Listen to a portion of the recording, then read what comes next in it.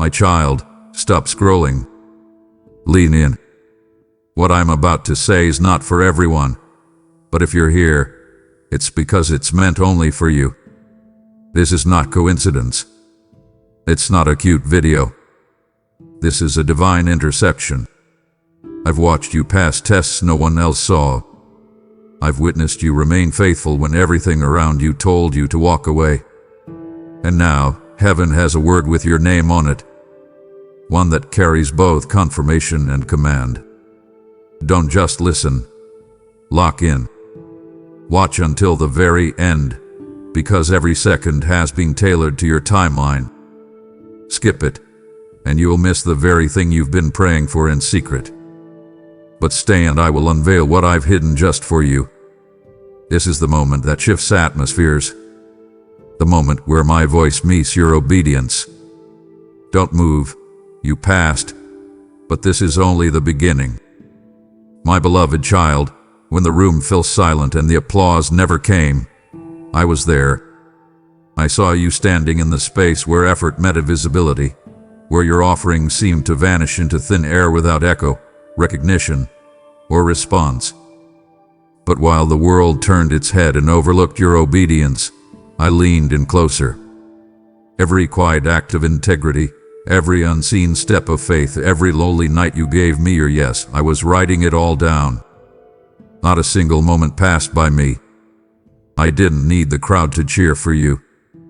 I didn't require a spotlight to recognize your sacrifice. I am the author of your story, and I have been inscribing your name across the scrolls of destiny, not just as one who tried, but as one who prevailed when it mattered most. You wondered why it was so quiet. You thought heaven had hushed its voice in the moment you needed it most. But, child, I was not absent. I was attentive. That silence wasn't abandonment. It was the sound of sacred inscription. I was etching your perseverance into eternity's record while all the noise around you faded, so nothing could interrupt the ink of my recognition. When the cheers stopped and the crowds moved on, I remained. I was the only audience you ever truly needed. While others measured your worth by reaction and response, I measured it by the condition of your heart when no one was looking. You kept going.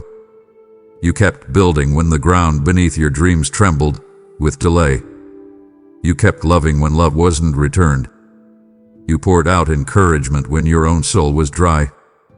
And though no one clapped, heaven did not remain indifferent. The angel stood in stillness, in reverence, because what you did in secret echoed louder in my realm than 1,000 declarations made for public validation. You passed a test few understand, the test of silent obedience. And it is here, in the quiet, in the absence of accolades, where I do my deepest writing. I don't need noise to mark significance. I need surrender. And you gave me that, fully. While others shouted for attention, you whispered devotion. And that whisper moved me more than they'll ever comprehend. I want you to understand something sacred, something few dare to believe. That my silence was never indifference. It was wait. Holy wait. I wasn't ignoring you. I was marking you. Setting you apart. In the moments where you question whether I noticed the late nights, the aching prayers, the decision to forgive without applause, I want you to know, I was closer than your own breath. My child, I hovered over you like a seal over soft wax, pressing eternal identity into places the world couldn't see. I wasn't just watching. I was documenting. I was engraving every surrender, every tear, every step forward into a scroll that only I hold. This scroll cannot be erased by opinion, cannot be smudged by rejection, and cannot be altered by delay. I didn't just see you. I selected you. And in the chambers of heaven, your name is not followed by question marks of doubt, but exclamation points of destiny. Now, child, listen. The silence is lifting. Not because I was never speaking, but because the chapter I was writing in private is about to be read aloud in public. The same heaven that stood still to document your devotion is now stirring to announce your unveiling. What was once written in silence will now echo in demonstration. You didn't need the crowd to qualify you, you needed me to crown you. And I have. I crowned you in your loneliness, in your unseen loyalty, in your hidden heartbreak that you turned into worship. I watched when your soul whispered, "If no one ever sees me, I'll still choose you." And child, that was the moment I sealed your place. Not in earthly rankings, but in divine legacy. You passed what others would not even recognize as a test, the test of carrying purpose without applause. And now, what I have written will speak louder than any introduction the world could offer. You passed. And this next season is not just for anyone. It is for you. Only you. Because only you trusted me when the silence was the loudest sound in your life. My beloved child, pause and breathe. Because what I'm about to speak to you now is not casual commentary. It is a divine clarification, a heavenly unveiling of the very reason you're still standing. You've been thinking it was your strength that carried you through, but no, child, no. What you called endurance, I call defiance. Not defiance against me, but against every force of darkness that tried to bury your destiny. You did not survive because of surplus strength. You survived because of supernatural substance. Your spirit didn't just endure the pressure. It resisted collapse. It refused to buckle, refused to bow, refused to break beneath what was meant to crush the very breath out of your lungs. What others saw as quiet resilience, I saw as violent, victorious faith. Hell had a plan to suffocate your hope, to drown your desire, to trample your trust. But deep within you, something eternal, something holy, refused to let go. You carried wounds that felt unbearable. You lived through days that felt like decades. You wept through nights that were longer than most would survive. And yet, morning after morning, you rose again. Maybe not with a shout, maybe not with energy, but with enough surrender to whisper, "I'm still here, God." That whisper pierced through every layer of spiritual warfare and echoed louder in heaven than the roars of nations. You see, I measure strength differently than the world does. They look at stamina, appearance, influence, but I weigh what is unseen. And you, my child, have been lifting invisible weights that would have broken others in pieces. And still, you refuse to fall. The reason I am speaking this over you now is because I want you to stop believing the lie that your survival was accidental. It was miraculous, magnificent, monumental. It was me. Do you realize, child, that your spirit became the battleground and the banner? Your soul, bruised but breathing, shaken but steady, became the very territory I defended with angels and strategy beyond your sight. The enemy watched you walk through pressure that was supposed to flatten you and stood stunned. Because you didn't collapse. You expanded. You didn't fold. You flurried. And this was not because of sheer willpower. This was because of a sacred refusal. You refused to let go of my promise, even when the promise felt delayed. You refused to let your tears be translated as defeat. You refused to let your silence be mistaken for surrender. That refusal, child, was worship. That refusal was warfare. That refusal is why I am here, now, declaring that your refusal to collapse has unlocked the favor that was held in suspension. You didn't just endure, you activated. You didn't just survive. You summoned heaven's intervention. And now, what you thought would be the end has become the entrance into what only the brave can carry. Let's not water this down. Let's not dilute it with soft interpretations. What you walked through would have ended others. Some gave up at the mention of what you actually walked through. They imagined the weight. You carried it. They feared the fire. You walked through it. They talked about obedience. You lived it. And now, the weight of what tried to crush you is becoming the wings that will carry you. Because pressure in my hands is never wasted. What felt like a storm was me forming steel in your spirit. You weren't being punished. You were being pressurized into purpose. And now, you are stronger, deeper, more grounded than you've ever been. Not because you powered through, but because you partnered through with me. Now, listen closely, child, because what I'm pouring into your ears right now is not for the faint of heart. What I preserved through your pain, I'm now positioning for your promotion. And no, this isn't cliché comfort. This is covenant confirmation. What you refused to collapse under has now become your crown. I watched you fight invisible foes with only faith in your pocket. I watched you hold on to my words when all evidence vanished. I watched you pour out what little hope you had left onto the altar of my promise. And now, my hand is stretched, not just to carry you through the next chapter, but to elevate you in it. Not as a reward for performance, but as a recognition of faithfulness. Let the record be clear. What should have crushed you has now crowned you. What you survived wasn't just hardship, it was holy warfare. It was the testing ground for a trust that few dare to hold. And you, my child, passed. You didn't even realize it. You weren't trying to prove anything. You just kept walking, kept showing up, kept whispering my name through clenched teeth and broken dreams.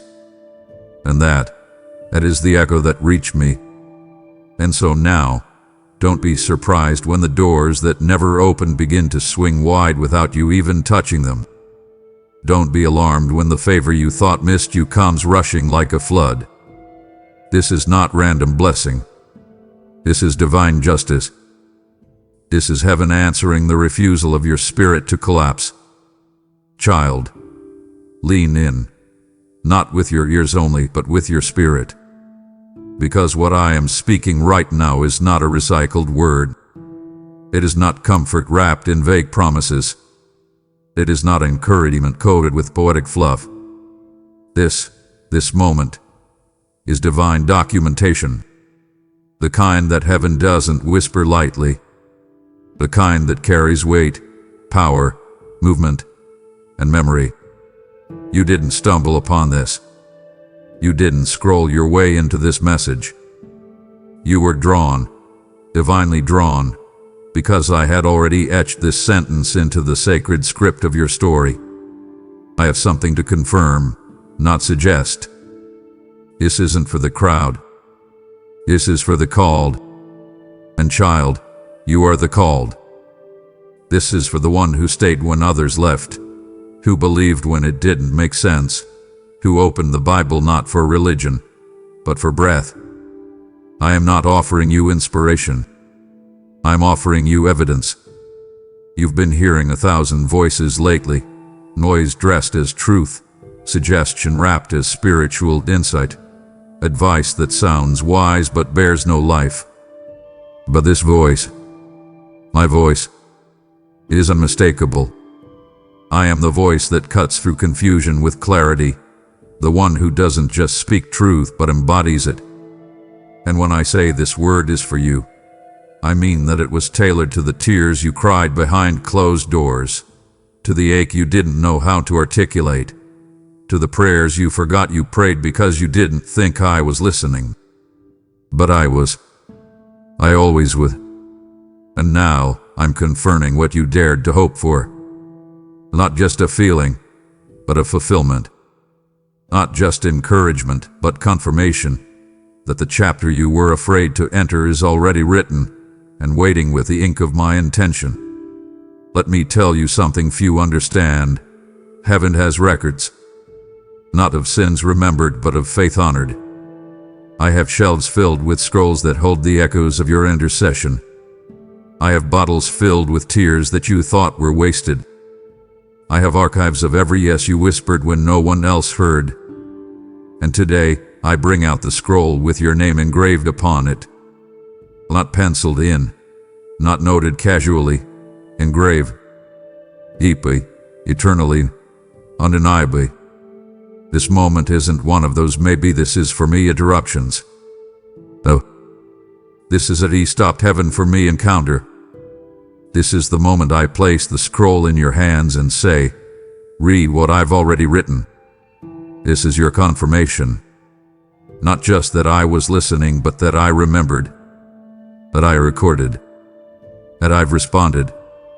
That gut feeling you had. That sense of divine disruption. That stirring when everyone else seemed settled. It wasn't your imagination. It was my interjection. You weren't overreacting, you were being awakened. And now, I'm speaking plainly, directly, unmistakably. This is for you. Your journey wasn't overlooked. Your obedience wasn't forgotten. Your sacrifice wasn't ignored. And this word is not encouragement in disguise. It is evidence. It is the sealed signature of a God who finishes what he starts. I am tying together the threads of every unspoken dream, every delayed answer, every painful pruning, and showing you the reason behind it all, because you're ready to know. Now breathe, not with fear, but with fire, because what's being confirmed today will not just comfort you, it will commission you. You are not stepping into the next season with guesses. You are stepping in with guidance. I'm handing you clarity like a sword. I'm wrapping truth around you like a robe. I am placing assurance on your shoulders like a mantle. No more wondering if you heard me. No more second-guessing your direction. I have spoken, and I do not waste words. This confirmation is my covenant coming into view. And the reason I'm making it this personal is because the next steps you take must be rooted in revelation, not reaction. And child, now you have that revelation. This is not a generic word. This is a holy record, a sacred stamp, a scroll with your name etched in eternity, delivered straight from my heart to your hands. My beloved, let me tell you something the world missed. There was a test, an invisible, unannounced, unscheduled examination of your heart. No lights, no crowd, no recognition. Just the tension between what you wanted and what I whispered. You didn't know it then, but you were walking through a sacred proving ground, the kind that doesn't test your performance, but your posture. And child, you passed. You passed when everything in you wanted to collapse. You passed when logic screamed, let go, but your soul clung to me anyway. You passed when no one else saw the tears, the trembling hands, the tired soul, and you chose me anyway. No angels blew trumpets, no divine scrolls opened in front of your friends, but heaven erupted in a silence that was louder than thunder. Because your obedience in the unseen became worship in its purest form. Like oil from a broken vessel, it poured out before me, and the aroma, oh, the aroma, reached my throne and moved my heart. What others missed, I measured. They saw your silence and called it passivity. I saw your restraint and called it royalty. They saw your tears and assumed weakness. I saw your faith and declared it fierce. That's the contrast they'll never understand, that your quiet surrender roared louder in heaven than the loud declarations of those who never carried the cross you bore. Your obedience under pressure was not small. It was seismic. It split spiritual atmospheres. It pierced through the veil. It wrote what the enemy thought he could delay. And while the world dismissed your season as waiting, I called it winning. Because not all battles are fought with swords, some are fought with stillness.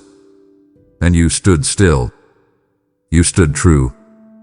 You passed.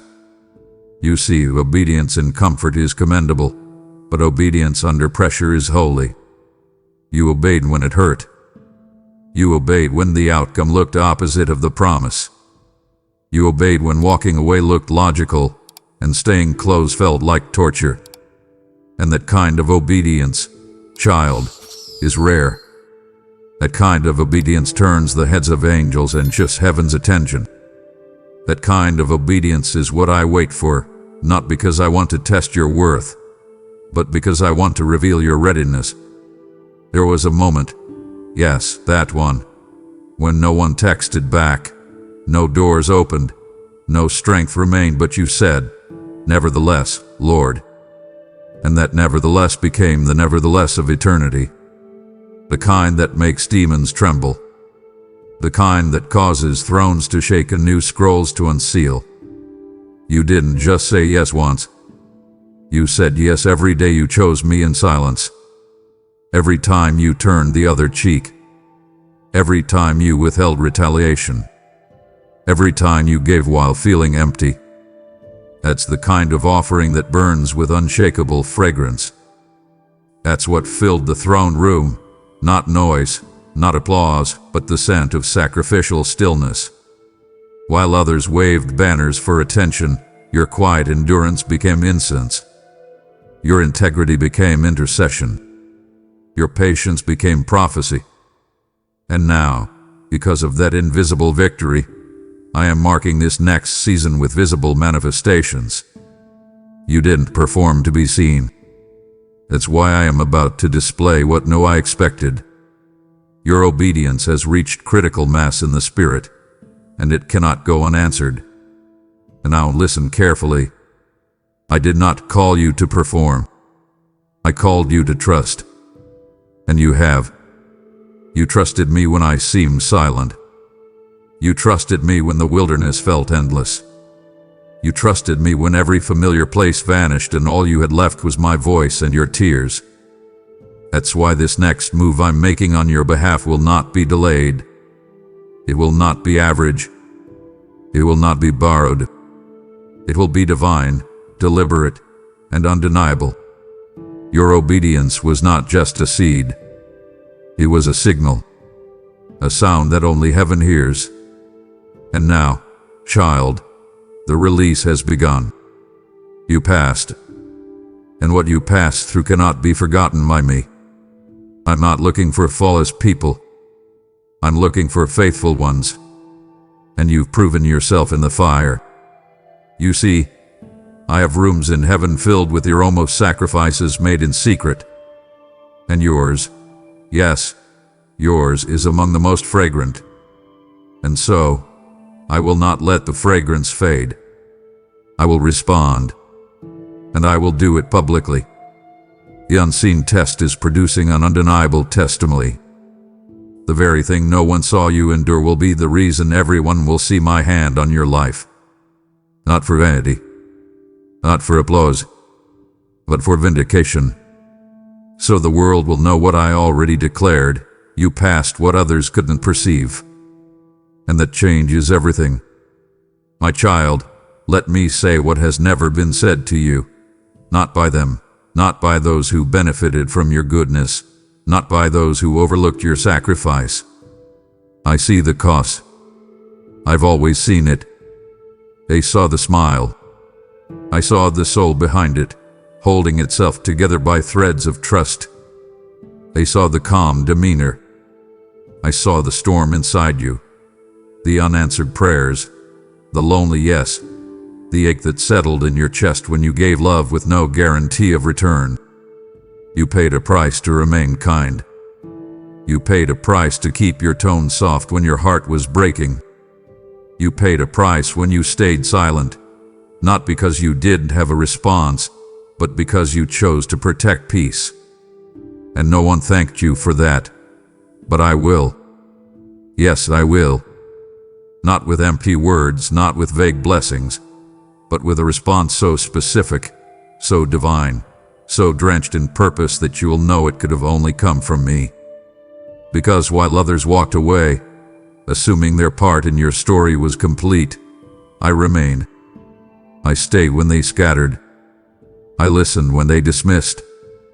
I watched as you gave what was costly, and they consumed it like it was common. But not me. Never me. You see, I measure the value of kindness by what it cost you to give it, not how it was received. And in that sacred economy, your account is overflowing. You gave what it hurt. You loved when it wasn't reciprocated. You stayed sweet when bitterness begged for attention. And for that, I am coming with recompense. Let me say it again, louder for your soul. I always knew. I knew what it cost you to stay kind when cruelty could have been your currency. I knew what it cost you to keep quiet when slander came. I knew what it cost you to forgive without apology. That is not weakness. That is warfare. That is the strength I anoint. You weren't a doormat. You were a doorway. A passageway through which my character was revealed to those who didn't even know they were encountering me through you. And now, I will make it known. I will make it visible. Not to embarrass those who missed your value, but to elevate the fragrance of your kindness as an example in a world gone numb with hardness. Your kindness has created ripples in realms you cannot see, and the harvest of it will come in waves that leave even you breathless. You didn't just say yes.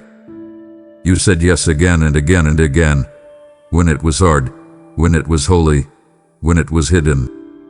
You didn't just show kindness, you became it. A walking mercy note written in human form. You didn't just restrain your words. You redeemed situations by absorbing pain and turning it into prayer. And though they never acknowledge it, I did. I was there. When they misunderstood you, I understood you completely. When they misread your silence, I read your soul. And when you walked away with dignity rather than demand, I walked with you. And now, child, watch me honor what they ignored. Watch me reward what they devalued. Watch me defend what you never tried to prove. And hear me, finally. This season isn't just about compensation. It's about consecration. I am taking your kindness and turning it into a kingdom key. What you gave in obscurity will now unlock favor in places your name has never been spoken. Yet, your kindness was never wasted. It was woven into the very fiber of your calling. Your silence wasn't weakness. It was sacred restraint. And now, the same hand that captured your cost is extending the crown. Not because you need validation, but because heaven insists on vindication. This isn't the end of your yes. It's the beginning of its unveiling. So when you see doors opening, when you hear your name mentioned in rooms you never entered, when you feel peace invade the places once marked by pain, remember this. I always saw the cost, and I never forget what was paid in the currency of obedience. My beloved, pause and feel this moment. Feel how still the air becomes when I speak something eternal into the fragile space of your heart. Let me remind you of something only I could fully see. Those moments when you stood at the edge of retaliation. Those breathless seconds when anger pulsed in your chest, and the easy road of bitterness stretched wide before you. You felt the sting of being wronged, misunderstood, overlooked, discarded. The wounds were fresh, and the invitation to harden your heart was loud, louder than logic, louder than advice, louder than what others would have done in your place. But even then you chose belief. You chose virtue. Not because it was easy, but because something in you, something holy, still trusted me to be your defender. And child, what you didn't know, what you couldn't have seen, was what happened in the spirit realm when you made that choice. When you rejected bitterness, you didn't just heal your soul, you activated authority. When you rejected vengeance, you didn't just maintain your peace, you declared war on darkness. Yes, war. Because every time you forgave when you could have fought, you flipped the script. Every time you turned away from payback and turned toward me, you silenced hell's accusations and aligned yourself with heaven's power. You shook realms. Realms, child. The kind of shaking that sends angels running into formation. The kind that weakens demonic strongholds trying to cling to your family line. The kind that I respond to not with pity, but with power. You need to understand. Choosing belief over bitterness is not passive. It is powerful. Hell knows it. That's why the attacks became more personal, more persistent, more pointed. The enemy didn't want your money, your time, or even your influence. He wanted your pleasure. He wanted to bend your heart toward hate, to lure you into the trap of offense where poison hides behind pride. But you didn't take the bait. You breathed, you wept, you wrestled, and still you chose virtue. You know how rare that is. In a world where vengeance is celebrated and outrage is glorified, you chose me. And that choice, though invisible to them, created visible tremors in the timeline of your destiny. Others might say you should have stood up for yourself. And what they mean is, you should have acted from pain, not purpose. But I saw your strength in stillness. I saw your restraint. And I honored it as righteousness. Child, anyone can react, but only the chosen can respond with holiness. You, my chosen one, responded with heaven-born wisdom in earth-shattering circumstances. And I want you to know, your virtue didn't vanish into the atmosphere. It became a fragrance, a fire, a force. Your refusal to harden is why I can now move in your life with fullness. I can trust you with justice because you didn't take it into your own hands. I can trust you with glory because you didn't demand attention when you deserved it. Let me say it clearly. Heaven takes no when mercy is your reaction instead of malice. When gentleness overrides grievance. When you choose to bless instead of curse. The enemy hoped he could twist your suffering into skepticism, your heartbreak into hardness. But you wouldn't let him. You gave me your heart again, wrought, bruised, bleeding but believing. And child, that offering is priceless. That's why what I'm about to release is weighty. It is the kind of reward no man can replicate, no system can assign. It is what I saved for the ones who did not take revenge into their own hands. I have justice in my hands, but I also have inheritance. And the moment you refuse to let bitterness rule you, you unlock the vault of generational blessing. And so now, expect a shift. Expect the unusual. Expect favor that doesn't match the facts. Expect invitations that seem impossible. Because you proved yourself faithful in the field of betrayal. You stood still when others would have stormed out. You walked in integrity when the trail of injustice begged you to retaliate. And child, the heavens have already responded. What I am doing in you now is not just restoration, it's reinstatement. I'm placing you back where lies tried to remove you. Not with bitterness, but with brilliance, with wisdom, with wonder. Because realms shook when you chose belief. And now, heaven builds where you refuse to burn bridges. My child, those tears, I counted them all. Every single one. Not just as a record, but as a response. The world sees tears as weakness, as evidence that you were breaking. But I see them as currency. A language too deep for words, too sacred for explanation. You wept, not just from sorrow, but from surrender.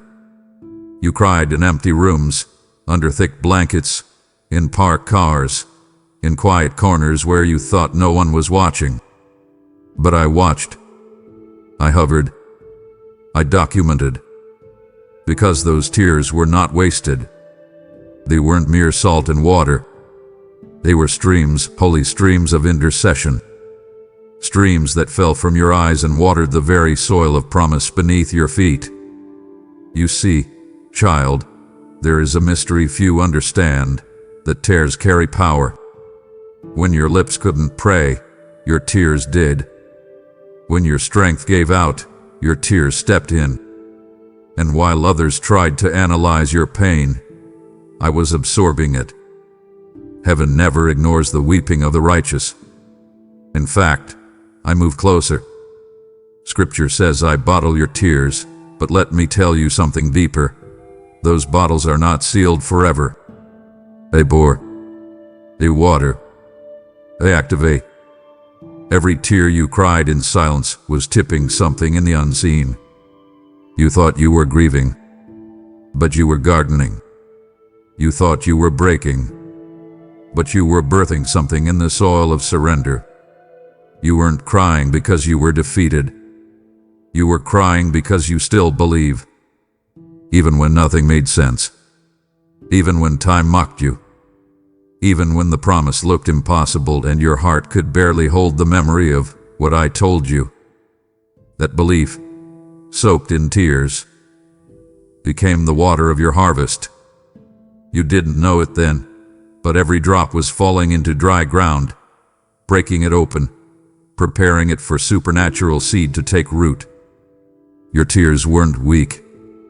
They were weighty. They carried the weight of worship and warfare. They carried a yes when your voice failed. And I received every single one. Not with pity, but with passion. You did cry in vain. That groan, that sob, that silent exhale you thought no one heard, I did. And not only did I hear it, I moved because of it. I dispatched angels because of it. I rerouted timelines because of it. Your tears caused a stir in the invisible. They weren't symptoms. They were signals. Signals that told heaven, she still believes. He still trusts. They are still waiting. And now, I respond. I'm not coming with drops of blessing. I'm coming with a flood. A downpour of answered prayers so aligned, so specific, so astonishing that you'll look back and realize every tear had an assignment. Let me say this clearly. The same ground that drank your tears will now burst with joy. You didn't sow with laughter, but you'll reap with it. You didn't dance your way into the promise, but you'll dance in the fulfillment. Because I am not the God who wastes pain. I am the God who turns tears into testimony. And not just for you, but for generations. Your intercession wasn't quiet in heaven.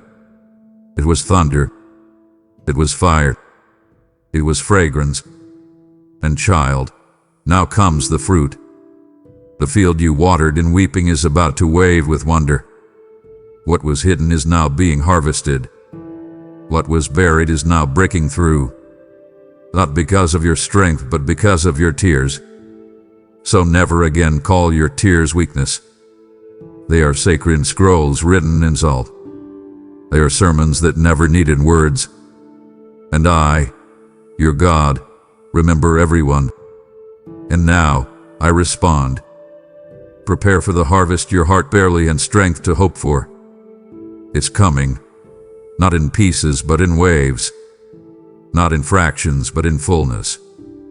Because I never forget what was sown in tears. My child, do you remember the heat? The fire that wrapped around your life like it came without warning? The seasons that scorched you, emotionally, spiritually, relationally, until you questioned if anything would remain untouched. I do. I remember it all. And more than that, I remember what you did not do. You didn't run. You didn't flee like others did. You didn't abandon me when the blaze intensified. You didn't curse me when comfort disappeared. You didn't sprint toward distraction when deliverance felt delayed. You stayed. You remained. You stood. And that, my beloved, was not passive endurance. That was active allegiance. A holy stand in the middle of a hellish fire. Others fled when the flames touched their feelings. They chose escape routes lined with temporary peace and hollow pleasures. But you turned your face toward me even while the fire licked at your heels. Your flesh begged for an exit, but your spirit said, even here, I will not let go of God. A decision, that divine defiance, did not go unnoticed. It reached me. It moved me. The fire you walked through didn't just purify you, it proved you. And what it proved has positioned you for a glory so heavy, it required the fire to forge the vessel that will carry it. You didn't just survive. You remained. And remaining in fire, child, is more powerful than escaping from it. You see, anyone can shout in blessing. Anyone can dance in deliverance. But I listen for the whispers in the fire. I lean in close to hear the worship of those who stay when the heat makes others scatter. And child, you whispered my name in the blaze. You sang to me through clenched teeth and sleepless nights. That was your offering. And it rose. It rose like incense through the smoke and flames. That is why I call you faithful. That is why I've not just watched, I've written. I etched your name in the record of the refined. Not because you were fearless, but because your faith outlasted your fear. The world honors those who escape hardship, but heaven crowns those who endure through it. You endured. Not because it made sense, not because it felt fair, but because you trusted me even in the furnace. Just like I stood with the three in Babylon, I stood with you.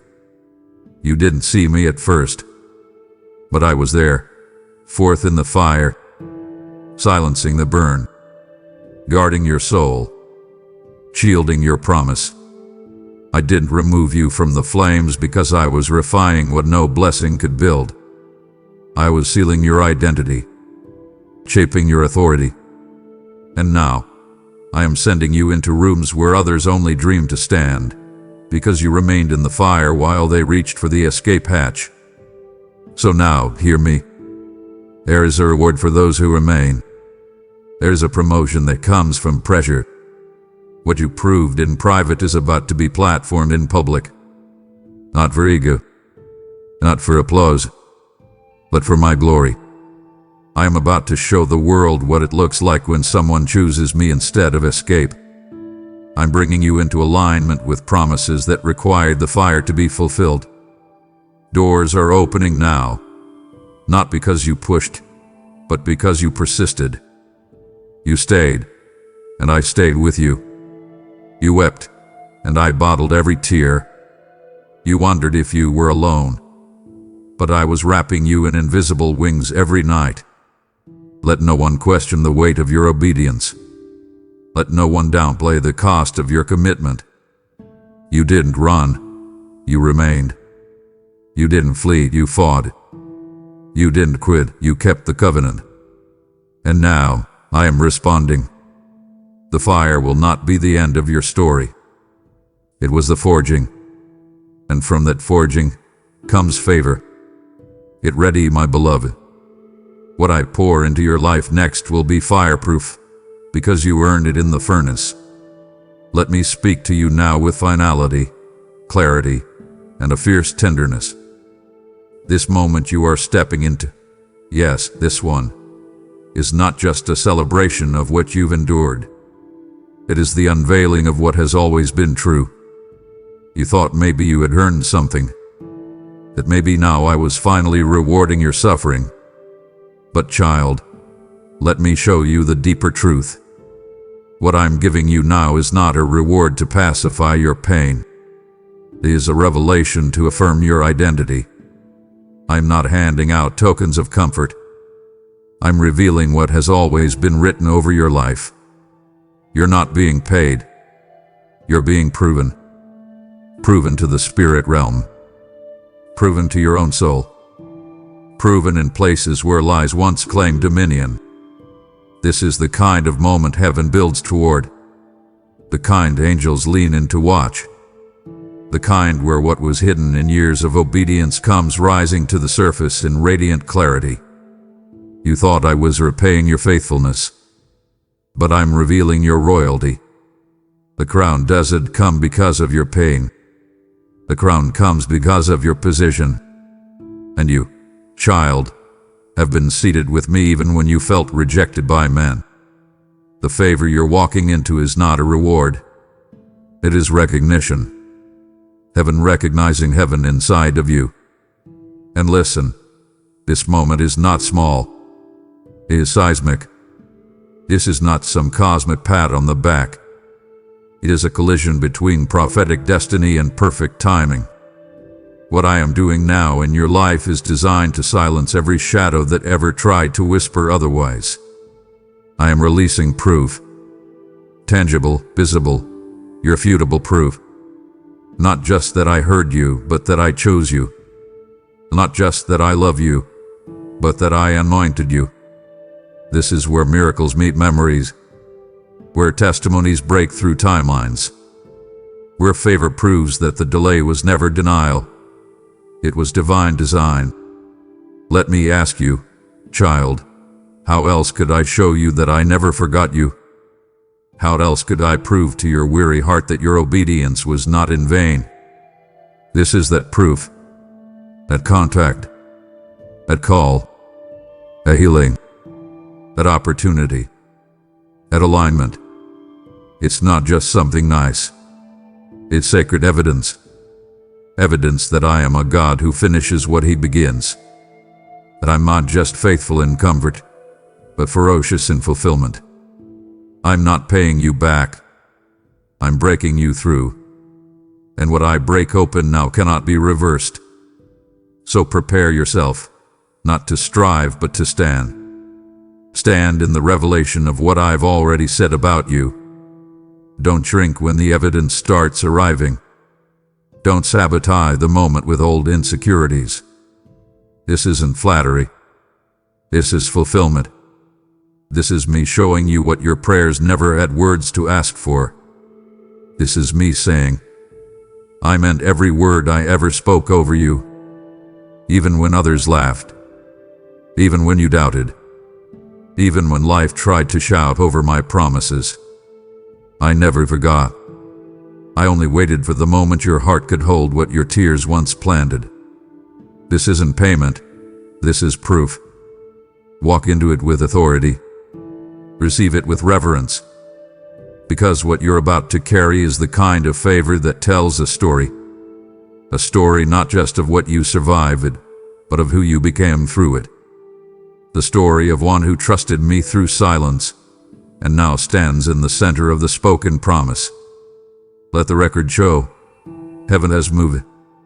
Not because you demanded it, but because you believed me, and that belief is now being rewarded with revelation.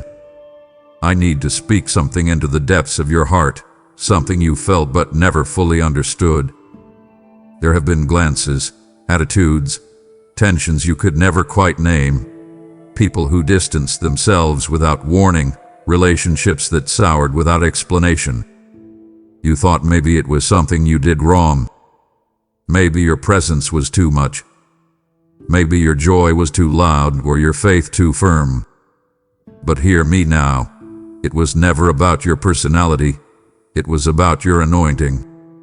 You've been envied. Not because of what you have, but because of what you carry. What's in you is not common. What's on you is not casual. You were marked. You were mantled. And that mark disrupted atmospheres you never intended to shake. Some couldn't handle what they sensed but couldn't name. They admired you publicly but questioned you privately. They celebrated your breakthroughs until those breakthroughs exposed their own barrenness. They smiled but subtly withdrew. And you felt it.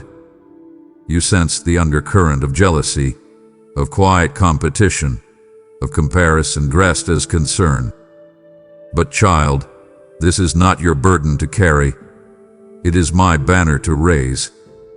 I shield you not from attention, but from misalignment. And I remove those who would attempt to access your oil without honoring your altar. The envy you felt wasn't a curse. It was confirmation that your endurance made you distinct. Others saw the fruit. They never stayed long enough to witness the fire. That's why they can't explain you. That's why they can't categorize you. Because what I've placed inside you wasn't built in the spotlight. It was carved in caves. It was forged in fire. It was whispered into your spirit in nights where no one else remained. This isn't talent. This isn't strategy. This is anointing. And anointing can't be taught. It can only be transferred through pain, through pressure, through prayer. You carry something that breaks atmospheres open. Something that makes darkness nervous. Something that causes spiritual climates to shift when you walk in the room. And those who are not rooted in me will always misread that. They will either try to attach themselves to it for personal gain, or push against it out of fear. Either way, you must know it's never been about you. It's always been about what I deposited within you. Endurance, child, is expensive, and you've paid the full price. Others want the results of your obedience without the pain of your process. They see your oil but not your olive press. They want the overflow but none of the obedience. They want the sage but not the stillness. But you remained when it made no sense. You served when no one clapped. You showed up when your soul was tired. You stood when others scattered. And that endurance became the birthplace of authority. You don't just know about me. You walked with me. You waited with me. And that kind of intimacy cannot be imitated. It can only be revealed. So now, I am doing what no man can do. I am revealing you. Not as an act of revenge, but as a move of redemption. I'm showing the world what they couldn't see. What I cultivated in obscurity is now writhing into visibility. But listen carefully. This unveiling is not about proving them wrong. It's about proving me right. I chose you. I sustained you.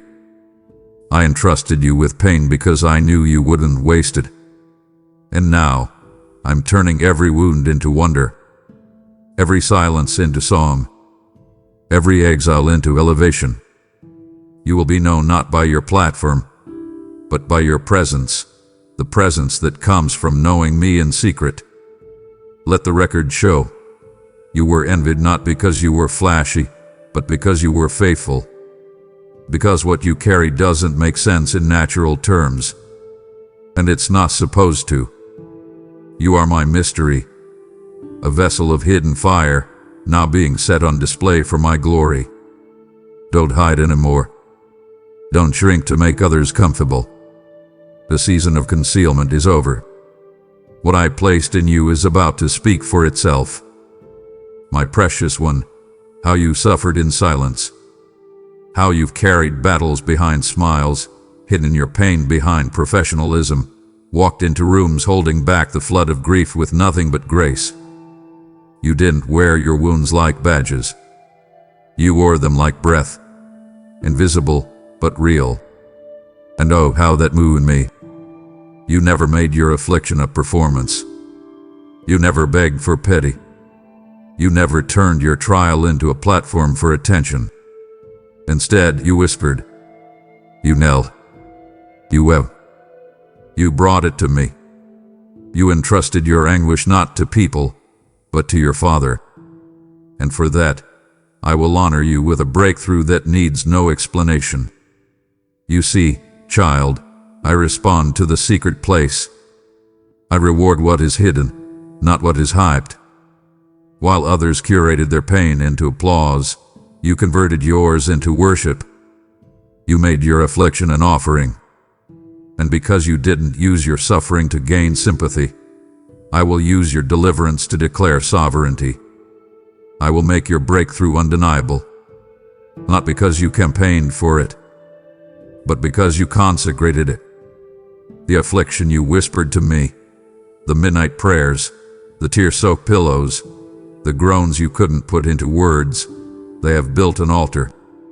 And from that altar, I am releasing something public. Not for the world to praise you, but so the world knows I was always with you. There are people who will be shocked at what I'm doing in your life. Not because it came out of nowhere, but because they never knew what you endured in silence. They never knew how close to collapse you were. They never knew how much you bled, how much you bore, how much you battled. But I knew. I kept the record. I captured the moments when no one else saw you. I heard the cries you didn't speak aloud. And now, I'm turning those hidden cries into heavenly confirmations. The same affliction you hid. I'm about to flip into favor so visible that people will have no choice but to acknowledge this had to be God. And listen to me. You don't owe anyone an explanation for what I'm about to do. You don't have to justify the breakthrough. You don't need to defend the blessing. This is your reward for restraint, for faithfulness, for refusing to make your pain perform for attention. This is my way of saying, because you brought it to me in whispers, I will release it in wonders. I am not ashamed to bless you, and you must not be ashamed to receive it. This is not arrogance. This is evidence. This is me showing myself strong on behalf of the one who chose the altar over the algorithm, the secret place over the spotlight. Your breakthrough is not coming. It has begun. You will start to feel it in ways that cannot be dismissed. Things will align. People will shift. Doors will open without you knocking. Not because of effort, but because of exchange. The holy exchange of affliction for advancement. And yes, it will be visible. It will be obvious. I'm not hiding you anymore. I'm highlighting you. But not for vanity. For vindication. So that all may see what I do for those who choose me in secret. So that those who doubted your endurance will witness your deliverance. You didn't advertise your pain, but I will advertise your purpose. Let them look. Let them wonder. Let them marvel. Not at your strength, but at your surrender. Because I've chosen to broadcast your breakthrough. To make it loud, clear, undeniable. And no one can mute what I've already amplified in heaven. You trusted me with the quiet. Now trust me with the shout. My child, come close, because what I'm about to reveal requires your undivided spirit. This moment is a coincidence. This alignment wasn't accidental. And no, this isn't just a season for you. It's your turn. There is a holy difference. Many walk through seasons, but few step into divine turning points. A season simply shifts with time. A turn is marked by my sovereign hand. A turn comes when what I have written must now be revealed. This moment, right now, is not the result of your striving. It is the result of my sovereign scheduling. The angels have watched. The records have been checked. The timeline has clicked into position. And the vault of fulfillment has been opened. You weren't skipped. You weren't passed over. You were preserved. It is not for punishment, but for preparation. Concealed not because you were forgotten, but because I was guarding your oil from premature exposure. I didn't want you just seen. I wanted you ready. And now, I'm turning the page. Not just for others to see you. For you to see you as I always have. This isn't your second chance. This is your appointed time. Your divinely timed turn. Not manufactured, not manipulated, not approved. Heaven has reached a timestamp, and it has your name engraved in gold. Listen with fire in your bones. I am not rotating you through routine. I am revealing you through revelation. You are stepping into the chapter that was always meant to be yours, the chapter they said you missed, the opportunity they said you lost, the moment they said you weren't ready for. But I, the author of time, declare, it was never too late. It was always right on time. You didn't miss it. You matured for it. You didn't lose it. You lasted for it. Every delay was a divine detour, not to distract you, but to deepen you, to take you through the valleys where your voice would be refined, to carry you through the furnace where your fire would be forged. And now, because you did not rush what I was writing, I'm handing you the page that others tried to tear from your story. And this page, this turn, comes with weight. You're not stepping into a spotlight. You're stepping into a scroll light, the illumination of every hidden line I wrote about you before you ever breathed your first breath. I'm releasing the version of you that was always forming in secret, the version that hell feared, the version that suffering shaped, the version that heaven has waited to reveal. And when I reveal, I don't do it quietly. I do it with consecrated confidence. I announce. I elevate. I establish.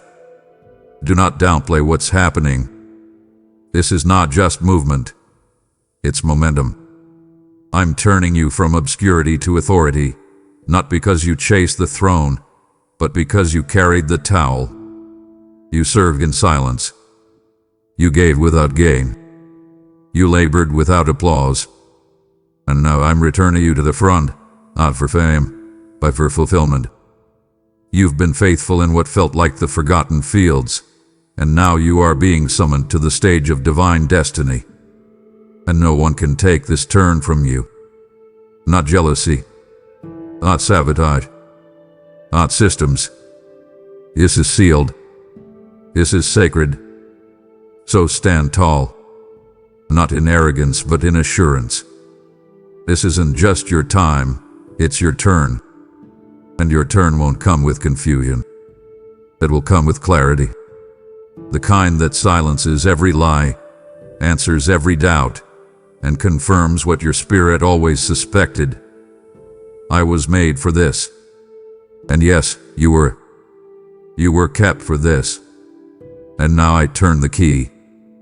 And now, beloved, I offer you something sacred, not just to carry for yourself, but to release for others. You passed. Yes, but this word isn't meant only for you. It's meant to move through you. Just as I poured into your spirit, I now invite you to pour into the mission that carries these messages to my people. When you sow into this word, through super thanks, membership, or giving via the link below, you are sowing oil into someone else's dry season. You are placing spiritual manna into hungry hands, lighting a fire in a cold place, and pushing forward my voice into ears that are desperate to hear it. This is more than generosity. It's prophetic alignment.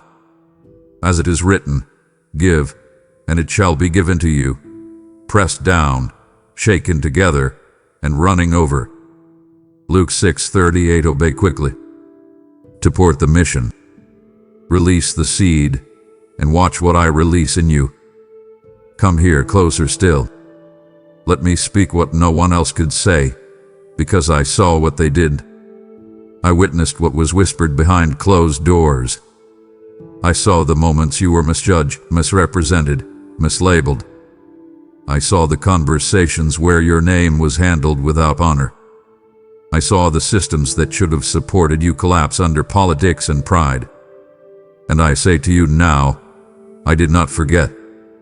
I do not close my eyes to injustice. I do not remain silent when my child is silenced.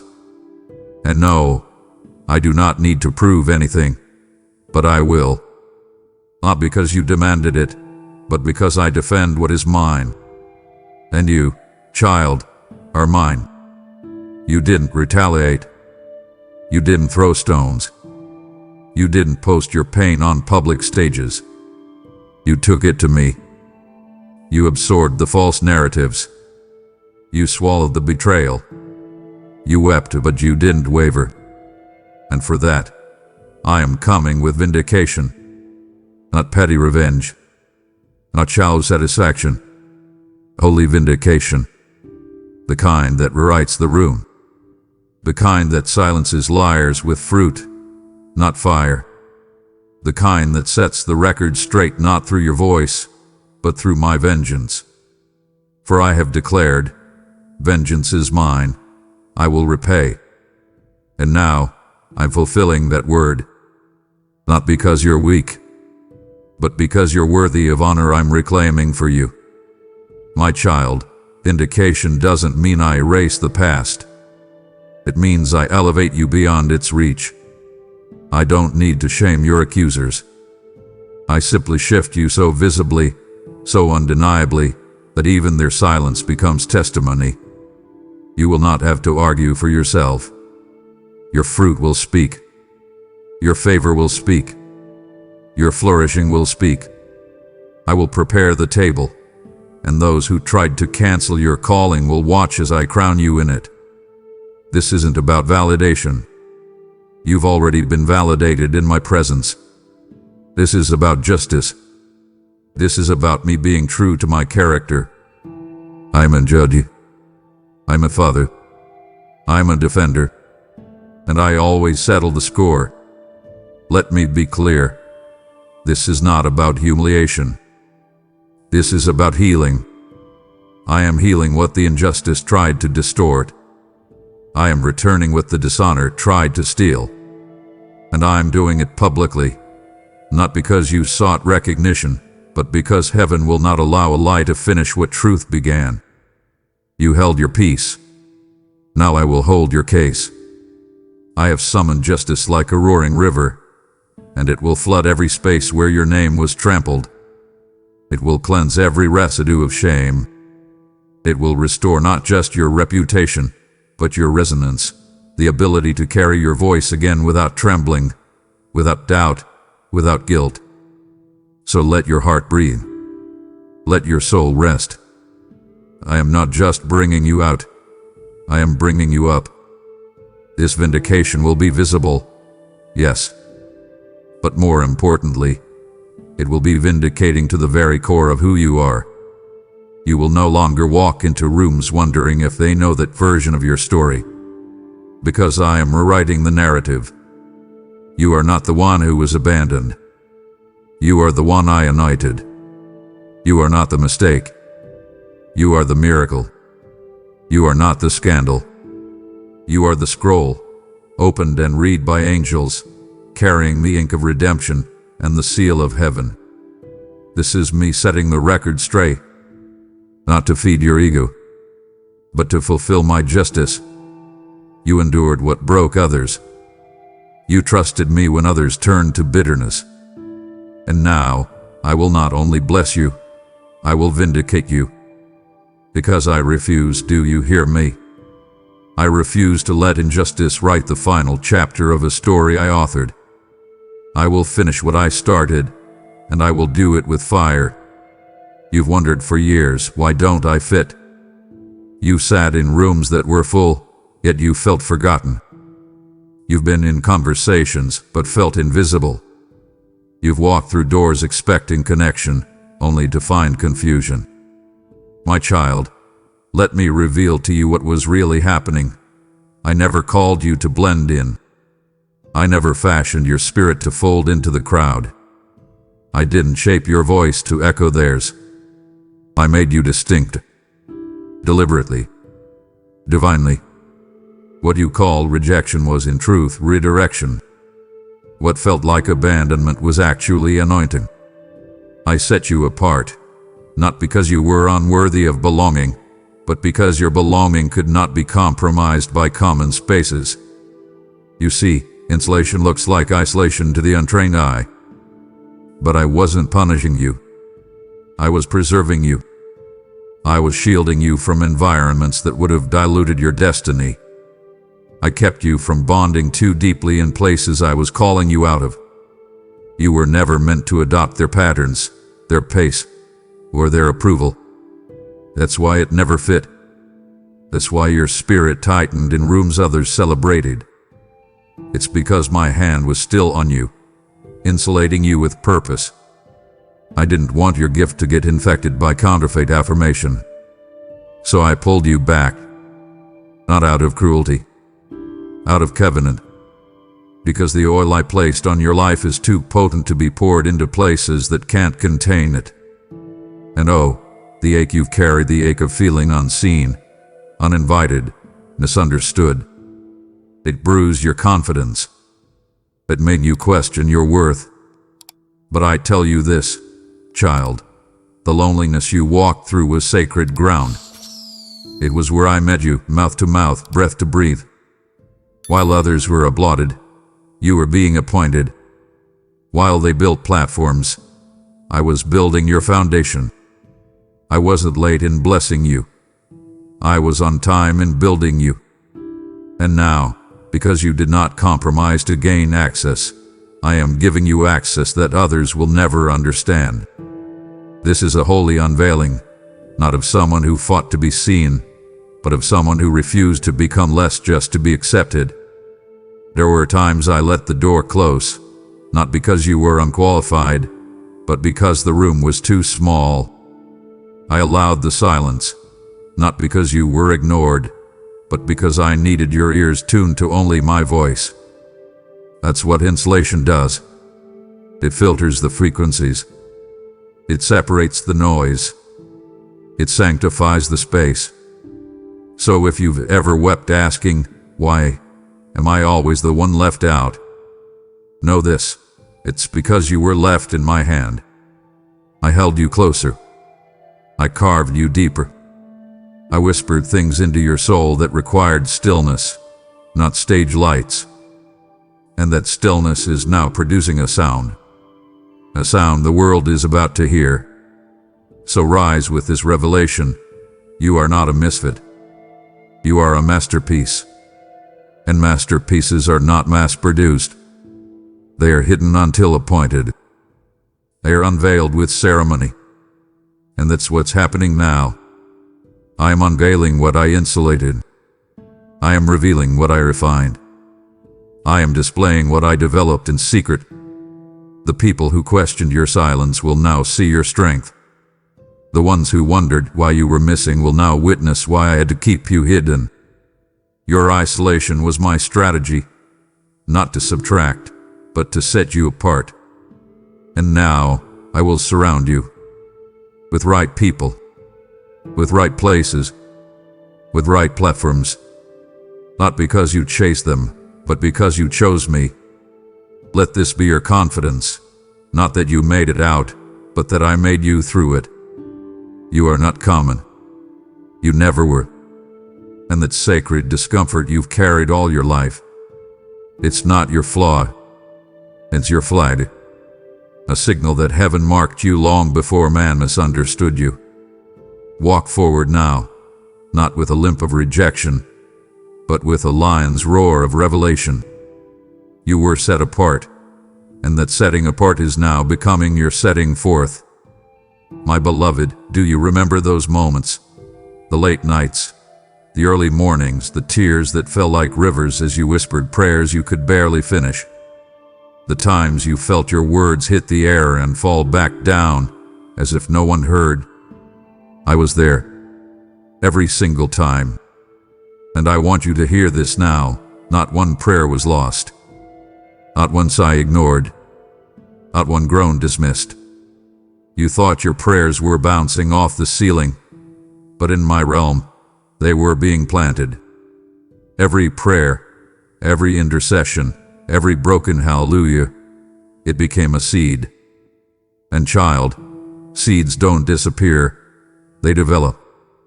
While you waited, the soil was working. While you cried, the roots were growing. You asked me, God, where is the answer? But what I was doing was deeper than an answer. I was cultivating a harvest.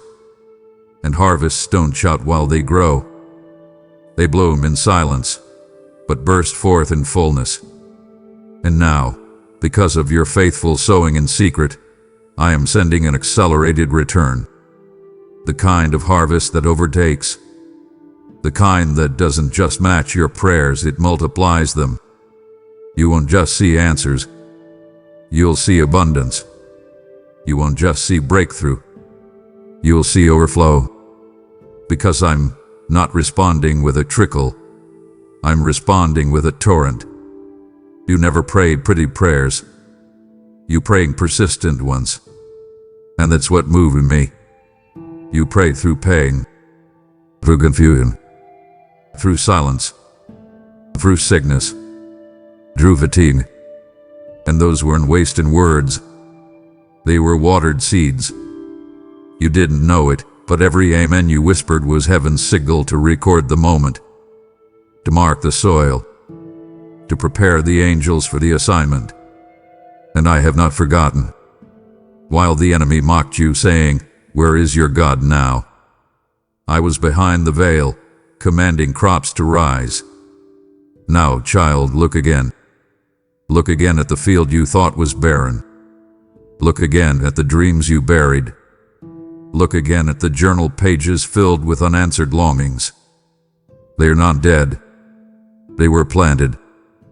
And the planting was on purpose. I could have answered fast, but I wanted fruit, not flash. I could have delivered instantly, but I wanted the kind of harvest that would last for generations.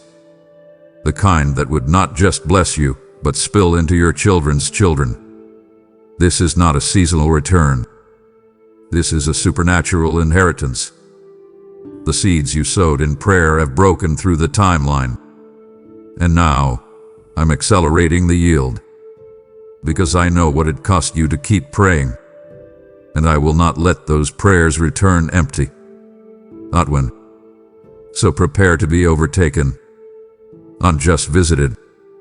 Overtaken. That means blessing won't trickle in. It'll chase you down. Favor won't sneak up quietly. It will flood your steps.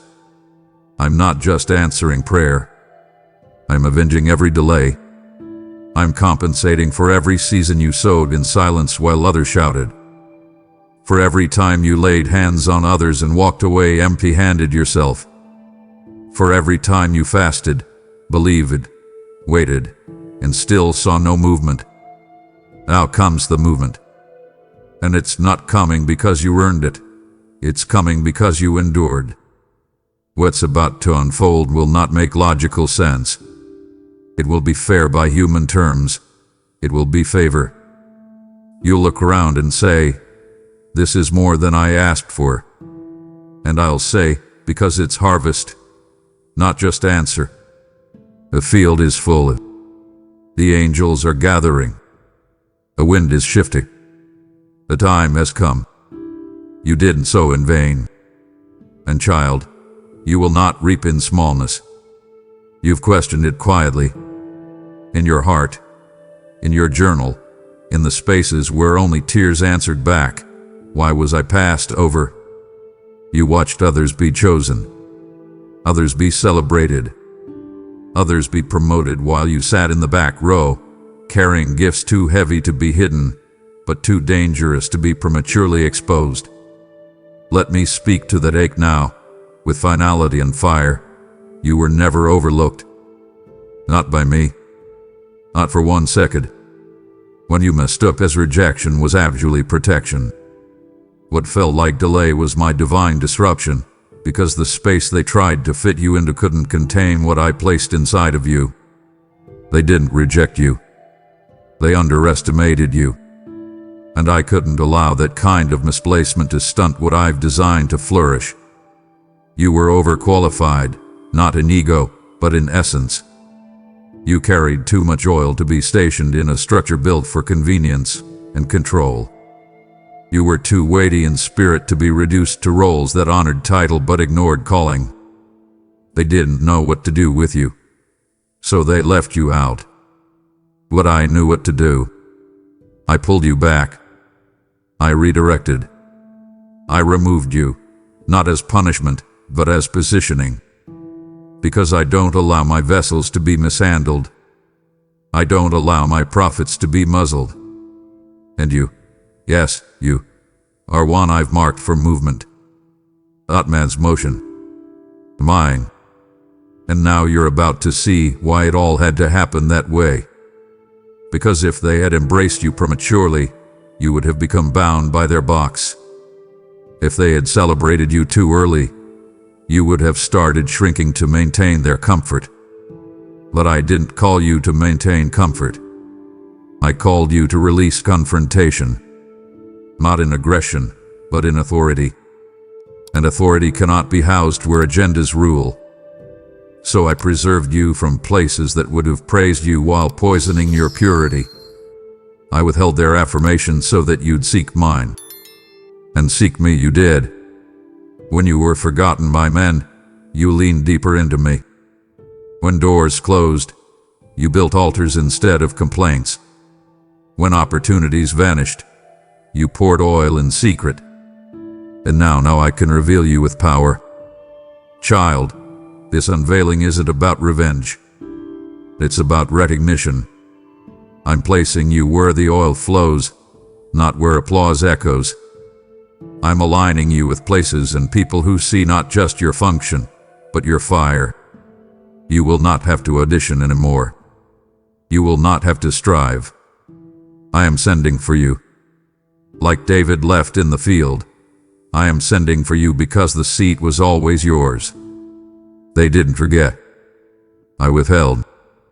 And I withheld because you carry something too sacred to be thrown into shallow waters. Now I'm calling you into deep places. Places where your anointing will not only be seen, it will be required. So let the pain of being overlooked be converted now into the power of being set apart. You were never passed over. You were hidden in plain sight.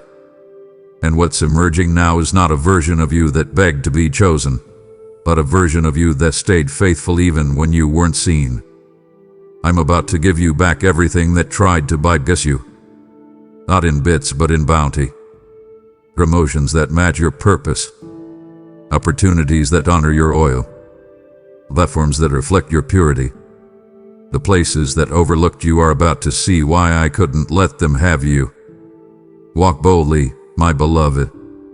This is not the return of someone who was lost. This is the revealing of someone who was reserved. Reserved for such a time as this. Reserved for rooms that require power, not popularity. Reserved for movements that can't afford manipulation. You were never just passed by. You were preserved for glory. And now, I open the doors no man can shut. My beloved, I've watched you survive. I've watched you wake up and keep going when everything inside you screamed, I can't do this anymore. I saw the days you smiled so others wouldn't worry, even when your insides felt hollow. I felt the nights when the silence was loud, when your mind replayed every regret, when your breath felt shallow beneath the weight of battles you didn't ask for. But child, you kept moving. Not because you were strong, but because you refused to let go of hope. Even hope the size of a flicker. And now I speak this over you. You will not just survive anymore. I'm restoring your strength and your sound.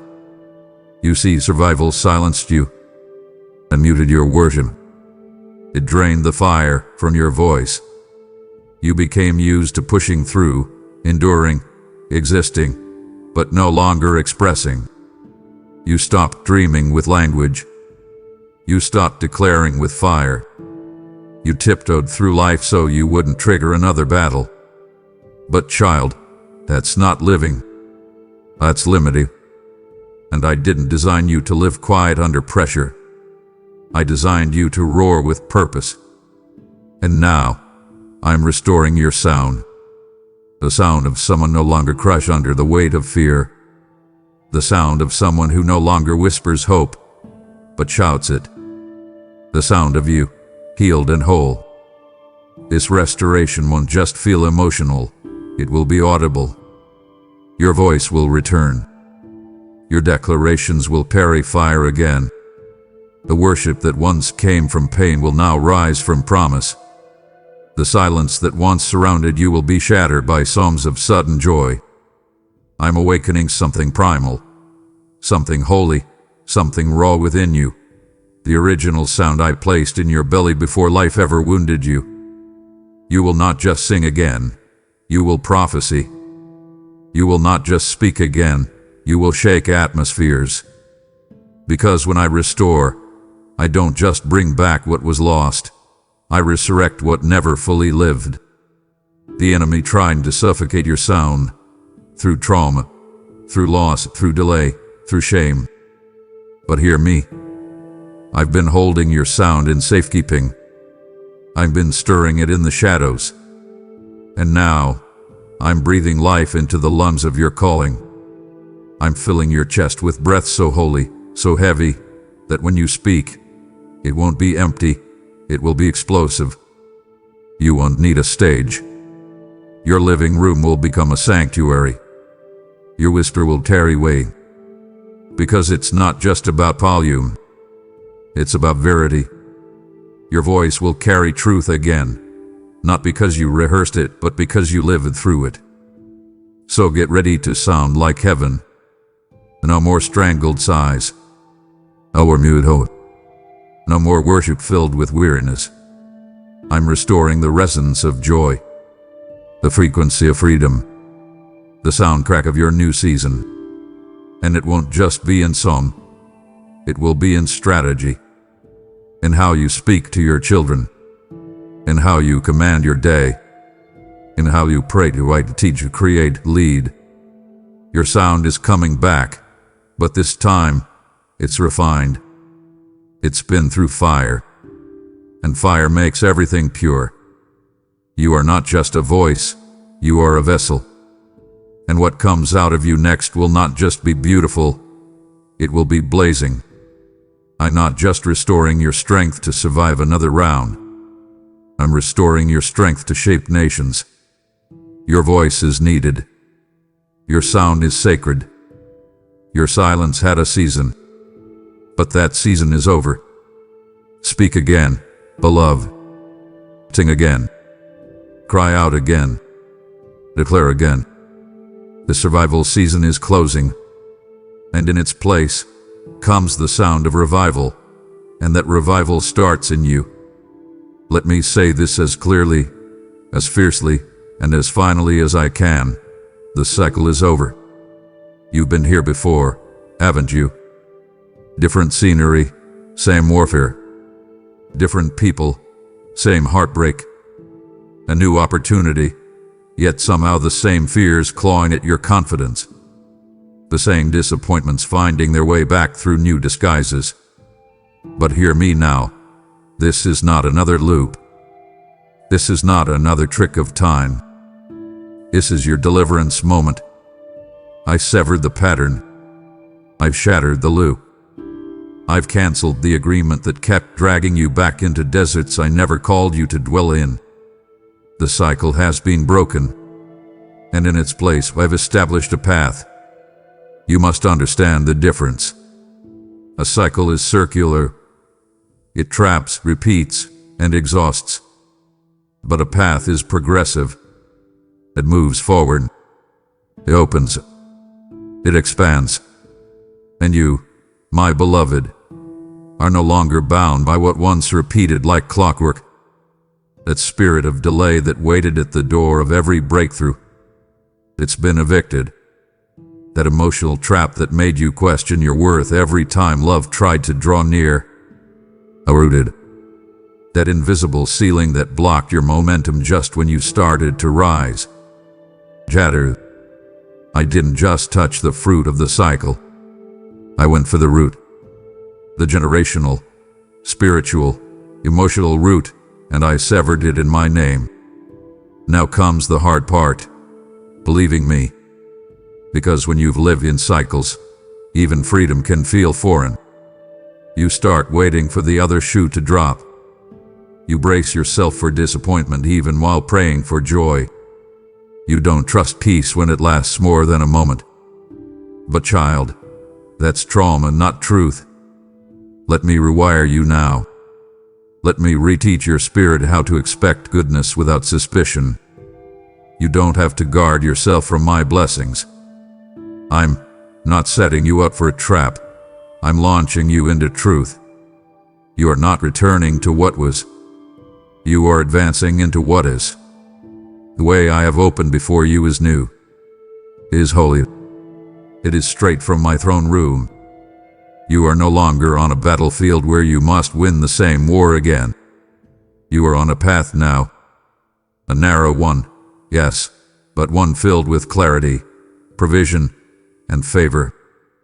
I'm sending signs to confirm it. You'll notice things you used to battle will no longer resist you. You'll walk into rooms without the heaviness that used to trail behind you like chains. You'll feel lighter, not because the world changed, but because the atmosphere around you has shifted. I've realigned your spirit. I've retrained your mind. And now I'm calling you to step boldly. This is not temporary relief. This is permanent release. But you must do your part. Close the doors I've delivered you from. Refuse to entertain the echo of voices I silenced. Walk away from the patterns I pulled you out of, not with fear, but with fire. This is not a trial run. This is transition. The Red Sea is behind you. The wilderness has been walked. And now the promised path lies ahead. I know it feels risky to believe again, but beloved, the riskiest thing you could do now is cling to yesterday's rhythm in tomorrow's reality. You were not made for the cycle. You were forged for the calling. So walk. Don't wait for the storm to return. Don't brace for betrayal. Don't scan for signs of sabotage. I am not teasing you with partial progress. I am thrusting you into total transformation. The cycle is broken. By my hand, by my spirit, by the blood that still speaks louder than every generational curse that tried to linger. I am your exit and your entrance. And this, right now, is the moment you never have to repeat again. You thought healing was the destination. You thought if you could just stop hurting, then maybe, just maybe, that would be enough. But child, I never intended for healing to be your final stop. Healing is the hallway. Wholeness is the room. And in that room, I'm not just tending to your wounds. I'm unveiling the version of you that never got to speak while pain was holding the microphone. The world saw your survival, your exhaustion, your silence. But now I'm reintroducing you. Not a newer you. Not a better you. The real you. The one that existed before shame ever entered the scene. The one that danced with joy without apology. The one that dreamed with no fear of loss. That is who I'm reintroducing. This isn't just about getting your strength back. It's about getting your story back. For too long, the narrative of your life was written by trauma, by delay, by misunderstanding. But I'm flipping the pen. I'm rewriting the script. And I'm doing it through you. You'll walk into rooms with a new posture. Not performative. Not defensive. But free. You'll speak and people will sense it. Something's different. Something's whole. And they'll be right. Because you're not just emerging healed. You're emerging crowned. Crowned with clarity. Crowned with identity. Crowned with the confidence of someone who's walked through hell and knows who they are on the other side. Yes, you will still remember the pain. But now, it will define you. It will validate your voice. It will become the backdrop to a testimony that terrifies the enemy. Because you didn't just survive the trauma. You transcended it. You didn't just wait out the storm. You grew wings in it. And now, that version of you that hid behind performance, that shrunk in the face of rejection, that feared being too much, it no longer has the final say. I'm calling forth the voice that was buried, the personality that was muted, the creativity that was numbed, the laughter that was stolen. I'm resurrecting you. And what comes back will not resemble what broke down. And let me say this clearly, you will not need to defend this version of yourself. You will not have to prove that you're different. You'll simply be, and being will be enough. Because you carry me. You radiate me. You walk in the awareness of my presence. And that is what makes you magnetic now, not charisma, but consecration. Not performance, but presence. The people I'm assigning to you in this next chapter will not only recognize you, they will revere what you carry. Because what's coming out of you now isn't just a healed person, it's a whole revelation. So let the reintroduction begin. Let the light hit your face again. Let the sound of joy rise from your lungs. Don't apologize for the strength you now walk in. Don't minimize the power of your presence. This is not a fluke. This is fulfillment. This is me showing off my masterpiece. Not because you're flawless, but because you're free. And in that freedom comes fire. And from that fire comes a voice. And from that voice comes a movement. You are not just healed. You are reunited with who you really are. And now the world will see, not the version of you that pain sculpted, but the version of you that purpose protected. This is the unveiling. This is the emergence. This is the sound of resurrection. Go ahead. Joab. Speak up. Rise up. Because this is your reintroduction. And the world won't just see it. They'll never forget it. Beloved child, breathe deeply, because what I'm about to declare will shift the ground beneath your feet. I know how many walls you faced. Walls built by misunderstanding. Walls erected through cruelty. Walls that shouted you don't belong here. You stood before doors that stayed closed, and you felt the cold echo of rejection tumbling inside your soul. But hear me now. Those walls were not the end of the story. They were the markers of your momentum. I wasn't sealing you off. I was preparing you for a redirection so profound that should it have come too early, the doors would crack under its weight. You see, I don't build on foundations of fear or rejection. I build on faith and fire. Every wall you encountered was a sign that I was aligning you with a higher place, a pure pace. You thought your progress was stalled, but I was staging your elevation. When others placed boundaries, I was planting breakthroughs. And now, because you held on to me in the rubble of your hopes, I'm not just opening doors where barriers once stood. I'm building doors in places where no walls even existed. Doors that bypass resistance, teleporting you into destiny. Not by accident, but on purpose. Let me explain how divine architecture works. Walls are human aid. They speak of limitations. But the doors I fashion, they originate in heaven. They embody liberation. You've walked through walls you never asked to face. You endure rejection you shouldn't have been subjected to. But each brick, each insult, each no from man, it cleared the path for a new structure. Every closed door trimmed your expectations of approval.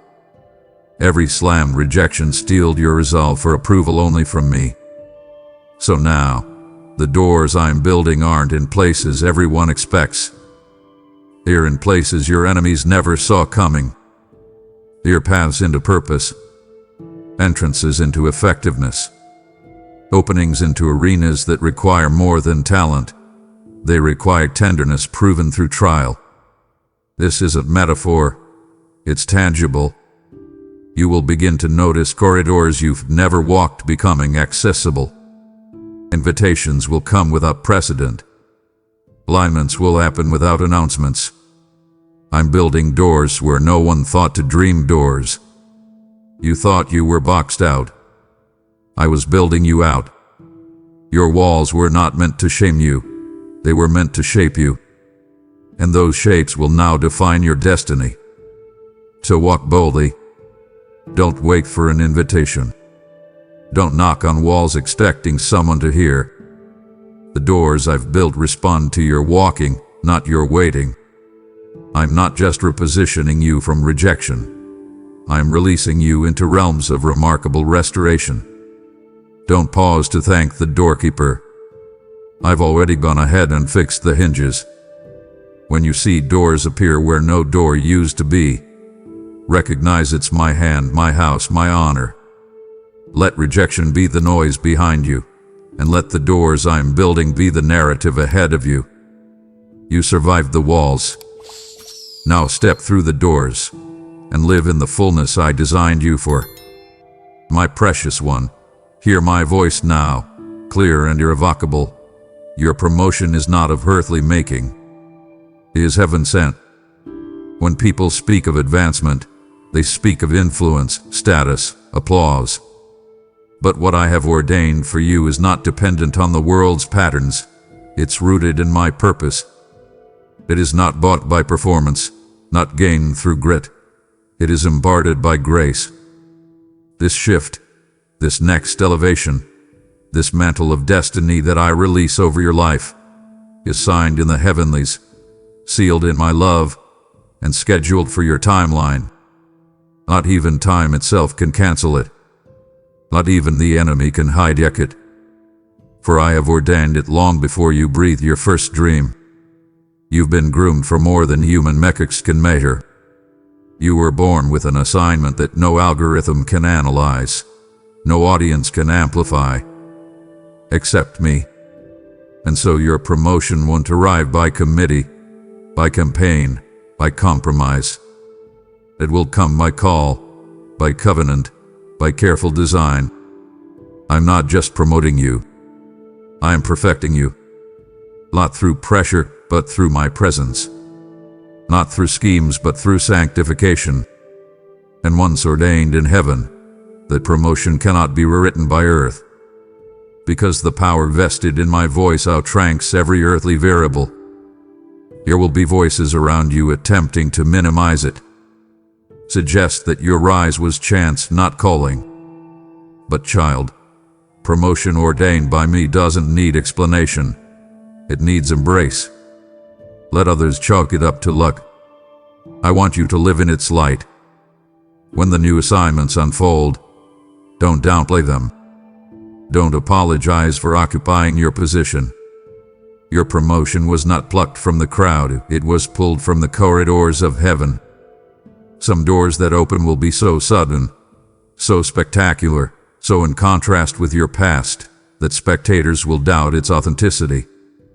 But you must stand unmoved. Because what I custom created for your timeline cannot be cancelled, counterfeited, or coerced. I'm realigning lines in your favor. Your name will be on lists you never populated. Your voice will be amplified in rooms you never set foot in.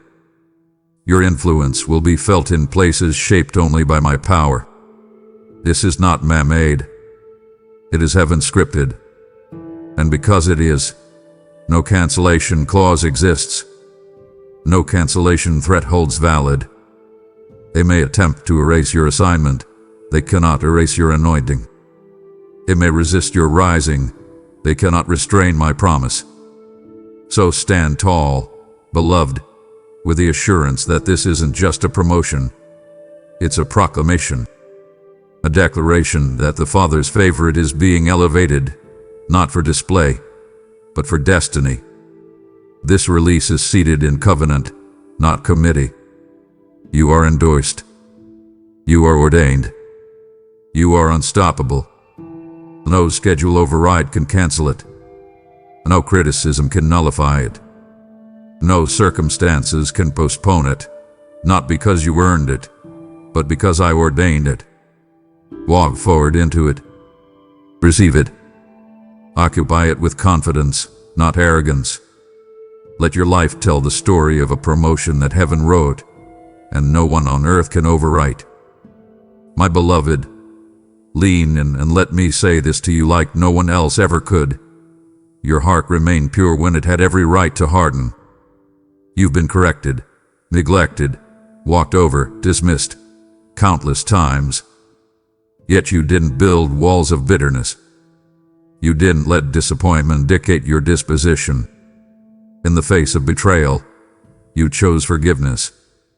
When the world expected anger, you extended grace. When bitterness whispered seductively in the silence, your heart, fragile but faithful, chose to remain clean. And that, child, is rare. That is revolutionary. That is royalty in my eyes. And so here is where your path diverges from those of reactionary hearts. Because you didn't settle for hardness, I don't settle for smallness in your life. I don't entrust heavy assignments to people who carry heavy hearts.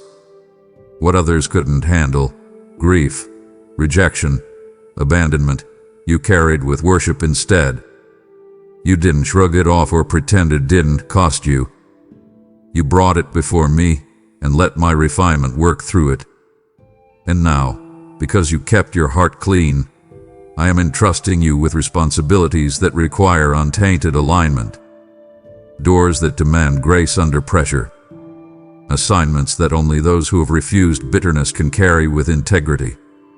Let me paint you a picture. Imagine two vessels, one cracked, scorched, shriveled, filled with bitterness's sludge. The other, cracked too, but washed clean by tears, forged in forgiveness, polished with prayer. Which one do I place my precious oil into? Not the one tainted by offense, but the one tested by affliction and redeemed. Your heart stays clean not because you were strong, but because you chose me over offense repeatedly. Others ran for cover when the pain was fresh. You stood in the fire and asked me to transform it, not to numb you, but to make you new. That's why I trust you now, where they'd falter. So receive this with courage. I am giving you access to altars and arenas that demand purity under pressure. I am not entrusting you with easy tasks, but with sacred assignments. I am not giving you what's safe. I am releasing what's significant. Because your heart, though worn, remain wonderfully whole. And you belong with responsibilities that require holiness, not hardness. That's the difference. That's the divine calibration of my trust. Open your hands, not with hesitation, but with hope. The world may ask, how are you still tender? How are you still faithful? The answer is, I stayed when they walked away. I stayed when faith seemed foolish. I stayed when I felt forgotten. And out of that fidelity, my trust in you is now unrevocable. You are not getting paid for perfection. You are getting positioned because of perseverance. You are not being rewarded for your ability to win, but for your willingness to remain. And that makes you unshakable. Let the record show, heaven trusts what the world won't test. And because your heart remained clean, I'm placing you in the hands of people, places, and purposes that only a pure heart can steward. Because you passed in secret, I've preserved a platform for your voice, but not just yours. There are others, still hidden, still hurting, waiting for a word like this to awaken them. And you can be the reason they hear it. My child, I don't just anoint with words, I anoint through what you give. When you support this prophetic mission through super thanks, membership, or the giving link in the description, you become a carrier of light, a vessel of truth, a harvester in the field of broken souls.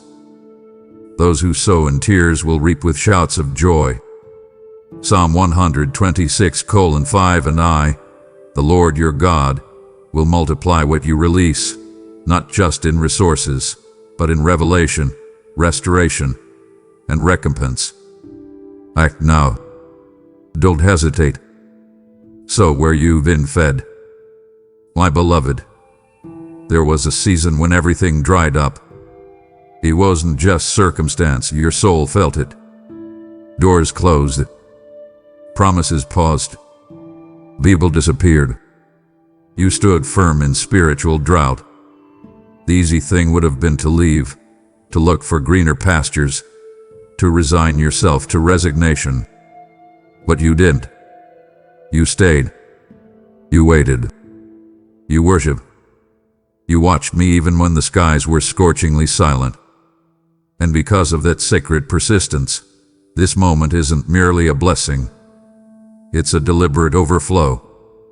Overflow doesn't come to those who demand it.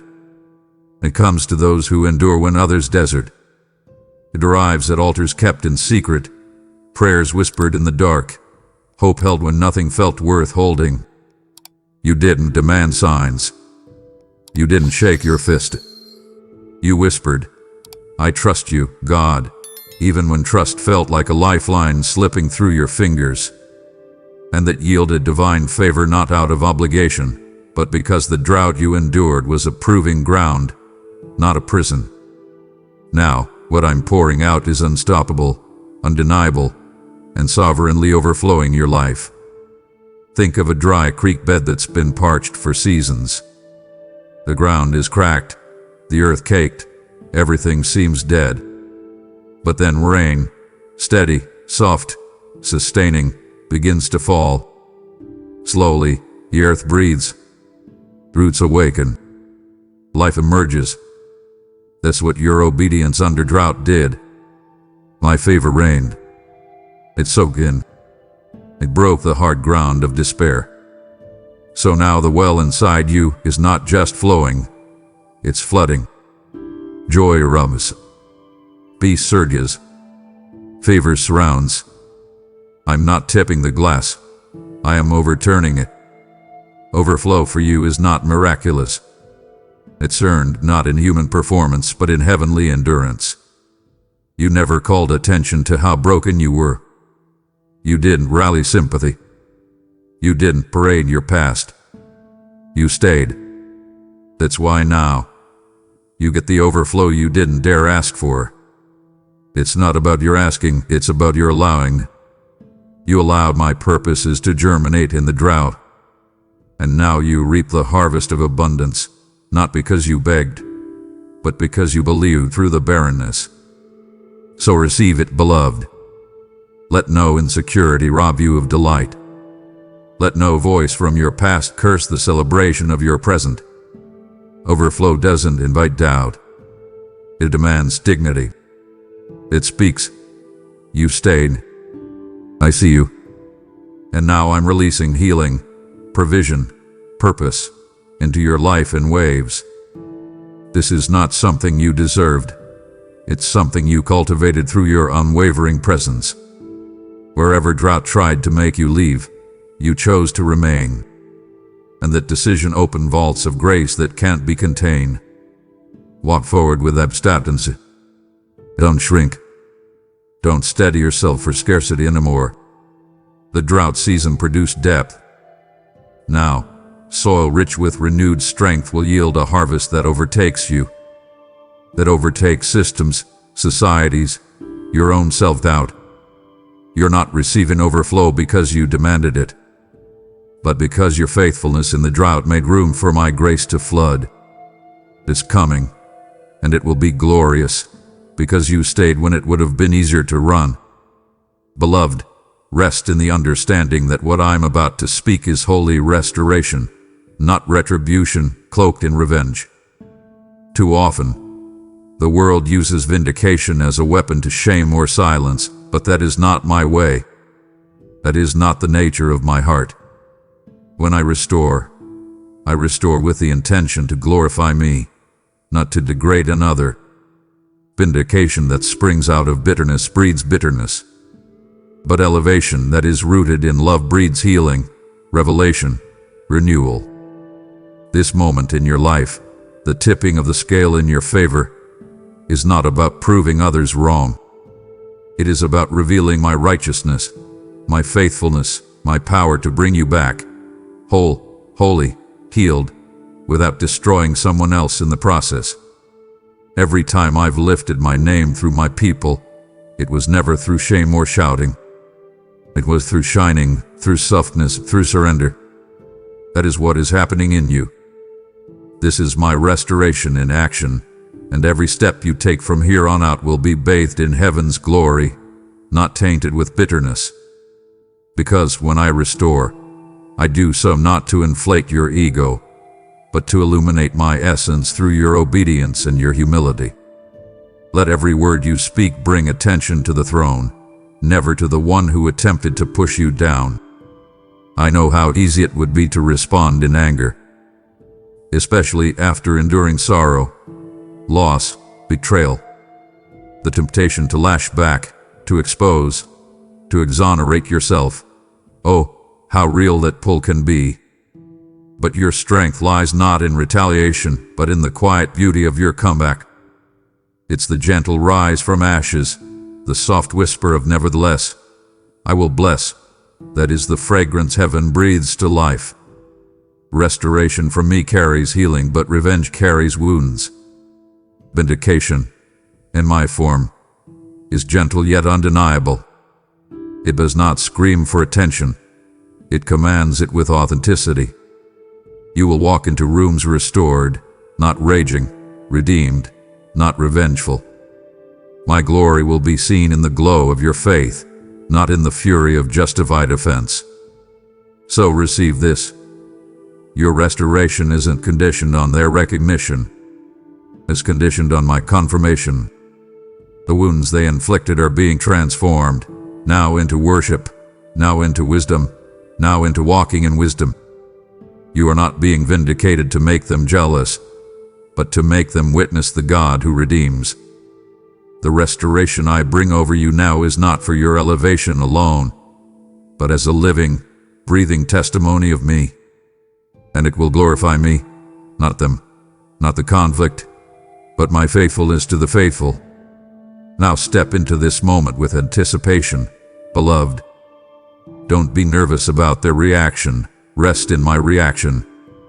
I already see every tear, every groan, every whisper in the midnight. This restoration is not payback, it's poetry. Every tear you cried is being turned into testimony. Every heartache is being woven into worship. And you will not just walk restored. You will walk radiant, as a display of my restorative power, as a portrait of grace overcoming shadow. Not one of my children has ever walked through more than they needed to endure to become who I'm calling them to be. And this moment, it is everything you were formed for. It's not vindication to shame others. It's restoration to glorify me. Pause and hear the verdict from the heart of heaven. You passed. Not by virtue of accolades, rank, spotlight, or applause. Not by comparison, certificate, or social applause. You didn't earn this by feats or flashy performance. You passed by one weapon the world underrates, your surrendered heart. In the chaos of compromise, you surrendered. When storms raged and logic said escape, you held your surrender like a banner over your brokenness. That surrender wasn't weakness. It was warfare. It's the language heaven speaks, a season of relinquishing, not to give up, but to give in to the one who calls you beloved, not burdened. The world measures success with spotlights, but eternity measures souls that surrendered in the shadows. When everyone else ran, you bowed. When headlines screamed, you whispered. When others sacrificed their integrity for recognition, you surrendered your name without demand. And do you know what that produced? A quiet current of purpose, a stream of honor flowing behind the scenes. That's not invisible. It's invisible to the world, yes, but it's indelible in my records. I saw you when no one else did. I heard your heart when no one was listening. And now, that surrender, that silent decision to stay faithful, has bypassed earthly expectations and moves straight into eternal elevation. And when they try to grade you by what they see, think again. Because you passed in silence. While others shouted their victories, you walked quietly through your trial. You passed in your tears, in the temple of your trembling prayers. You passed in the sacrifice of your sleep so faith could wake again. And that is a qualification no diploma, no award, no applause can provide. That silence you carried wasn't absence. It was altar. And it yielded something greater than fame, it produced faith. Heaven doesn't applaud it, heaven absorbs it. Angels don't applaud the sacrifice, they stand guard over it. Because in your silence you became sacred. And now I say, rise. Rise in the culmination of every surrendered moment. You won, not by worldly standards, but by eternal ones. Stand fast. It's the last word of this measure. Not because you were unshakable, but because you refused to jettison vision just to avoid rejection. You stood when your soul wanted to flee. You believed when belief felt bankrupt. You hoped when hope felt hollow. And that steadfastness, this unwavering posture of trust, that's what heaven values above all. The world rewards tenacity. I glorify tenacity tempered by faith. That's why your pass is not a temporary thing. It's not for a moment. It's for a lifetime, for a kingdom, for eternity. Beloved child, I declare this now. Your breakthrough is not a reward for your perfection. I have never required perfection to extend my grace. Your victory is not wrapped in flawless performance. It's wrapped in my favor. I'm not rewarding perfection. I'm releasing what I preserved. In those moments when the world expected a crumble, you stood. When your spirit screamed enough, you whispered not yet. When every instinct told you to quit, you refused. That refusal, miraculous in its simplicity, is the seed of your advance. I preserved you not because you never failed, but because you fought through failure. You held on to your calling when the current of despair threatened to carry you away.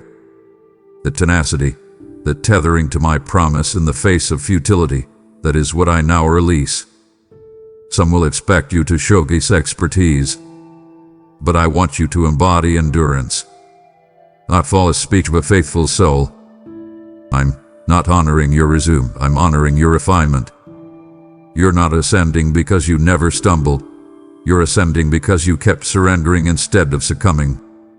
Every moment you paused, you allowed me to recalibrate you, not cancel you.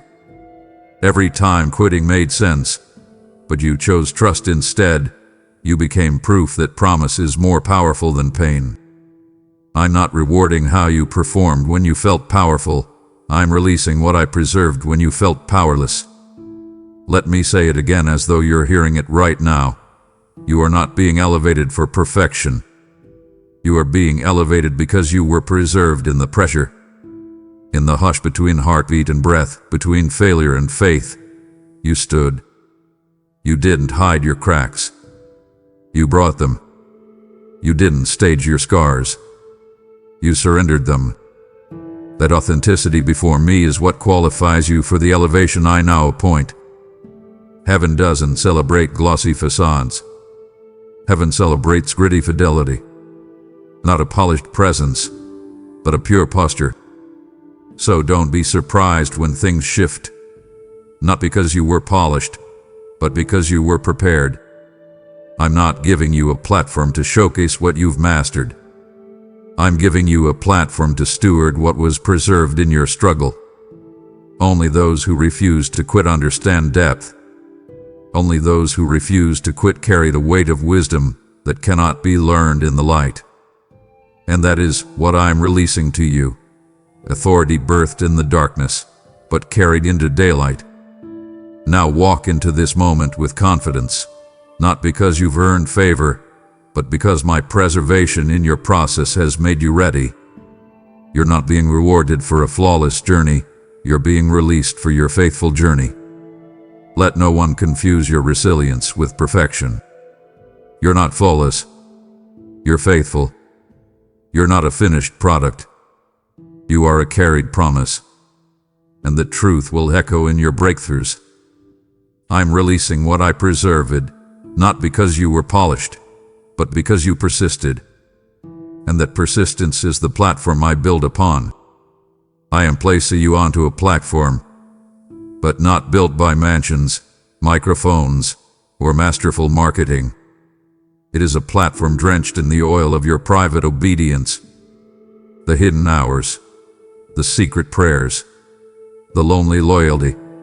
They've anointed you. Each choice you made in secret, each sacrifice when no one watched, each moment you obeyed when everyone else gave up. It's the oil that drenched you, and that oil will not dry. It permeates every fiber of your being, and when you step onto the platform I prepare, that anointing will make you undeniable. Not because the world is forced to agree with you, but because they sense something uncommon. They perceive you are carried. They will not be able to deny that something holy originates in you. Oil has a fragrance that lingers. Your obedience in the shadows has created a fragrance that trembles in the realm of revelation. The platform you stand on will not hold your ego. It will reveal the faithfulness by which you were covered. It will not be a stage of self, but a space saturated with sacrificial devotion and hidden discipline. At oil, your sacrifice in silence becomes the signpost of your calling, and not even those who opposed you can erase that scent. It will drift into the atmosphere of awareness like incense, powerful and persistent. Think of an anointed vessel, deeply, drenchantly covered in sacred oil. It's no longer ordinary. The oil doesn't just drip, it declares. And so, the platform I'm placing you on is not built by window dressing. It's built by worship, by obedience, by waiting, by whispering my name when your faith felt faint. Your enemies may stand with scripts of doubt, but when you stand drenched in obedience, their scripts fall silent. Because obedience isn't just about doing right, it carries power. Oil lubricates movement. So even when resistance rises, my oil lubricates your purpose. It ushers you forward in grace. No one saw the late lamplight. No one heard the hollow prayer. But I did. And that obedience-endowed oil now bathes your destiny. It floods your speech, saturates your steps, seeps into your seasons. The platform is not made by men. It is made by your faithfulness. And not even your enemies can deny that what's on you is heaven sent, not self-staged. So step onto that platform with humility, yet with the unshakable assurance that you are anointed. You are not elevated by popularity, but by purpose. Your applause will come, yes, but not to inflate pride. It will come to honor purity. Let this oil in you be a testimony.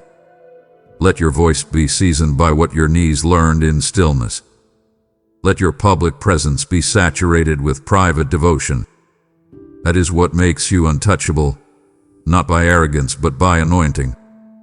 And beloved, not even your enemies will be able to deny it. My beloved child, hear me say it again as though I placed my hand over your heart. You're not being elevated for perfection. No, that's not why you're here today. I am not rewarding flawless performance or sinless record-keeping. I am releasing what I preserved, what I carefully carried through your chaos, what I cultivated through your questioning, what I kept intact while your faith faltered under strain. You didn't walk away when others did. You didn't retaliate when offense would have felt satisfying. You didn't walk in defiance. You walked in quiet surrender. You didn't quit when quitting made sense. You clung. And that loyalty, the tethering to me in the absence of applause, is now what I'm honoring. You weren't perfect, but you persisted. That's why I'm releasing you now, not because you were unbroken, but because you were unbroken in your commitment. Let me paint you another picture. 2 vessels, one cracked, scorched, struggling to hold liquid, filled with regret, resentment, and restriction. The other, cracked, yes, but washed by tears, refined in the furnace of faith, polished through prayer, still capable of carrying my oil.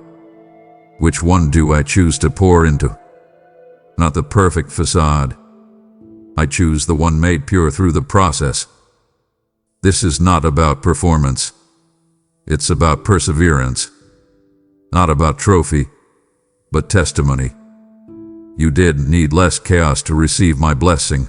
You needed more of me in your chaos. And that's exactly when I preserved you, not in the easy seasons, but in the erosion. Your preservation wasn't for comfort. It was for calling. Now, walk forward with this assurance. You aren't being crowned for perfection. You are being released because you held on. You're not being given a platform for performance, but for purpose. The world may demand an unblemished history, but I look at the trembling faith that held, the prayers that prayed, the loyalty that stayed. That's sovereign worthy. So let no voice shame your scars. Let no narrative steal your story. I'm releasing what I preserve, because you didn't quit when every reason in your body wanted to. And that unwavering faith now becomes your launch pad. My dearly beloved, listen now. The platform I am placing you on, this stage of destiny, this place of purpose, is not built by buzz or marketing. It is anointed by the oil of your private obedience. Those hidden hours, the secret tear falls, the sleepless supplications, the unseen surrender, they have saturated you with sanctified substance. Your obedience behind closed doors is now your oil for open doors. That oil isn't just symbolic. It makes you undeniable. It permeates your presence. Even those who once rejected you, your enemies, will stand there in stunned silence, unable to deny that something holy turned your life around. They'll sense there's more than motive. They'll sense my mandate. Picture a vessel deeply soaked in perfume oil, dripping, glowing, fragrant. That's you. The script you lived in secret, the prayers you prayed when nobody listened, the faith you refused to trade. This is your fragrance. It lingers in rooms before you even walk in. It speaks before your words. It's the power of private obedience. It seeps into every aspect of your public movement. You might still question, why me? But I say, this is what purity looks like when it perseveres. He wanted the performance without the process. But you carried the process. You didn't rush the anointing on your life. You let me refine you until that oil runs deep. And now, I am flooding your platform with it. You are not stepping onto a stage because you shouted the loudest. You are stepping where my fragrance fits. No smear campaign, no sabotage, no skepticism can dismantle what my oil secures. Because oil doesn't just protect, it propels it. It initiates movement, lubricates breakthrough, leaves a legacy that lingers long after other voices fade. Not even your enemies will be able to deny that you are being carried, and that you carry me. So step forward drenched in devotion, confident in your consecration. This is not hype. This is heavenly validation.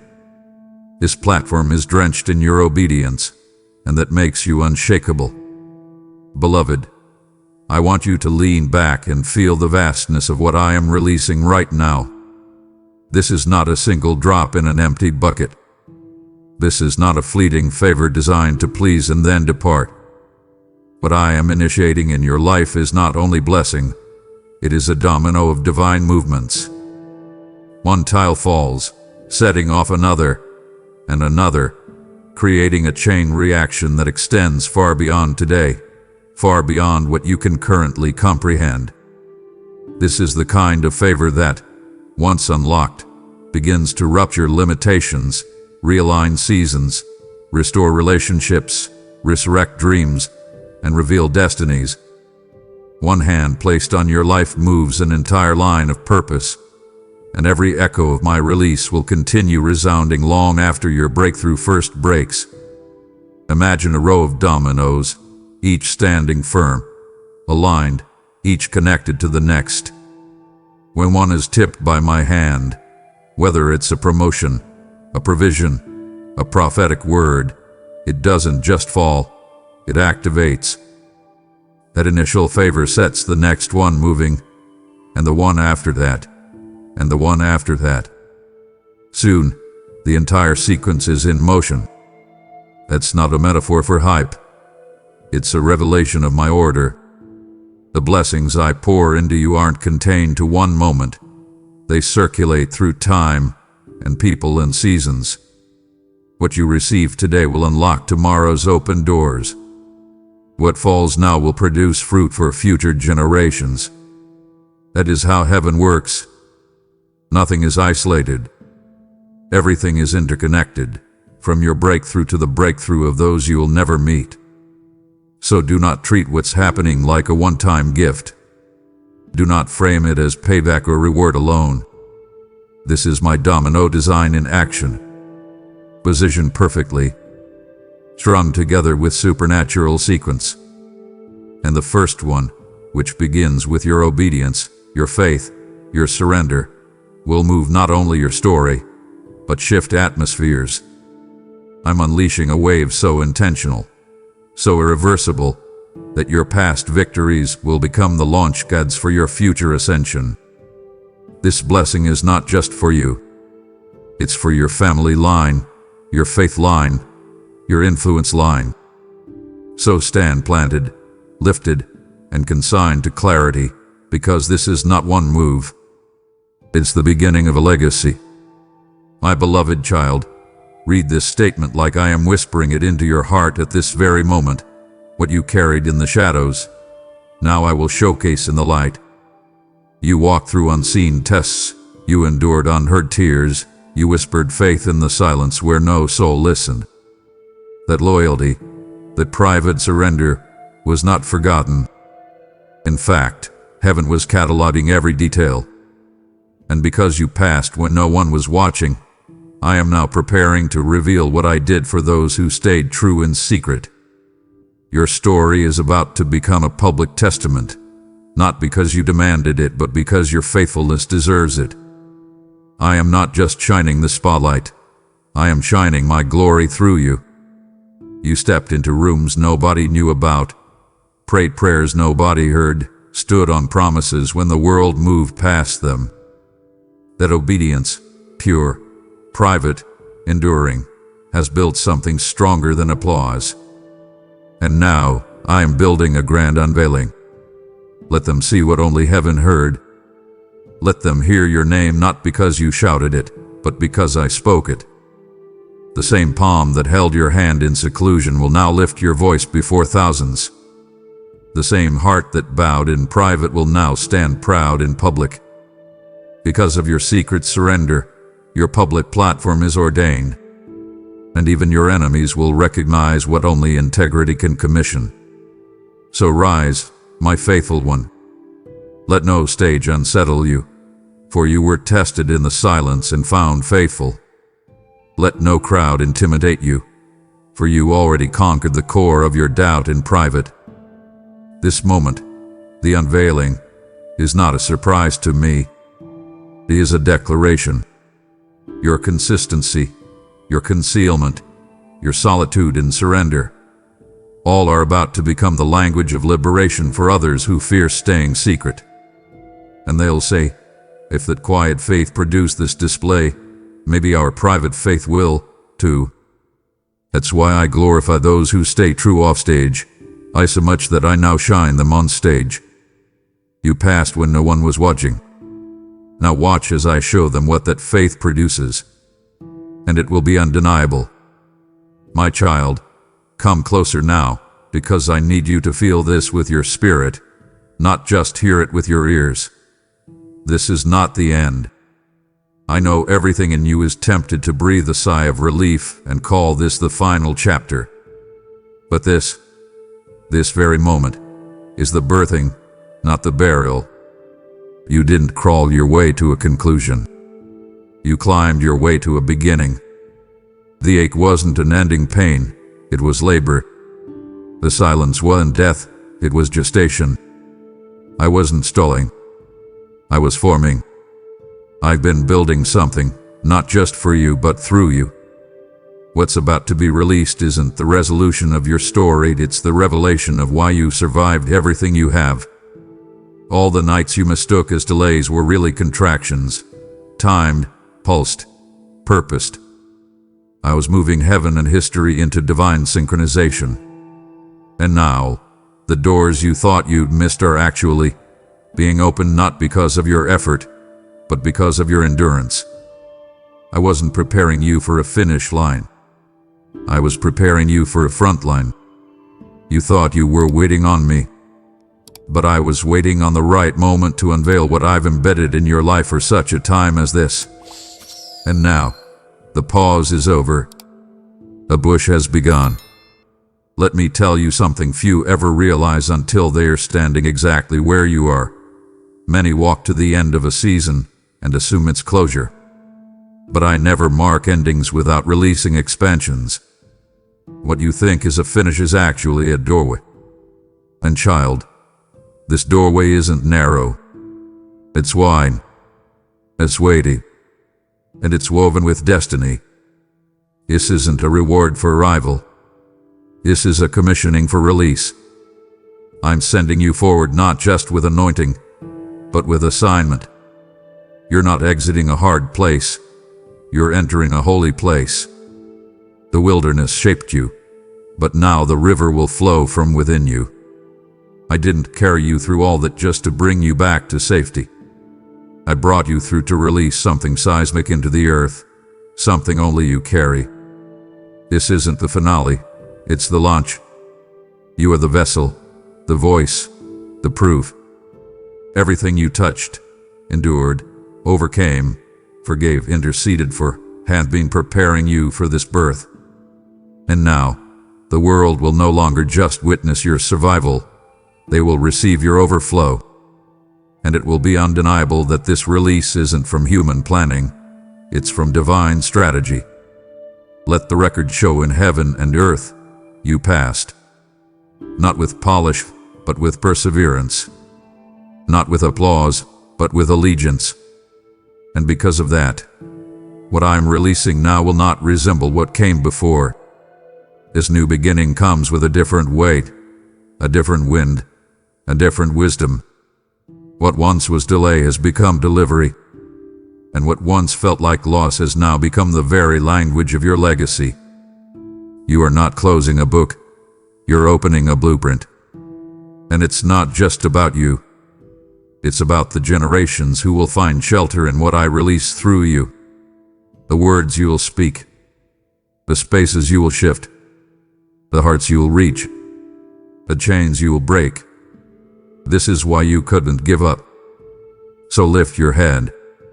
Let the tears fall if they must, but know this. I have waited for this very hour to place into your hands the fullness of everything we have walked through together. You are the evidence of what happens when someone chooses me above comfort, above convenience, above clarity. And now, the earth will know, heaven will roar, and history will record. This wasn't the end of something. It was the beginning of something I waited to release into the earth through you. If you know this word was meant for you, then hear me now. I'm calling you to help carry it to others. This isn't just your beginning, this is your assignment. When you support this channel, through super thanks, membership, or giving through the link below, you step into the river of revival I'm flowing through this ministry. You become the one I use to send manna to the starving, light to the weary, fire to the faint-hearted. How beautiful are the feet of those who bring good news. Romans 10:15, and as you give, I will guard. As you pour, I will provide. As you sow, I will surround you with favor as with a shield. Don't delay. Obey. Send this word further by acting now. Before you go, beloved, I want you to seal this moment with your voice. If you felt my spirit stirring through every word, then I invite you now. Declare it boldly in the comments. This was meant for me, and I receive it.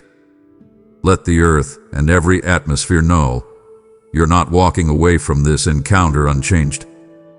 You passed the unseen test, and now heaven is unlocking what's been held just for you. Say it as a witness. Say it as a warrior. Say it like someone who knows this was never random, this was personal. And as you declare it, my child, listen to me. Pause for a moment, right where you are, and just breathe. Breathe in deeply.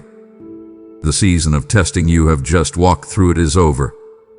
You have passed. I know your heart is still bracing for another blow, your mind still scanning the horizon for the next storm. But I am here to tell you, the storm has passed. The trial has ended. Let that truth sink into your soul. You made it through. I need you to understand what that season was. It felt like a punishment, didn't it? You looked at your life, the constant pressure at your job, the unspoken tension in your home, the fear about your finances that kept you awake at 3 a.m, and you asked me, why? What did I do to deserve this? My beloved, this was never a punishment. It was a refiner's fire. It was intense. It was hot. And it was uncomfortable because it was designed to burn away the things that were holding you back. The fear that you weren't good enough. The doubt that I was really with you. The hidden pride that made you rely on your own strength. I had to get you to a place where all you had left was me. I saw your heart when no one else did. I saw you forcing a smile for your family when inside you were crumbling. I saw you give your best at work, feeling completely invisible and unappreciated. I saw you on your knees when the words wouldn't come out and your tears were your only prayer. In those moments, you felt utterly alone. You thought no one saw, no one knew the depth of your struggle. But I was there. I saw every silent tear. I heard every unspoken cry. Your pain was never invisible to me. In the silence, I know the silence was the hardest part. You cried out for an answer, for a sign, for just a whisper to let you know I was there. And you felt nothing but an echo in the emptiness. My child, you must believe me when I tell you that my silence was not my absence. It was a sacred space I created for your faith to stand on its own 2 feet. A seed cannot grow if the gardener is always digging it up to check on it. I had to give your faith the quiet soil it needed to push down deep roots, to find its own strength not in my constant reassurance, but in the core deep belief that I am who I say I am, even when you cannot feel me. And your faith grew. Oh, how it grew. Because you endured, because you held on even with the last thread of your strength, you have passed from one spiritual elevation to another. You are not the same person who entered that fire. The person who walked in was full of fear and questions. The person who has walked out is marked by a quiet strength, a proven resilience. You have been promoted. You have access to a new level of my presence, my power, and my wisdom because you have proven your heart. So, for this moment, I want you to do nothing else but receive this victory. Let the relief of it wash over your soul like a cool, cleansing river. Feel the tension finally leave your shoulders. Unclench your jaw. Let go of the breath you've been holding. You are not waiting for the next bad thing to happen. You are standing in the quiet aftermath of a battle you have won. Rest in this victory. Rest in my presence. You have passed. My child, while you were wrestling with what you could see, I want you to understand that there was a battle raging for you in the places you could not see. You felt the emotional turmoil, the mental exhaustion, the sheer weight of it all in your body. But that was only the fallout, the tremors from a much greater conflict. While you wrestled in the physical world, I commanded legions in the spiritual. You were never fighting alone. Every moment you felt overwhelmed. Every second you felt you were losing ground. My angelic hosts were pushing back the darkness that was pressing in on you. You were the focus of a war, and I was your unyielding commander. Think back. Remember that day you were driving, lost in a fog of worry, and you suddenly slammed on the brakes for no apparent reason, only to see a car speed through the intersection just ahead. You called it a close call, a lucky break. It was my hand on yours. It was the disarming of a snare the enemy had set for your life. Remember that lie that was being spread about you at work, the one that should have ruined your reputation, but it just fizzled out. That was me, silencing the accuser. Every single plot, every hidden trap designed to make you stumble and fall, was identified and dismantled by my sovereign power before it could ever reach you. You saw the struggle in front of you, but I saw the war around you, and I was, and am, your constant defense. I was the shield that quenched the fiery darts you never even saw coming. There were moments, in the dead of night, when accusations were hurled at your mind while you slept. Whispers of failure, fraud, unlovable, designed to poison your spirit and steal your peace before you even opened your eyes. You woke up with a vague sense of dread, a heaviness you couldn't explain. That was the remnant of an arrow that never found its mark because it was extinguished by my shield of grace. I stood guard over your mind, your heart, and your spirit. In the heavenly realms, your very destiny was being contested. The enemy whispered accusations against you, pointing to your past mistakes and your present weaknesses, trying to argue that you were disqualified from my promises. He brought your name up, seeking permission to sift you and destroy you. But I also brought your name up. I stood as your advocate, your defender, and I presented the blood of my son as the final, unanswerable verdict. I did not just defend you. I silenced your accuser. I declared your righteousness, not based on your perfection, but on your faith in me. My grace with a bulwark, the great unshakable wall that held back the flood of despair. The enemy wanted to overwhelm you, to drown you in hopelessness until you gave up. He sent wave after wave of bad news, relational stress, and financial pressure. You felt the spray, you felt the rising tide, but you did not go under. Do you know why? Because my grace was your sea wall, declaring, you will come this far, but no farther. It was my sustaining power that kept your head above the water, allowing you to breathe when you felt you were suffocating. You were never defenseless, my precious one. From the very beginning of the trial to its final moment, you were divinely, meticulously, and powerfully protected. You felt the heat, but you were never abandoned to the flames. You felt the shaking, but you were standing on solid rock. Your victory was assured before the first shot was ever fired.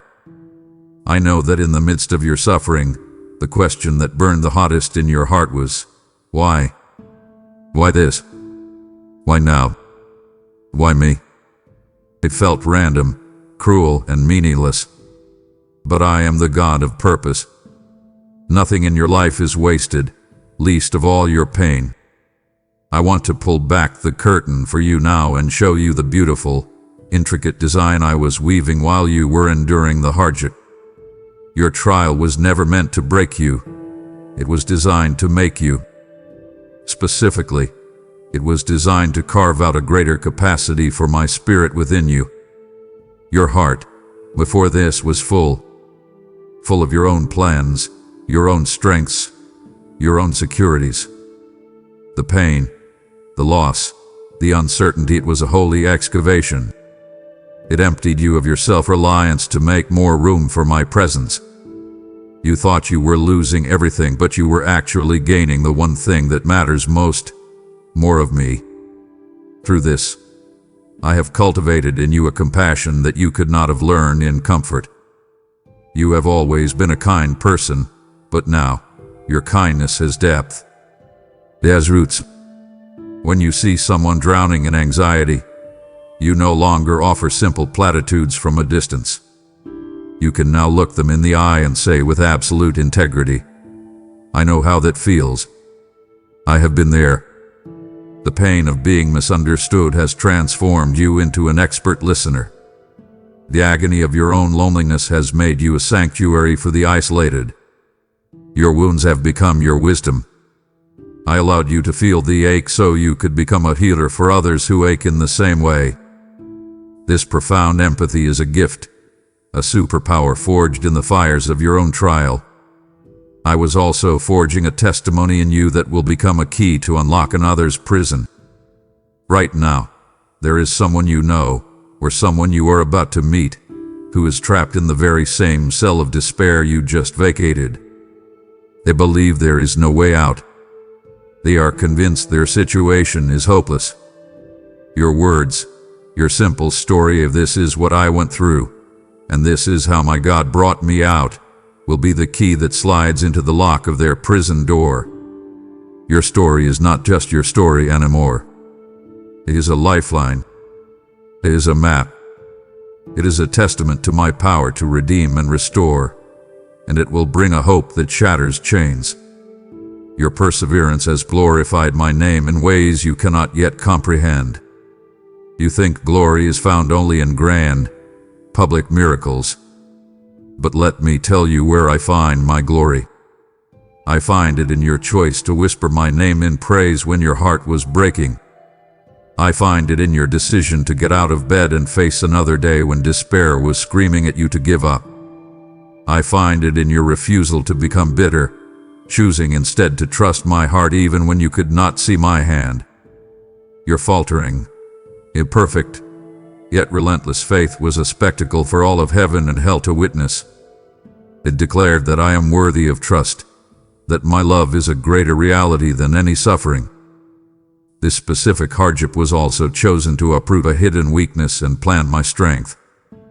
You had a vulnerability you were not even aware of, a deep-seated fear or a subtle reliance on something other than me. This trial was the precise tool needed to expose it and remove it, not in judgment, but in love. And in that empty space, where the weakness once lived, I have planted a seed of my own divine, unshakable strength. You now carry a wisdom that can only be purchased through surrendered suffering. It is a quiet, steady confidence born not of knowing all the answers, but of knowing the one who does. My child, as you step out of this season, I want you to understand that you have been marked. But you must see this mark as I see it. The enemy would have you focus on the memory of the pain, the scar tissue, the lingering ghost of the trauma. He wants you to feel branded by your weakness. But I tell you a greater truth. You have been marked not by the scar, but by the healing. The scar is simply evidence of a wound that once was. The healing is the evidence of my power that is. That place of healing is now the strongest part of you, more resilient than it ever was before. It is a testament, etched into your very being, that what was broken has been made whole and stronger. This is not a mark of shame. It is a mark of honor. This mark distinguishes you as one who has been proven faithful under pressure. It is easy to claim faith in the sunlight. It is another thing entirely to live it in the storm. You have done so. You have been tested, and you have not been found wanting. This mark, though invisible to the human eye, shines with brilliant light in the spiritual realm. It is a seal of authenticity that demons recognize and are forced to respect. They see you, and they know. This is one who has been through the fire and belongs to the God who walked through it with them. This is one who knows our tactics and knows the greater power of their king. The angels also see it, and they honor the work of my grace in you. It is a mark that changes how the spiritual world interacts with you. From this proven faithfulness, you now possess a spiritual authority born from overcoming. Before, you could talk about my power. Now, you can demonstrate it. Before, you hoped in my promises. Now, you stand on them as solid ground, with the full weight of your experience. When you speak about my ability to deliver, your words are not just theory from a book, they carry the weight of a lived reality. This authority is not loud or arrogant. It is a quiet, settled confidence that flows from you. It is the authority to calm a room filled with anxiety with your peace. It is the authority to speak a word of hope to a desperate soul and have it land with supernatural power. You have earned this authority not through might, but through surrender. Your endurance, your simple refusal to give up on me, has earned you a new level of trust in my kingdom. Just as a commander gives greater responsibility to a soldier who has proven their courage and loyalty in battle, I am now entrusting you with more. I can trust you with greater challenges because I know you will rely on me. I can trust you with greater blessings because I know you will not be corrupted by them. I can trust you with the hearts of others because you have allowed me to tend to your own. So, I command you today to change your perspective. Stop looking back at your trial as a time you were victimized. You are not a victim. You are a victor. That season was not your defeat. It was your training ground. Wear this invisible badge of a healed heart as a constant reminder. When the enemy tries to whisper the old lies of your weakness, you will touch this healed place in your spirit and remember the truth. You are an overcomer. You are a warrior. You are more than a conqueror through him who loves you. This mark of endurance is your crown. The world has known you by one name, the name given to you at your birth. Your family and friends know you by that name. But for too long, you have also answered to other names, secret names, whispered to you in the dark. The enemy has called you failure after a mistake. Insecurity has labeled you forgotten when you felt overlooked. Anxiety has branded you warrior. Sickness has tried to name you weak. These are the heavy, ill-fitting garments you have worn, the false identities that have clung to you like dust. They have defined how you see yourself and how you approach the world. But today, I am stripping those false labels from you. They have no place on a child of the King. I am calling you by a new name. Listen. You must learn to listen in a new way. In the quiet moments, when the noise of the world fades, when you turn off the screens and still the frantic monologue in your own mind, you will begin to hear it. It will come as a gentle whisper, a deep knowing in your spirit. I am speaking your new name over you. To the one who was called anxious, I am calling you my peaceful one. To the one who felt forgotten, I am whispering, deeply seen and cherished. To the one who was branded failure, I am declaring, more than a conqueror. To the one who has felt weak, I am naming you my empowered warrior. This is your true identity. This is who you really are in me. This new name is a prophecy. It defines your future, not your past. Your history is the story of what has been done to you and the mistakes you have made, but your new name is the story of what I am doing in you and who you are becoming. It is a name that speaks of your redeemed identity in my Son. It is washed clean of all past condemnation and filled with future potential. It is a name of grace. When I look at you, I do not see the sum of your past errors. I see the righteousness of Christ. I see the power of the resurrection. I see the glorious future I have planned for you. And this new name is the banner I am raising over that future. Practice living from this new identity. When the old thought patterns try to resurface, when you feel the familiar pull of anxiety or the sting of a past failure, I want you to pause. I want you to say, out loud if you must, no, that is not my name. My Father calls me and you will speak the new name I have given you. This is not a game of make-believe. This is an act of spiritual warfare. You are aligning your mind with my truth, and as you do, the old lies will lose their power over you. Your new name is your inheritance, a promise of the full rights and privileges you have as my child. It is a promise of access to my power, provision for your journey, and an eternal place in my family. This name also holds the frequency of your unique purpose in my grand design. Just as a musical note has a specific frequency, your life is meant to resonate with a purpose that only you can fulfill. Your new name is tuned to that frequency. Living into your name aligns you with your destiny. It unlocks the gifts and passions I have placed within you. It is the key to your most fruitful and fulfilling life. So listen, my beloved. Listen for my whisper. I am speaking your true name. Let it sink into the deepest parts of your being. It is who you are. It is who you have always been meant to be. My child, pause. We have only just begun to speak of the new name I have given you. To turn away now would be to hear your new identity, but refuse to understand the authority that comes with it. Do not grieve my spirit by leaving this conversation unfinished. The secrets of the battles I fought for you are yet to come. Because you were faithful in the little things, I am now entrusting you with much. You may not even realize how you were being watched. I saw you when you chose integrity when no one would have known the difference. I saw you when you whispered a prayer for someone who had hurt you. I saw you give generously when your own resources were low. I saw you hold on to my promises in the secret place of your heart when your circumstances screamed the opposite. You thought these were small, insignificant moments. To me, they were everything. They were tests of your heart, and you passed.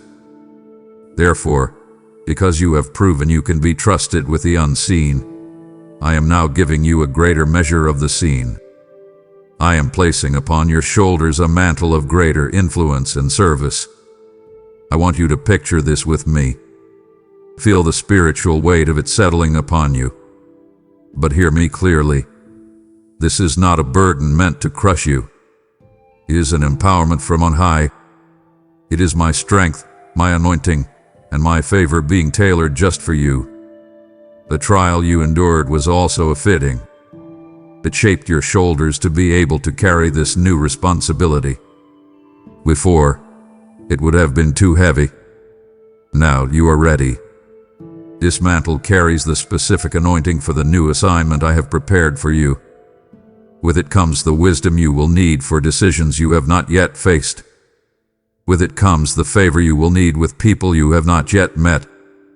With it comes the strength you will need for battles you have not yet fought. When you wear it, you will feel two things simultaneously. You will feel the weight of its glory. This is the holy seriousness of your new assignment. You will understand that you are now a steward of a greater portion of my kingdom work. You are responsible for more souls, more resources, more of my reputation in the world. This weight will keep you humble and dependent on me. But you will also feel the lightness of its grace. You will find that as you walk in your new assignment, there is a supernatural ease. What should be difficult will feel natural. This is because it is my power flowing through you, my strength carrying the load. The yoke is custom-made for you, and when you are yoked with me, the burden is light. So, walk now in the authority and the responsibility that this mantle represents. People will begin to approach you differently. They will sense the authority I have placed upon you and will seek you out for counsel and prayer. Doors of opportunity that were once firmly shut will now open for you without you even having to knock. Do not be intimidated by this. Do not shrink back. I have equipped you. When you are asked to lead, lead. When you are given a platform to speak, speak. When you are presented with a chance to serve, serve. This is not about you building your own kingdom. It is about you expanding mine. Wear this mantle with humility, steward it with wisdom, and watch what I will do through you. You were faithful in the wilderness. Now I am making you a ruler in the promised land. Step into your new role. My precious child, your season of testing was not merely about endurance. It was about preparation. I was preparing your heart to be a vessel that could hold more, a steward who could be trusted with greater things. Now that you have passed, I am opening your spiritual eyes to see truths you were not ready for before. Imagine you have lived your whole life in a house you thought you knew, walking its familiar hallways, comfortable in its rooms. But the trial has just handed you a key. It is a key to a room you never knew existed, a room filled with the deeper treasures of my kingdom. This is the season where I invite you to turn that key and step inside. The revelations I have for you are a gift, a sacred trust, given only to a heart that has been proven, a heart that has been emptied of its own wisdom to make room for mine. You have read my word for years, and it has been a comfort and a guide. But now, as you open its pages, something new will happen. Verses you have read 100 times will suddenly leap off the page, illuminated from within. You will see connections, patterns of my faithfulness and depths of my love that were previously hidden from you. This is not because the words have changed, but because you have. The fire has burned away the cataracts of self-reliance and fear from your spiritual eyes. You are now able to perceive the mysteries hidden in plain sight within my word. You will begin to understand the deeper workings of my will and my ways. You will see the why behind some of my commands, the profound love behind my discipline, the sovereign strategy behind what once looked like chaos in the world and in your own life. Do not think that this is about acquiring knowledge to make you feel superior to others. That is a temptation the enemy will immediately present. He will want you to take the sacred knowledge and turn it into spiritual pride. You must guard your heart against this. These secrets are not trophies for your intellect. They are tools for your assignment. They are the wellspring of your guidance for this next season of your life. They are the map I am giving you for the territory you are about to enter. As I reveal these things to you, hold them with a holy reverence. Guard this sacred knowledge with humility. You must understand that the more I show you, the more you will realize how little you truly know, and the more you will be driven to your knees in awe of me. This revelation will be intensely personal. I will show you the purpose behind your past pain, the reason certain doors closed, the divine purpose in relationships that ended. This is not to make you dwell in the past, but to bring a final, deep healing to it, so you can move forward free and unburdened. You will see my hand in every detail, weaving a story of redemption you could never have imagined. Steward these truths with wisdom. Not everything I show you is meant to be shared with everyone. Some truths are anchors for your own soul, some are keys for a specific person you are called to help, and some are to be held in prayer until I give you the release to speak. Ask me for the wisdom to know the difference. Welcome, my child, to a deeper walk. The water was at your ankles, but I am now calling you out into the depths. Let us talk about the moments you feel the most shame. I want you to bring them into the light right now, here with me. Think of that moment during the trial when you truly believed you were finished. The moment you were on the floor, the tears had run dry, and the only words left were, I can't. I just can't do this anymore. Remember the feeling of utter and complete weakness, the shattering of your own ability to cope, to fix, to endure. The world teaches you to hide these moments, to be ashamed of your frailty. I teach you to see them as your greatest asset. It was in that very moment, when your strength ran out, that my strength could finally begin its perfect work. Where you felt you would break into a million pieces, I was forging unbreakable strength. Your greatest point of weakness has now become the channel for my greatest power. For your entire life, you have tried to be strong. You have propped up your weak places with pride, with activity, with control. But the trial pushed on that one spot so relentlessly that the facade finally crumbled. You were left exposed and vulnerable, and in your terror, you finally completely, let go. That point of surrender was the turning point of the battle. It was the moment the divine exchange took place. You gave me your inability, and I gave you my omnipotence. You gave me your brokenness, and I gave you my wholeness. This is the great secret of the kingdom. My power is made perfect. It finds its most glorious expression, not in your strength, but in your weakness. So do not despise the memory of your frailty. Do not try to forget that you were at the end of your rope. That place of desperation is now consecrated ground. It is the vessel that contains my might. Think of a clay jar. It is in its emptiness that it becomes useful. It is in its fragility that the treasure within it is most precious. You, my child, are that clay jar, and the treasure within you is my very own power. People will look at you, knowing what you have been through, and they will see a strength that does not make sense. It is a calm in the chaos, a joy in the sorrow, a resilience that is not human. They will see the light of my glory shining through the cracks of your humanity, and they will know that it is not you, but me in you. This is the key to a life of sustained victory. You have now learned, in the deepest part of your being, to depend not on your own ability, but on my sufficiency. You now know that your best efforts will always fall short, but my grace is always more than enough. This is not a one-time lesson. It is a daily practice. Every morning, you will wake up and have a choice. You can pick up the burden of trying to be strong on your own, or you can come to me, acknowledge your need, and receive a fresh infusion of my strength for the day. Your testimony, from this day forward, will no longer be "look at how strong I was." Your testimony, the one that will shatter strongholds and bring me the greatest glory, will be, "When I am weak, then I am strong." Embrace this truth. Live in it. It is your freedom. My beloved, let us speak again of your scars. We have established that they are not marks of shame, but marks of healing and honor. Now I want to show you their function, their purpose outside of yourself. The wounds you sustained in the battle were not just for your own growth. I have sanctified them. I have turned them into sources of healing for other people.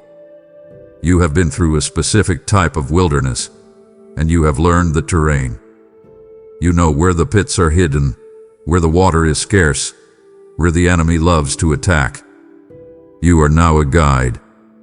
You are now an expert for those who are just beginning to walk the same terrifying path you just completed. Your story, the one you thought was a private chronicle of your pain, is now a map that points the way to hope and deliverance. Someone, right now, is lost in that same forest. They are walking in circles, exhausted, believing there is no way out. They are praying for a sign, for a guide, for anyone who understands. You are my answer to their prayer. When I bring them across your path, do not hide your scars. Do not pretend you have always been strong and victorious. That will not help them. What will help them is for you to point to that healed place on your heart and say, "I know this exact pain. This is where the enemy wounded me. But let me show you how my God healed me. Let me show you the path He made for me to get out." Your scars are lighthouses in the storm for other people's ships. When another soul is being tossed by the violent waves of fear and doubt, when the darkness is so complete they cannot see the shore, the light shining from your healed wound becomes their beacon. It is a steady, unwavering light that communicates a single, powerful message across the raging sea. I survived this storm. You can too. There is a safe harbor. His name is Jesus. Your scars silently but powerfully declare my faithfulness. They are undeniable proof of my power to restore what has been broken. They are a living, breathing sermon that is more powerful than any words you could ever preach. In your own healing, You receive the antidote for another's poison. The enemy uses the same poisons over and over again. The poison of rejection, the poison of betrayal, the poison of failure, the poison of fear. Because you have ingested one of these poisons and have been brought back from the brink of death by my healing grace, you now carry the specific spiritual antidote within your testimony. When you encounter someone else sick with the same venom, your words of empathy and your story of deliverance will be the very medicine their soul needs. This is your ministry. This is your calling. Do not think you need a title or a stage. Your mission field is your everyday life. You ready? For I am sending the wounded to you. Love them, listen to them, and then, when the moment is right, show them your scars and tell them of the great physician who made you whole. Listen to me, my faithful servant. The whistle has blown. The season of intense, isolated training is over. Your time of preparation has officially come to an end. Now, your new season of deployment begins. You have been equipped. You have been tested. You have been strengthened. It is time to put what you have learned into practice. I have a specific sphere of influence, a corner of my vast vineyard that has your name on it. It hath been prepared for you, and you for it. This is not a vague, general calling to be a good person.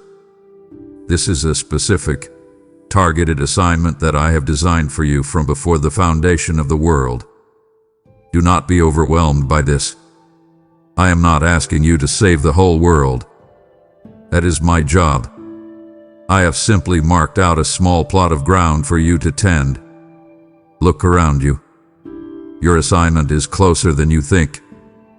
It may be within the four walls of your own home, bringing my peace and order to your family. It may be in your workplace, being a beacon of integrity and a voice of wisdom among your colleagues. It may be within your community, serving the needs of the poor and the broken. It is a specific sphere, a particular group of people, a certain task that I am now hiding in your spirit. I will make it clear, and you will not go ill-equipped. I will give you the exact gifts, talents, and resources needed for this appointed work. If you need words, I will fill your mouth. If you need wisdom, I will pour it into your mind. If you need financial provision, I will open the windows of heaven. If you need strength, my grace will be your sufficiency. Do not look at the assignment and then look at your own inadequacies. That is the wrong equation. Look at the assignment and then look at my infinite resources. I will never give you a calling without also giving you the anointing to fulfill it. Your part is not to be capable, but to be available. Your part is to be obedient. Here is my most important instruction for this new season. Do not look to the left or to the right. Focus on the row I have asked you to tend. The temptation to compare will be immense.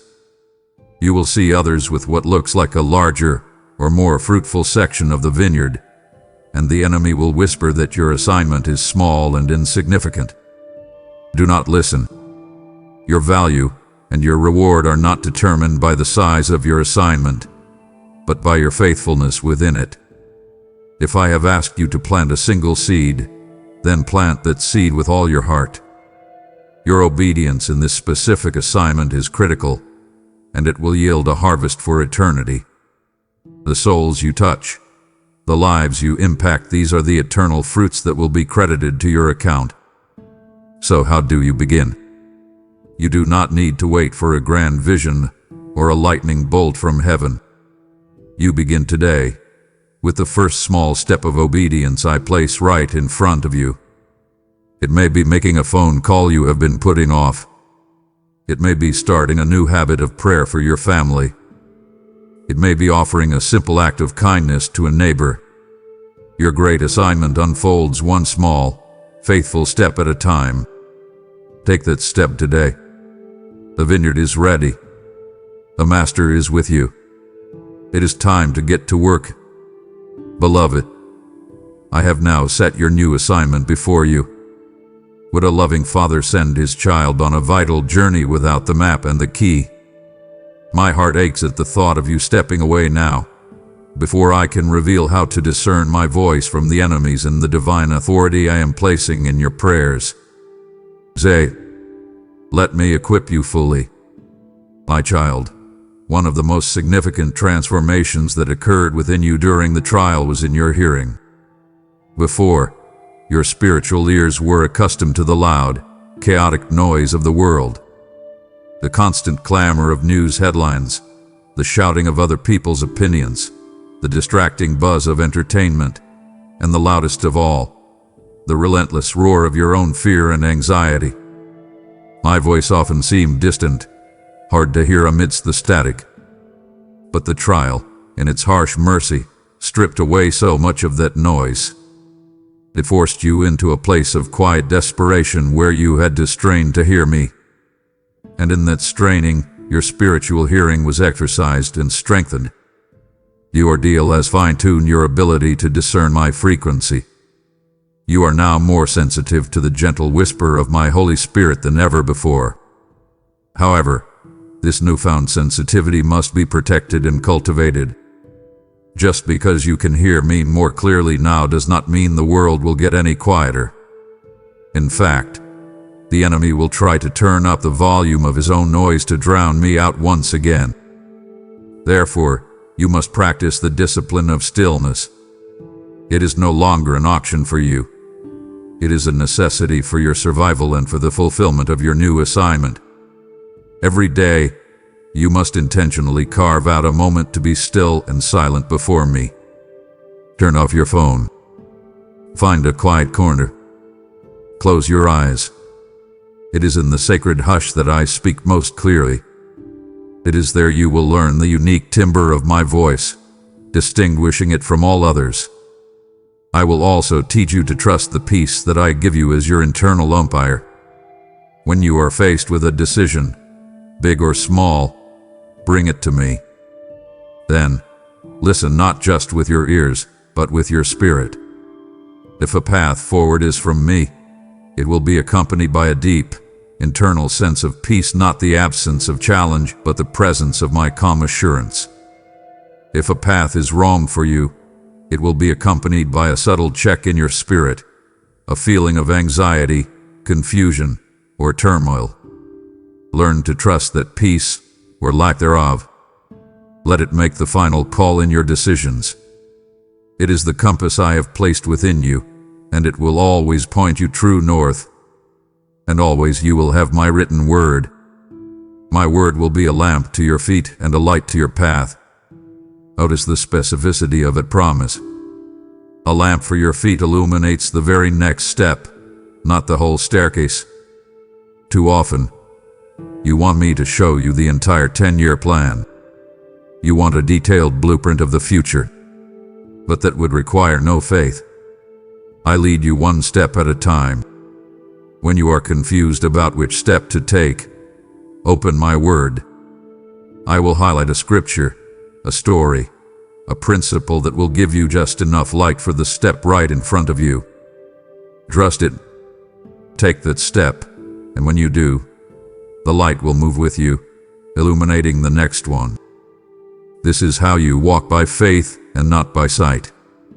Stay in my word, practice stillness, trust my peace, and you will never lose your way.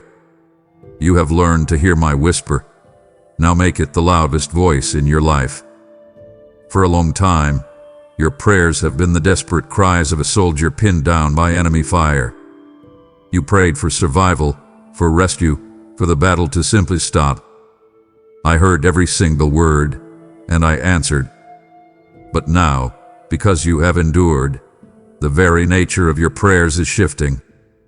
The trial has changed you, and it must now change the way you speak to me and the way you speak *for me on this earth.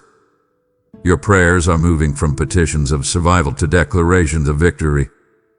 This is not arrogance, my child. This is alignment. It is the natural progression for a child of the King who has witnessed the King's faithfulness firsthand. You are no longer just asking for help from the trenches. You are beginning to stand on the high ground of your victory and legislate from the heavens. I am giving you a new authority to bind and to loose on earth as it is in heaven. Let me make this simple for you, so it is not some mystical concept you cannot grasp. When you feel that familiar spirit of anxiety begin to creep into your home, trying to steal the peace I have given your family, you now have the authority, in the name of my Son, to say no. Spirit of anxiety, you are not welcome here. I bind you from operating in this house, and as you speak my will, heaven will back you up. Likewise, when you see a situation starved of love or hope, you have the authority to say, Father, in the name of Jesus, I lose your spirit of peace and love into this situation. You are not commanding me. You are commanding the situation to come into alignment with what I have already willed. This is a sacred and powerful responsibility. You will now pray with the insight of my heart and the power of my name. Because our intimacy has deepened through the fire, I will begin to drop things into your spirit during your prayer time. A person you haven't thought of in years will come to mind. I am calling you to intercede for them. A feeling of unease about a future event will settle on you. I am giving you a spiritual warning so you can pray for protection. You will begin to feel my own compassion for the people and situations around you. You will pray not just from your own list of needs, but from my list of desires for the world. This is what it means to be a true partner with me in prayer. You can now stand in the gap for others with the unshakable confidence of one who has seen my faithfulness firsthand. When a friend comes to you with a problem that seems impossible, the old you would have simply felt pity. The new you, the proven you, will feel a surge of faith because you know from your own experience that no situation is impossible for me. Your intercession for them will not be a weak and hopeful wish. It will be a powerful declaration of trust that shifts atmospheres and breaks chains over their lives. Your prayers, forged in the furnace of your own trial, now carry immense weight in the spiritual realm. And with all this, I command you to wield this authority with profound humility. You must always remember that it is my power flowing through you, not your own. It is my name that has the authority, not yours. Humility is the safety switch that keeps this divine power from corrupting your heart. You are simply the vessel, the conduit, the glove on my hand. Stay humble, stay dependent, and I will entrust you with even more. Just as I have given you new authority in the spirit realm, I now invite you to exercise it in the physical. This message you have heard is a key for countless other souls, and I need my proven children to turn that key in the world. If your heart burns to partner with me in this great work, then understand this as your first assignment in your newfound authority. I declare over you now, give, and it will be given to you. A good measure, pressed down, shaken together and running over.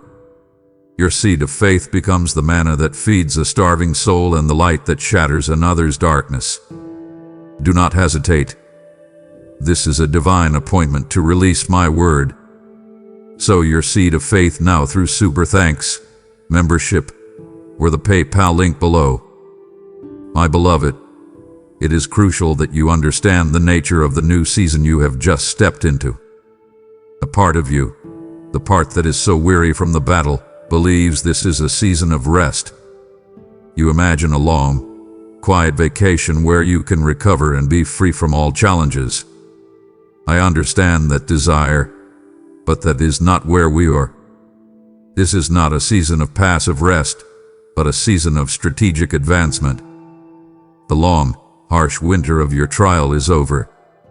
The ground is now soft and fertile. Now is the time for building. It is the time for planting. It is the time for purposeful action based on all that you have learned. The foundation of your faith has been tested by fire, and it has held. Now, we will build upon that proven foundation. You must learn to discern the times and know what you ought to do. This requires a new level of sensitivity to my spirit. In the last season, your primary focus was survival, holding on, enduring, getting through the day. The strategies you used were defensive. And now, your strategies must become offensive. You are moving from protecting territory to taking new ground. This will require a different mindset. I will give you divine strategies and creative solutions for the challenges ahead. Where you see a problem at your workplace, I will drop a solution into your mind that no one else has considered. Where you see a breakdown in your family, I will give you a blueprint for reconciliation. But you must be listening. You must be expecting me to speak in this way. And hear this warning, my child. Do not try to apply the methods of the last season to this new one. The desperation that fueled your prayers in the storm will not sustain the patient work of building in the calm. The isolation that was necessary for your deep inner work is now giving way to a season of new divine connections. The defensive posture that protected you from blows is now to be replaced by an open, forward-moving posture of faith. To cling to the old ways would be to miss the new thing I am doing. I am doing a new thing. Do you not perceive it? I am making a way in the wilderness and streams in the wasteland. You cannot enter this new thing if you are still living with the mindset of the old. The key to navigating this season is to walk in lockstep with my spirit. Think of it as a dance. In the last season, the dance was a slow, desperate clinging to me in the middle of a storm. Now, the music has changed. It is a song of creation, of building, of moving forward. I am leading, and you must follow my lead. Do not run ahead of me in your excitement, and do not lag behind me in your fear. Stay close. Listen for my cues. Our daily conversations are now more important than ever. They are your strategic briefings for the day. I will show you where to step, what to say, who to connect with. This season of strategic advancement will be the most fruitful and exciting season of your life if you will simply let go of the past and embrace the present reality of what I am doing. The time for hunkering down is over. It is time to build my kingdom. The victory I have given you is a powerful and precious thing. But you must understand its nature. It is not a trophy to be placed on a shelf to collect dust. It is not a meal to be consumed for your own satisfaction. This victory is a seed. It is alive, and it contains within it the potential for a massive harvest. If you consume it, if you use it only for your own comfort and pride, it will end with you. But if you plant it, it will multiply beyond your wildest imagination. So, how do you steward this victory? How do you plant this seed? The first and most important way is by constantly, consistently, and publicly giving me the glory in all things. When people comment on your newfound peace or strength, your immediate response must be to point to me. Say, "It was not me. It was the Lord who brought me through." Every time you do this, you are planting the seed of victory in the soil of another person's heart. You must also protect your testimony by walking in unwavering integrity and humility. The enemy was defeated in his direct assault on you during the trial. Now, he will change his tactics. He will try to get you to disqualify yourself through pride or compromise. He will whisper that you deserve this victory, that you earned it, that you are something special. He will tempt you to cut a small corner here, to tell a small lie there, believing that it won't matter. But it matters immensely. Your testimony is now a fragile and powerful thing. It is the story of my goodness, and you are its guardian. To protect it, you must live a life that is above reproach, not in your own strength, but by depending on my Spirit to keep you from stumbling. Humility is your greatest armor in this new season. Remember daily that you are what you are only by my grace. Furthermore, you must use the resources and the influence gained from this victory for my purposes, not just for your own. The trial has likely resulted in a new level of influence for you, a new measure of resources, whether financial, relational, or spiritual. These are not for you to build a more comfortable life for yourself. They are kingdom resources. They are tools I have given you for your new assignment. Ask me daily, Father, how do you want me to invest this influence today? How do you want me to sow this resource for an eternal harvest? Hold everything with an open hand, recognizing that you are a manager, not an owner. A faithful steward will always see their resources multiply, while a selfish owner will watch them dwindle. And be warned, my child, with every new level comes a new devil. You not become complacent. You not think that because the great trial is over, the battle is finished. The enemy's attacks will now be more subtle, more sophisticated. He will attack your success. He will try to sow jealousy between you and the new allies I am bringing. He will try to tempt you with the very things you were delivered from. You must remain vigilant. Stay in my word. Stay in prayer. Stay in humble community with other believers. Finally, the ultimate act of stewarding your victory is to teach others how to fight for and maintain their own. You are not meant to be a sole survivor on a deserted island. You are a veteran soldier, now commissioned to be a trainer of new recruits. When you see someone else in the thick of the fight, go to them. Do not just offer sympathy. Offer strategy. Show them how to wield the shield of faith. Teach them how to stand on my promises. By teaching others to fight, you solidify your own victory and build my army. This is how you steward what I have given you. My child, through all the wind and waves of the storm you just endured, there was one thing that held you fast, even when you did not feel it. It was my love. My love was the anchor for your soul, dropped deep into the bedrock of my own unchanging character. Now that the waters are calm, I need you to know this truth more deeply and more surely than ever before. Nothing, absolutely nothing, can separate you from my love. Not your fears, not your failures, not the accusations of the enemy, not the pain of your past, and not the uncertainty of your future. Your connection to my love is the most secure reality in the universe. I need you to let this truth dismantle a hidden lie you have believed for a long time. Deep down, a part of you still thinks that my love for you is conditional, that it is based on your performance. You think that when you are strong, faithful, and obedient, I love you more, and when you are weak, fearful, and you stumble, I love you less. This is the greatest lie of the enemy.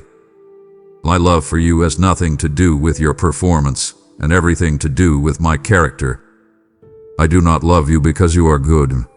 I love you because I am good. I do not love you because you are worthy. I love you because I am love itself. Think of your worst moment in the trial, the moment you were most disappointed in yourself. In that exact moment, my love for you did not waver or diminish by a single degree. It was as constant and as powerful as it is in this moment of your victory. Let this perfect, unconditional love cast out all remaining fear of future trials.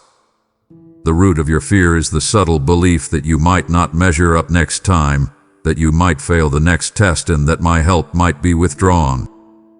But since my love and help are not based on your performance, that fear has no ground to stand on. You will face other trials in this life, but you will never face them alone or unloved. My presence and my love are a guaranteed constant. This assurance is the foundation upon which you can build a life of fearless faith. I invite you now to simply rest in the assurance that you are my beloved child, forever. Let that be your primary identity. Before you are a worker, a spouse, a parent, or a leader, you are my beloved. Find your worth, your security, and your joy in that simple, profound truth. When you live from a place of being deeply and unconditionally loved, You no longer strive to earn approval. You work from a place of rest. You serve from a place of fullness, not from a place of need. This changes everything. It takes the pressure off. It fills you with a supernatural confidence that is not rooted in yourself, but in me. This love I have for you is not just a gentle, comforting feeling. It is the single most powerful force in the universe. It is the force that spoke galaxies into existence. It is the force that defeated sin and death on the cross. It is the force that raised Christ from the grave. And it is the same creative, redeeming, resurrecting force that is at work in you and for you, every moment of every day. Rest in it. Trust it. It will never, ever fail you. Can you feel the weight of this moment? We have entered the sacred space of covenant, where my unfailing love had been proven to you. To depart now is to treat my heart's deepest promise as a casual thing. It would wound me to see you walk away from the very anchor of your soul, just as I am about to show you how to live in its absolute freedom. The entire trial you just endured was, at its core, a single test with a single question. Would you, under the most intense pressure, rely on the truth of the freedom my Son purchased for you on the cross? The enemy's entire strategy was to convince you that you were still a slave to fear, a slave to your past, a slave to sin, a slave to circumstances. And while you may have faltered, while you may have struggled, you ultimately chose to believe in the reality of your freedom. You chose to cry out to me, your Father, which is the act of a son, not a slave. You have passed the test. Now, I command you to walk as one who is truly free from all condemnation and all fear. I see you, my child. Even now, though the prison door has been thrown wide open, I see you sometimes still walking with a spiritual limp, as if the chains are still on your ankles. You are free, but you are not yet living in the fullness of that freedom. There are residual ties to your past that you must now decisively break. I am calling you to break any remaining soul ties to your past pain or sin. This is a conscious act. I want you to speak it out loud. In the name of Jesus, I cut all ties with the bitterness from that event. I forgive that person completely. I release the shame of that mistake. I am no longer bound by it.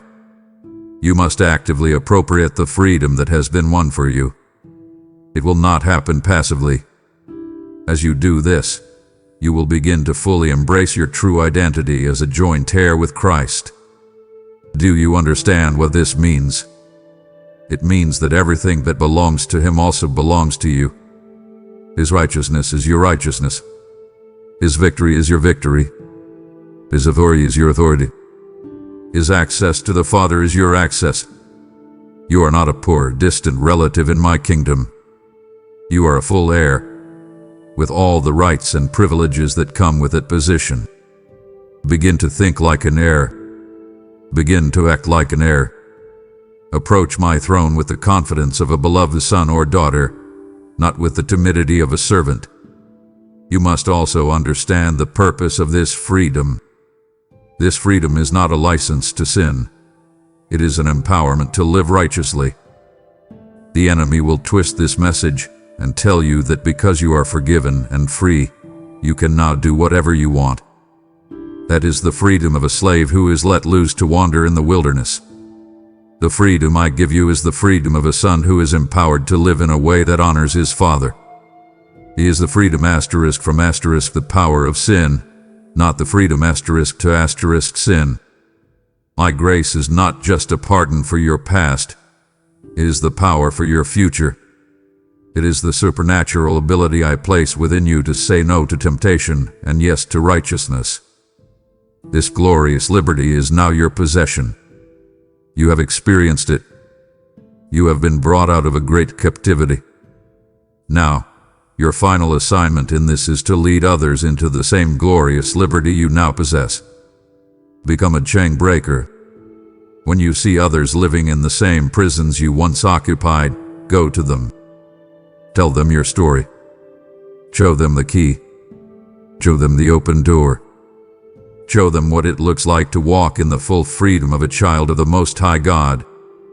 You must understand that what we have is more than a relationship. It is a covenant.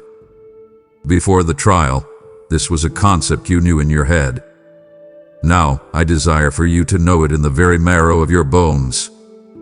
A covenant is the most solemn and binding promise, a sacred bond sealed by an oath. The fire you walked through did not weaken our connection. It has deepened it immeasurably and renewed our covenant in a way that would not have been possible in a season of ease. You see, a covenant is truly tested not in times of peace but in times of pressure. Under the most intense strain, you chose to hold fast to your side of the promise. You have proven your faithfulness to me, even when your feelings failed you and your understanding was clouded. And in return, I have proven my absolute, unshakable faithfulness to you. I did not leave. I did not forsake you. I upheld you and brought you through to the other side. This shared experience, this trial by fire, has sealed a new level of intimacy between us. Let us, right now, consciously reaffirm this sacred bond. I want you to feel the weight and wonder of these promises. I will make my pledge to you, and I am asking you to make your pledge to me. First, hear my vow to you, which is eternal and unbreakable. I pledge to you my divine provision. From this day forward, you will look to me as your source for everything: your finances, your health, your emotional strength, your wisdom. I will not fail to provide. I pledge to you my divine protection. I will be a shield around you, a fortress in times of trouble. I will guard your heart and your mind, and no weapon formed against you will prosper. Finally, I pledge to you my divine presence. I will be with you always, in every moment, in every circumstance, to the very end of the age. This is my solemn oath to you. Now, I ask for your pledge in return. This is not a heavy demand, but a joyful response to the love I have given you. First, pledge to me your trust. Promise that you will choose to believe my character and my promises, even when your circumstances seem to contradict them. Pledge that you will lean not on your own understanding, but in all your ways, you will acknowledge me. Second, pledge to me your obedience. Promise that when I give you a clear direction, you will follow it, even if it feels uncomfortable or doesn't make logical sense to you. Your obedience is the vessel that allows my blessings to flow into your life. Finally, pledge to me your worship. Promise that your life itself will be an act of worship, not just in the songs you sing, but in the way you work, the way you love your family, the way you conduct your affairs with integrity. Let your every breath be a testament to my goodness. This renewed bond between us, sealed today by these pledges, is unbreakable. It is more real and more enduring than the ground beneath your feet, with the sky above your head. Live every moment from this day forward in the powerful reality of this sacred covenant. You are mine, and I am yours. My beloved, as you step out onto this new path, into your new assignment, you must become acutely aware that you are not walking alone. The spiritual realm is more real than the physical world you see, and it is teeming with activity on your behalf. At this very moment, because you are my child and an heir of salvation, I am dispatching ministering spirits to accompany you on this new journey.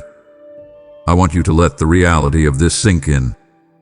Powerful, holy, angelic beings have been given a new commission, and that commission is *U*. They are not distant observers. They are your personal escort, your heavenly security detail. Their assignment is twofold. First, they are tasked to go before you to clear your path and prepare your way. There are obstacles the enemy has placed in your future that you know nothing about: hidden traps, unforeseen complications, people assigned to hinder you. My angels are right now being sent ahead to dismantle these things, to remove the stumbling blocks, and to make the crooked places straight. The next time a situation resolves with a mysterious ease, the next time a difficult person has a sudden change of heart, I want you to recognize that you have been the beneficiary of this unseen angelic assistance. They are constantly working to create an environment where you can fulfill the calling I have placed on your life. Second, they are assigned to protect you from harm. You are engaged in a cosmic battle, whether you feel it or not. Fiery darts of temptation, accusation, and fear are constantly being aimed at you. My angels are your shield bearers. They stand guard over you while you sleep, deflecting nightmares and warding off spirits of fear. They stand guard over your family and your home, forming a protective hedge that the enemy cannot easily penetrate. You will never know, on this side of eternity, the multitude of dangers, both physical and spiritual, from which you have been delivered by your angelic guardians. Now, you must understand your role in this. These angels hearken to the voice of my word. While they are commanded by me, they are activated on your behalf when you speak my promises. When you are in a situation and you declare, "My God shall supply all my needs," the angels of provision are stirred to action. When you declare, "No weapon formed against me shall prosper," the warrior angels take their battle stance. Your faith-filled words, aligned with my written word, give my angelic forces the legal right and the spiritual directive to intervene powerfully in your circumstances. Do not let your words be idle or negative. Use them to commission your unseen helpers. This reality should change the way you walk. You should walk with a new boldness, a new confidence, knowing that you are never outnumbered. Though you may feel small and the enemy may seem great, you are surrounded by a heavenly host. You are the commander of a small patch of ground, but you have all the reinforcements of heaven at your call. Walk boldly, my child, for you are heavily guarded. Let us speak of your heart. It is the center of your being, the wellspring of your life, and the focus of my attention. The trial you endured performed a deep and painful, yet absolutely necessary, work within it. Before, your heart was cluttered. It was filled with old wounds you had never fully surrendered, hidden fears you managed on your own, and subtle idols, good things that had taken my rightful place, like your reputation, your security, or the approval of others. This clutter left little room for me to truly dwell in the fullness of my presence. The trial was a holy house cleaning. The fire burned away the dross. The storm washed away the debris. It swept your heart clean, not to leave it empty, but to make more room for me. Now, I desire to fill that newly cleansed space with my glory. When I speak of my glory, I mean my manifest presence, the tangible weight and reality of who I am. It is the peace that transcends all understanding. It is the love that casts out all fear. It is the joy that is your strength. I do not want to be a visitor in your heart who stays in the guest room. I want to be the resident who fills every single room, whose presence permeates the entire house, from the basement of your deepest fears to the attic of your highest aspirations. I desire to fill you with my glory to a greater measure than you have ever known before. Because of this, you must now guard your heart with a new level of diligence. Your heart is now consecrated ground.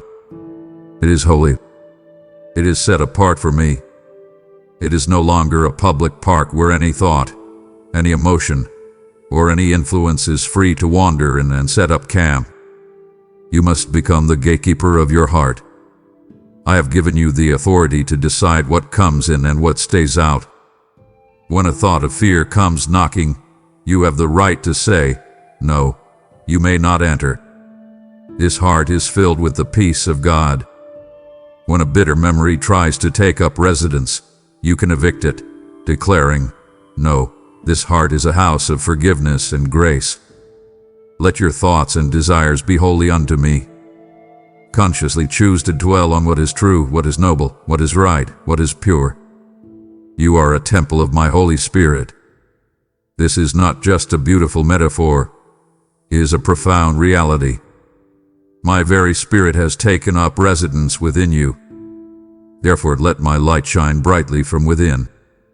In the Old Testament, my glory filled the tabernacle so brightly that the priests could not even stand to minister. That is the glory that now resides in you. Let it shine. Do not hide it. Do not quench it with sin or grieve it with unbelief. Let it radiate from your face in a smile of genuine joy. Let it be felt in the atmosphere of your home as a tangible peace. Others will be drawn to this. People who are living in darkness and coldness will see the light and the warmth emanating from the windows of your life. They will not even know what it is, but they will be drawn to it, and when they come close, they will encounter me, the one who dwells within you. Your heart is my home. Keep it clean for me, and I will fill it with a glory that will change your world. My child, your relationship with hope has been fundamentally transformed.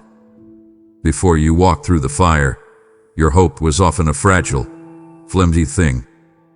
It was little more than a wish, a form of positive thinking you tried to muster up. You hoped your situation would improve. You hoped a prayer would be answered.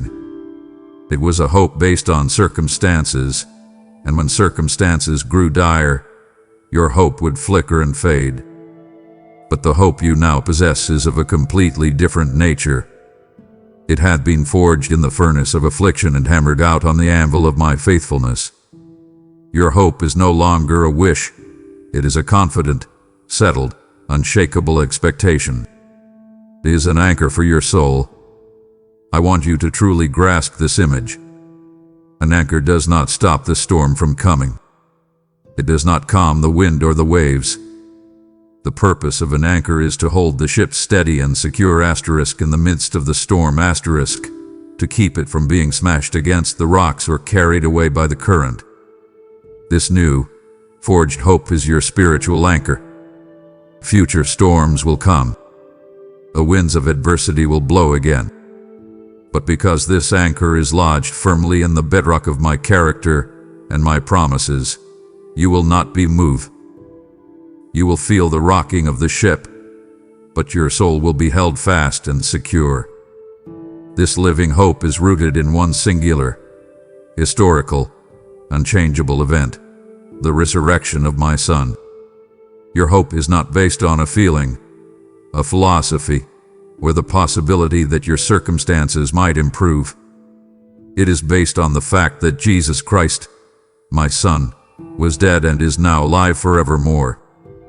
Because he conquered the grave, he has conquered your greatest enemy. Because he is alive, your future is absolutely secure. This ultimate victory is already won. Therefore, any trial or suffering you face in this earthly life is, by comparison, a light and momentary trouble. You must fix your eyes not on what is seen, which is temporary, but on what is unseen, which is eternal. Your hope is not for a better life on earth, though I will bless you here. Your ultimate hope is in the eternal glory that awaits you, a glory so magnificent that it will make the darkest trial on earth seem like a passing shadow. This hope must now become the fuel for your continued perseverance. When you feel weary in your new assignment, when the work feels hard, you will draw strength from this hope. You will remember what you are working for, not just for results in this life, but for the eternal crown that awaits you. This hope purifies. When you are truly living in the expectation of my Son's return and your eternal home, the cheap and tawdry temptations of this world lose their appeal. Why would you trade an eternal treasure for a fleeting, counterfeit pleasure? Finally, you are now commissioned to be a messenger of hope in a world that is drowning in despair. People are placing their hope in failing economies, in fragile relationships, in their own failing strength. Their anchors are made of sand. You carry a real anchor, You have a real hope to offer. When you meet people who are adrift in hopelessness, do not just offer them sympathy. Offer them your anchor. Tell them of the hope that is within you, a hope that is a confident expectation of good, based on the unwavering goodness of a God who cannot fail. I have just pulled back the veil of heaven for you, showing you the crown that awaits. Do not insult my spirit by turning your gaze back to the dust now. It saddens me when my children glimpse their eternal reward, only to be distracted before I can give them the supernatural joy that will be their fortress on earth. Do not miss this impartation. My child, in the thick of your daily life, with its pressures and its demands, it is so easy to lose perspective. It is easy to think that this life is all there is. It is easy for the struggles of today to feel like they will last forever. So, for this moment, I am doing something special. I am pulling back the veil that separates the temporal from the eternal. I am giving your spirit a glimpse of what you are truly fighting for. I want you to see what I see. Look with the eyes of your heart. I have prepared a crown for you. It is not made of gold or earthly jewels that can tarnish and fade. It is a crown of life, a crown of righteousness, woven from the very light of my glory. It is reserved in heaven for you, for all those who love me and who endure to the end. This is not a metaphor for a good feeling. It is a tangible, eternal reality, and I want you to see how it is being fashioned. Every time you chose to trust me in the darkness of your trial, a brilliant jewel was set in place. Every time you chose to forgive when your flesh screamed for bitterness, a diamond of purest light was added. Every tear you shed that was sown in prayer and not in despair was gathered by my angels and transformed into a radiant pearl. Your suffering was not wasted. It was your investment in eternity. It was the raw material from which your eternal reward is being crafted.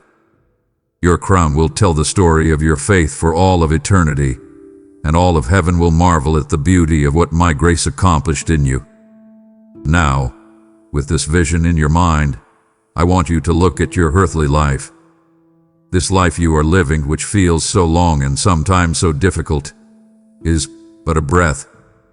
It is a vapor that appears for a little while and then vanishes. It is a short and demanding training course to prepare you for an eternity of glory with me. You must let this eternal perspective radically reshape your daily priorities. Ask yourself constantly, in light of eternity, how important is this? That argument you are tempted to win, will it matter in 1,000,000 years? That offense you are holding on to, will you carry it with you into my presence? That material possession you are striving for, can you take it with you? Living with an eternal perspective does not mean you disengage from this life. It means you engage with it differently. You begin to invest your time, your energy, and your resources in the only things that will last, your relationship with me and the souls of people. Live today in light of that day, the day when you will see me face to face, the day when time will be no more, the day when all tears will be wiped away, the day when I will take that glorious crown and place it on your head. And on that day, I will look you in the eye, with a love so immense it will overwhelm you with joy, and I will speak the words your soul has longed to hear your entire life. Well done, my good and faithful servant. You were faithful in the small things on earth. Now enter into the joy of your master. Let this vision be your motivation. Let this promise be your strength. Fight the good fight. Finish the race. Keep the faith. For a crown of unimaginable beauty awaits you. My child, for so long you have chased happiness, and it has been an elusive visitor. It would arrive when circumstances were good, when the bill was paid, when the compliment was given, when the sun was shining, but it would vanish the moment a shadow appeared. Happiness is a visitor that comes and goes because it is tied to what is happening *around *you. I am not taking happiness from you, but I am giving you a gift that is infinitely deeper, stronger, and more enduring. I am giving you my joy. You must understand the difference. My joy is not a fleeting emotion. It is a supernatural state of being. It is not dependent on your circumstances. It is dependent on my presence. Happiness is a feeling. Joy is a fortress. And in this new season, this joy will become your strength. This joy, this fortress, is not built in the absence of trouble. It is built in the very presence of me, in the midst of trouble. It is the deep, settled assurance in your spirit that I am in control, that I am good, and that I am with you, no matter what the storm looks like. It is a wellspring that bubbles up from within you, from the Holy Spirit who dwells in you. The world cannot give it, and more importantly, the world cannot take it away. So how do you access this joy? How do you live within this fortress? You do not access it by trying to feel happy. You build it, stone by stone, through the discipline of thanksgiving and praise. I am commanding you now to cultivate this joy. You must be intentional about it. Every single morning, before your feet hit the floor, before you check your phone or let the worries of the day rush in, I want you to begin by speaking out loud 3 things for which you are thankful, even when you don't feel like it. Especially when you don't feel like it. Thank me for the breath in your lungs. Thank me for the faithfulness I have already shown you. Thank me for the promises that are yet to come. This act of thanksgiving is not about pretending problems don't exist. It is an act of declaring that my presence is a greater reality than your problems. As you practice this, the fortress of joy will begin to rise around your heart, stone by powerful stone. You must also understand that this joy is a weapon. It is one of the most potent weapons you have against the enemy. The devil cannot stand the sound of genuine praise coming from a heart that has every earthly reason to complain. He feeds on your fear, your anxiety, your bitterness, and your despair. When you respond to a difficult situation not with fear, but with a declaration of my goodness, it confounds him. It short-circuits his strategy. It is an act of defiant faith that sends shockwaves into the spiritual realm and puts him on the run. Your joy is not passive. It is an aggressive act of spiritual warfare. So, let your heart be the castle, my child. And let the supernatural, cultivated joy be the flag you fly high from its tallest turret, a brilliant, defiant banner that signals to all the forces of heaven and hell that this fortress is occupied by the King, that it is well defended, and that it will never, ever be taken. This joy I have given you is not meant to be contained within your fortress walls. It is a river meant to flow out and flood the dry places of the world. There are millions still trapped in the sorrow you have just been delivered from, and this word is the vessel that carries my joy to them. If this supernatural joy is rising in you, it is your signal to release it as a weapon against the enemy's despair. I am telling you now, as you sow in joy, you will reap a harvest of joy that never ends. Your offering becomes the oil for another's lamp, allowing them to see me in their darkest night. Obey the stirring of my spirit. Release your joyful offering now through Super Thanks membership, with the PayPal link in the description below.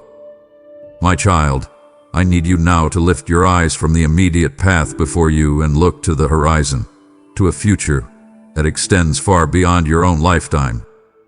Your life, this one precious and beautiful life I have given you, is not just about you. It is not just about your personal struggles, your personal victories, or even your personal comfort. Your life is a foundational stone that I am laying in a great cathedral of faith that will stretch across generations. The story I am writing in you is not a short story. It is an epic, and you are a pivotal chapter. The trial you just endured was not only for your own refinement, It was for the freedom of those who will come after you. I want you to understand a profound spiritual reality. There were negative patterns, cycles of sin, fear, and brokenness that were passed down through your family line. You saw them. You felt their oppressive weight.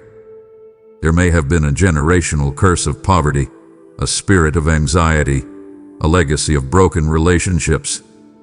When you, in the midst of your trial, chose to stand firm on my word, when you chose to trust me instead of succumbing to that old familiar pattern, you did more than just win a personal battle. You took up a sword and you shattered a chain. You broke the curse. You became a transitional figure in your lineage. Because of your faithfulness, your children and your children's children will now walk in a level of freedom that you had to bleed for. They will start their race from a place you had to fight your entire life to reach. This is a part of your legacy. Think of the seeds you are planting in obedience today. Every difficult choice to forgive, every sacrificial act of generosity, every moment you spend in prayer for your family, these may seem like small, hidden things now. They feel like you are burying tiny, insignificant seeds in the hard soil of your daily life. But I see them as acorns. And I promise you that these acorns you plant in this life will become mighty shade trees for many tomorrow. You may not live to see the full-grown oak, but future generations, your children, your spiritual descendants, will find rest, shelter, and nourishment under the canopy of your faithfulness. You must think beyond your own lifetime. You must live for an eternal impact. Your story, the one you are living right now, will be told long after you are gone. It will become a testament to my goodness, a case study of my redeeming power. It will be told by your children to their children. It will be shared in communities of faith to encourage other struggling believers. It will be recorded in the annals of heaven as a story of how a simple, human heart, fully surrendered to me, can change the course of history. You are establishing a legacy of faith for your family and for your spiritual descendants, those people who will look at your life, a life lived with integrity and courage, and will have their own faith in me ignited. Do not underestimate the power of your one life. It is a ripple that will extend to the shores of eternity. Live it well. Live it for the generations to come. Hear me, my child. The graduation ceremony is over. The diploma is in your hand. You have passed. I have declared it, and it is finished. And yet, I see you still lingering at the gate of your old schoolyard, the place of your last trial.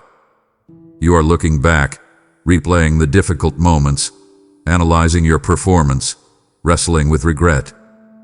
It is time to turn around and walk away from that gate for good. The person you were in that trial no longer exists. The circumstances of that trial are over. To linger there in your mind and heart is to keep yourself a prisoner in a cell that has no bars and no lock. It is time to move on.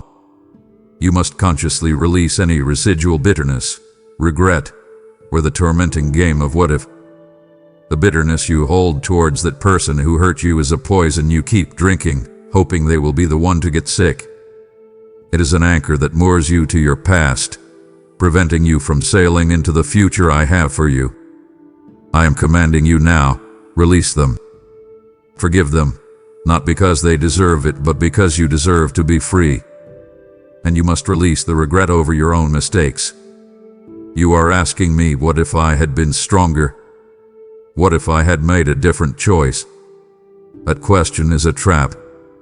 It has no answer and serves only to keep you bound in shame.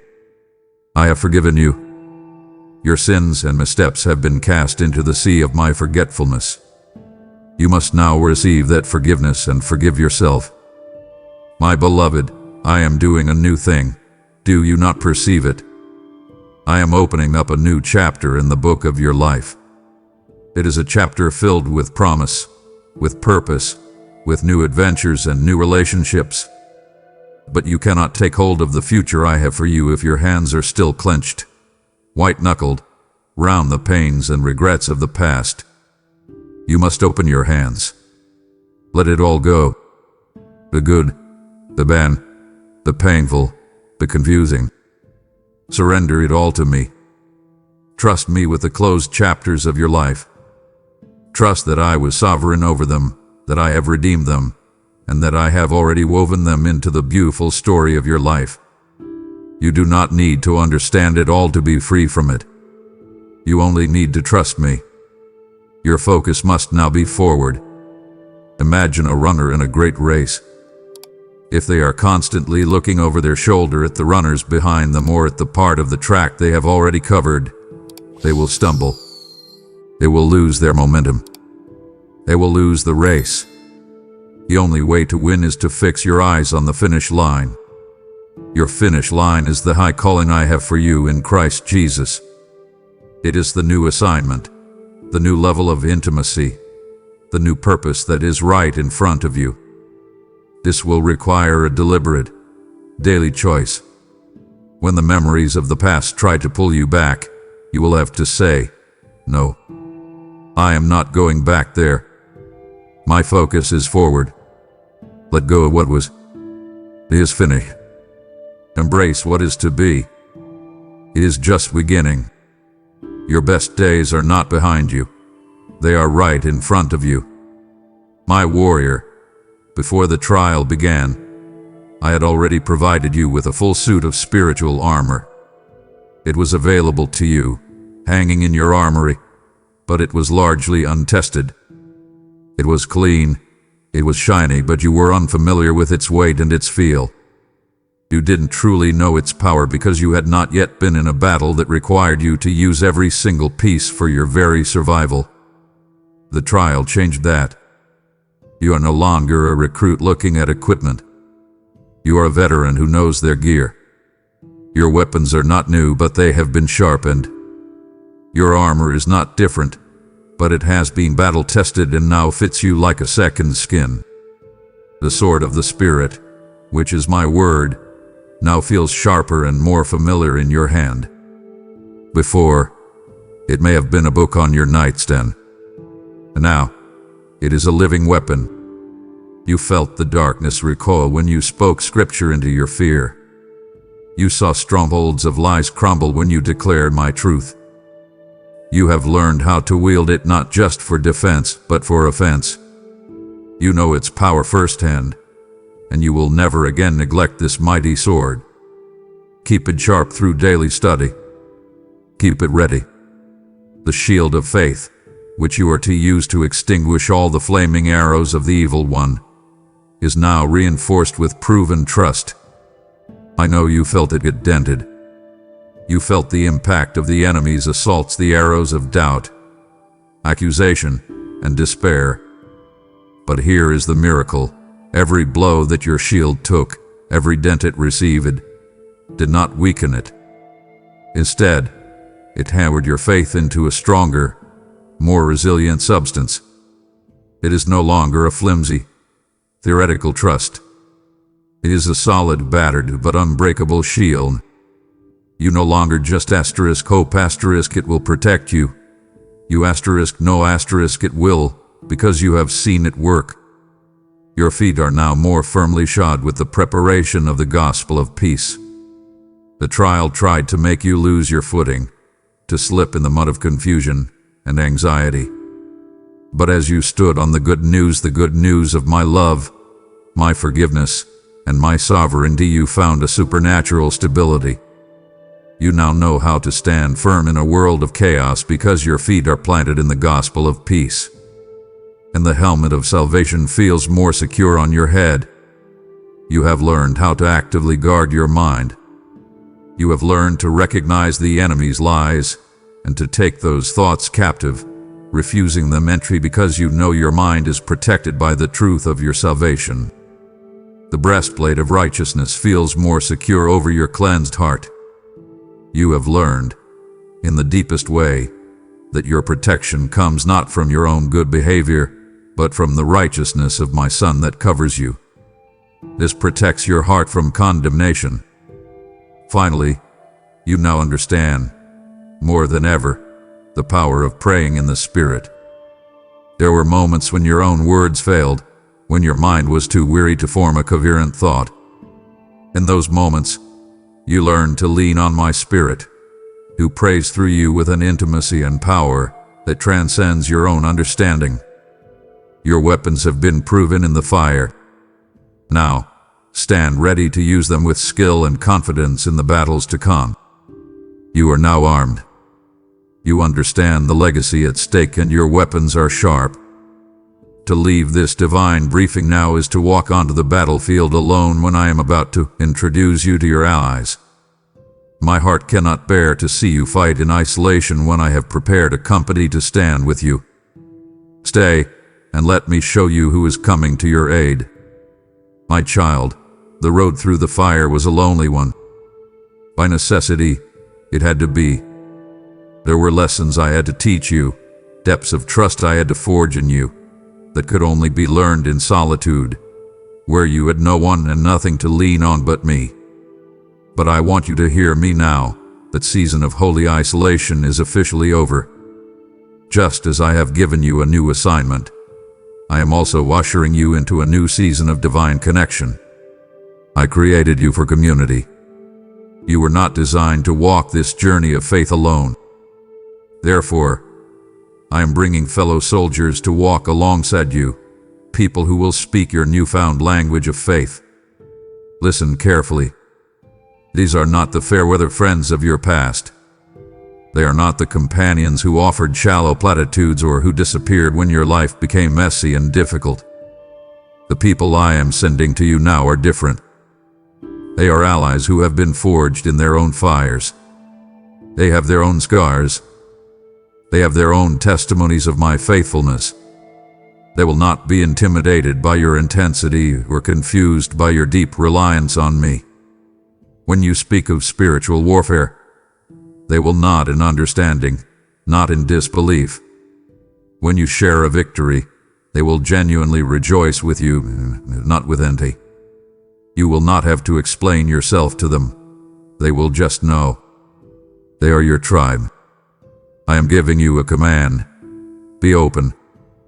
I know that the pain and betrayal you may have experienced have tempted you to build thick, high walls around your heart.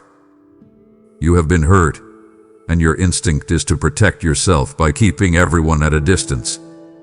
But if you keep those walls up, you will block the very companions I am trying to send you. I am asking you to trust me with your heart once again. Ask me for discernment, and I will give it to you liberally. I will show you who is safe and who is not. But you must be willing to be vulnerable again. You must be willing to let others in.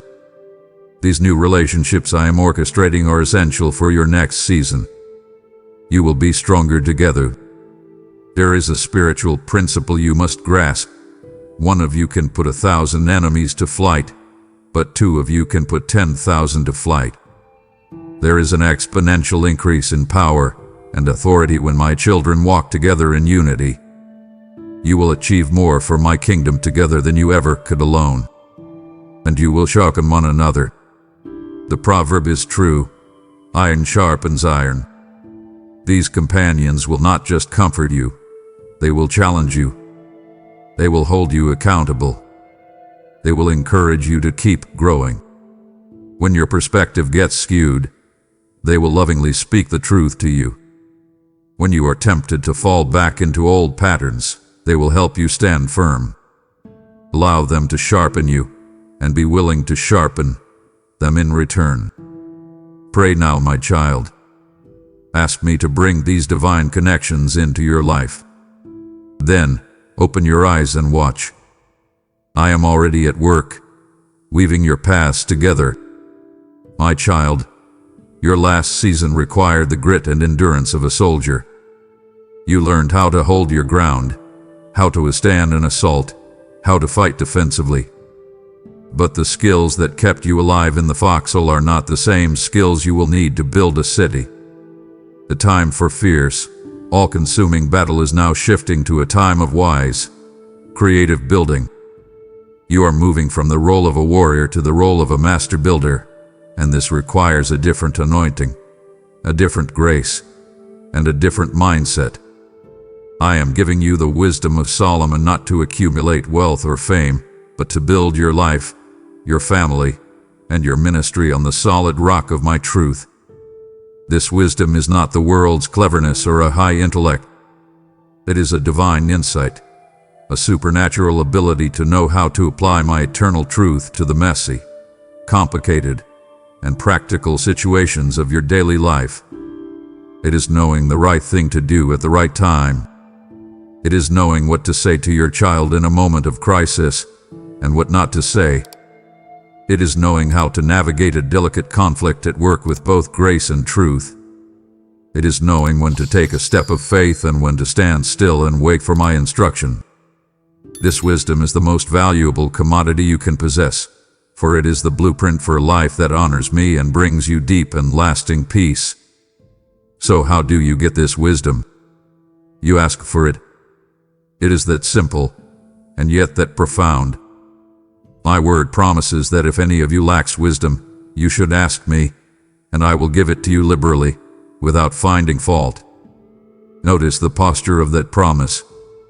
You must first acknowledge that you lack it.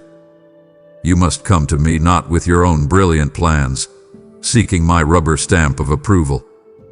You must come with open hands and a humble heart, genuinely saying, Father, I do not know what to do here. Show me your way. When you ask from that place of sincere dependence, I will never fail to answer.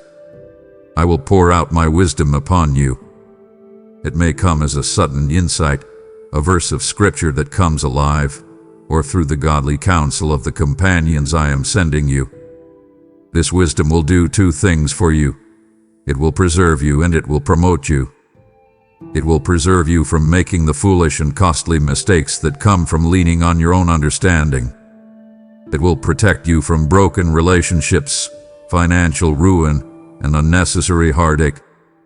It is a shield that guards your future, and it will promote you. This may not mean promotion in the eyes of the world, but a promotion in my kingdom. You will be entrusted with more responsibility, greater influence, and deeper fellowship with me because I can trust a heart that is guided by my wisdom. You must now see every decision as an opportunity to build. Are you using the world's flawed blueprints, which are based on selfishness, speed, and temporary gain?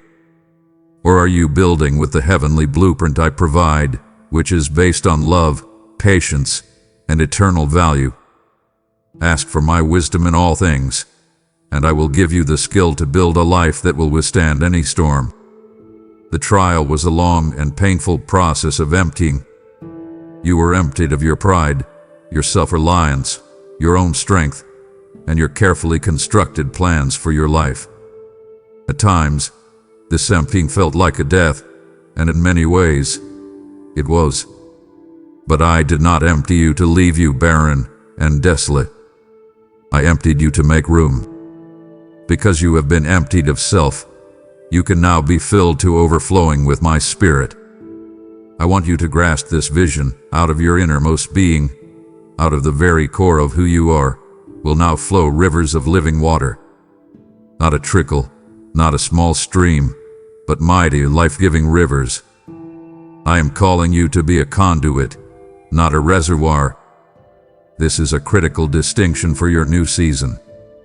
A reservoir is designed to collect and hold water for its own use. Eventually, if there is no outflow, the water in a reservoir can become stagnant and lifeless. Many of my children make this mistake. They receive my blessings, my grace, and my presence, and they hoard it for themselves. They become a stagnant pond. But you, I am calling to be a conduit, a channel, a river. Your purpose is not to contain my Spirit, but to allow my Spirit to flow through you to refresh a dry and weary world. The more you give away, the more I will pour into you. The flow is endless. This flow will bring healing, restoration, and life wherever it goes. It will manifest in the most practical ways. You will be in a conversation with someone who is discouraged, and a word of supernatural encouragement will flow out of you, a word you didn't even plan to say, that perfectly ministers to their heart. That is the river. You will walk into a room filled with tension and anxiety, and the peace of my presence flowing from you will change the very atmosphere. That is the river. You will see a need, and a wave of supernatural generosity and compassion will flow through you to meet that need. This is not you trying hard to be a good person. This is you learning to get out of the way and let the river of my spirit flow unhindered. Therefore, your primary responsibility is to keep the channel clear. You not grieve or quench my spirit. How do you do that? You grieve my spirit through sin, by choosing to go against my known will. You quench my spirit by ignoring his gentle nudges, by choosing fear over faith, by allowing bitterness or unforgiveness to clog the channel. You must stay in constant communion with me. Your time in prayer and in my word is not a religious duty. It is the spiritual plumbing that keeps the channel open and clear. When you sense my spirit prompting you to speak to someone, to give something, to pray for a situation, do not hesitate. Do not rationalize it away. Just obey. The moment you obey, the river flows. This is the source of all your anointing, all your power, and all your fruitfulness in this new season. You not focus on being full. Focus on pouring out, and I promise you, you will never run dry. My child, you must now become exceedingly mindful of the words you speak. Because your heart has been through a deep purification, because your will is becoming more aligned with mine, the words that come from your mouth will now carry a far greater spiritual weight than they did before. In your old life, your words were often just noise, expressions of your fleeting emotions or unexamined thoughts. They were lightly. But now, your words are becoming instruments of spiritual power. They are heavy. They have the potential to build or to demolish, to bring life or to bring death. This is a new level of responsibility that you must walk in with wisdom and fear of the Lord. I have set a creative force within you that is released through your mouth. My entire universe was framed by the words I spoke. I have made you in my image, and I have given your words a measure of that same creative power. Therefore I command you, speak life, not death. Speak blessing, not cursing. When you look at a difficult situation, you have a choice. You can describe the problem, magnifying it with your words of fear and doubt, thereby giving it more power. Or you can speak my promises over that situation, declaring what I have said is true, thereby releasing my power into it. When you speak of your children, do you speak of their flaws and failures, cursing their future?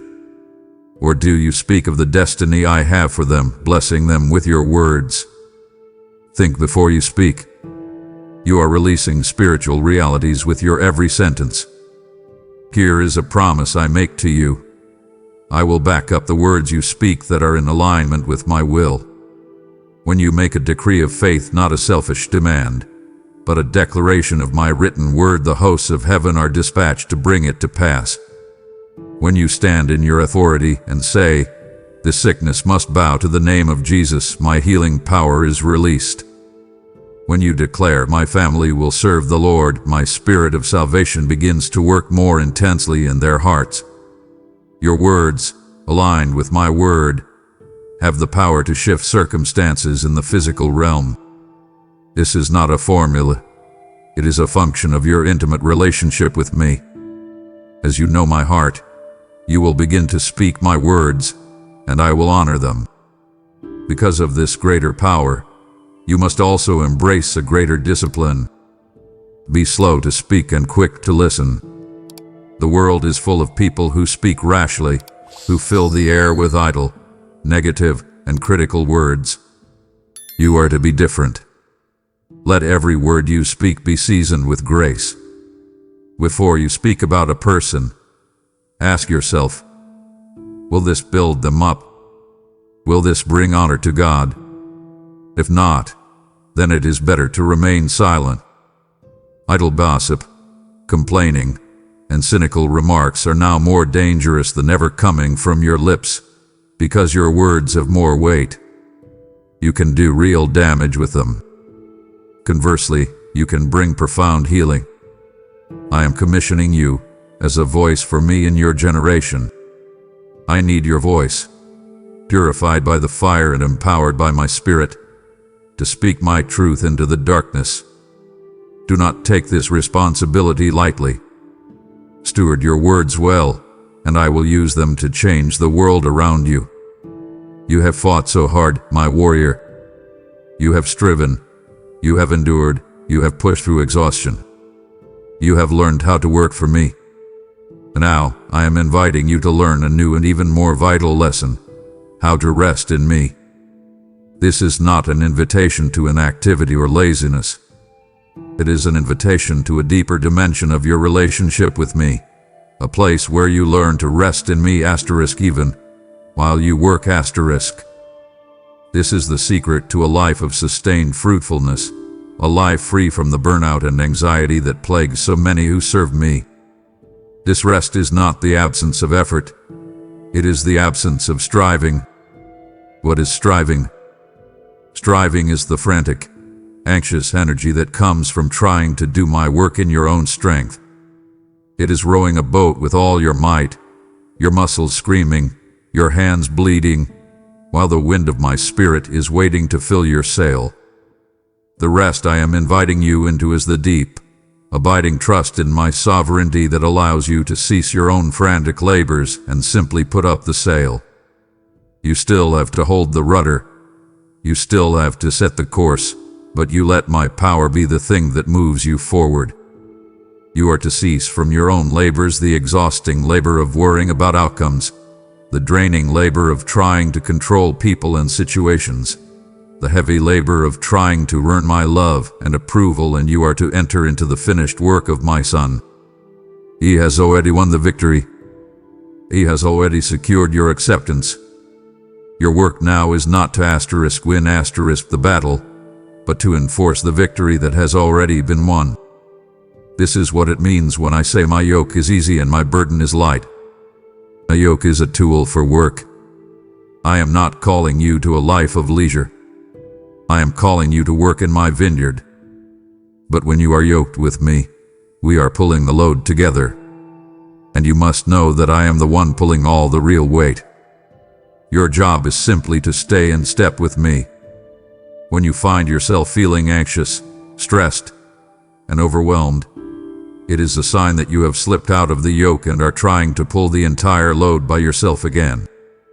In those moments, you must stop, repent for your self-reliance, and consciously place your neck back into the yoke with me. In this place of rest, you will find your greatest strength and clarity. When you are striving, your mind is clouded with anxiety and your spirit is too agitated to hear my voice. When you are resting in me, your mind is clear and your spirit is at peace, making you able to receive the divine strategies and wisdom you need. You will become far more effective and productive from a place of rest than you ever were from a place of striving. True spiritual maturity is not learning to work harder for me. It is learning to rest more deeply in me. This is the rhythm of grace I am inviting you into. The rhythm of focused, faithful work followed by deep, trusting rest. Learn to rest in the midst of the race. Learn to put up your sail. This is the way to a long and fruitful journey. We are at the threshold of the Holy of Holies. I have taught you to build and to rest. Now I must give you my own eyes to see the world as I see it. Do not break this sacred communion now. It would grieve me deeply for you to receive all the instruction for your hands, but miss the final, ultimate impartation for your heart, the one that will secure it all until my Son returns. My child, the trial you endured did a profound work not only in you, but on your eyes.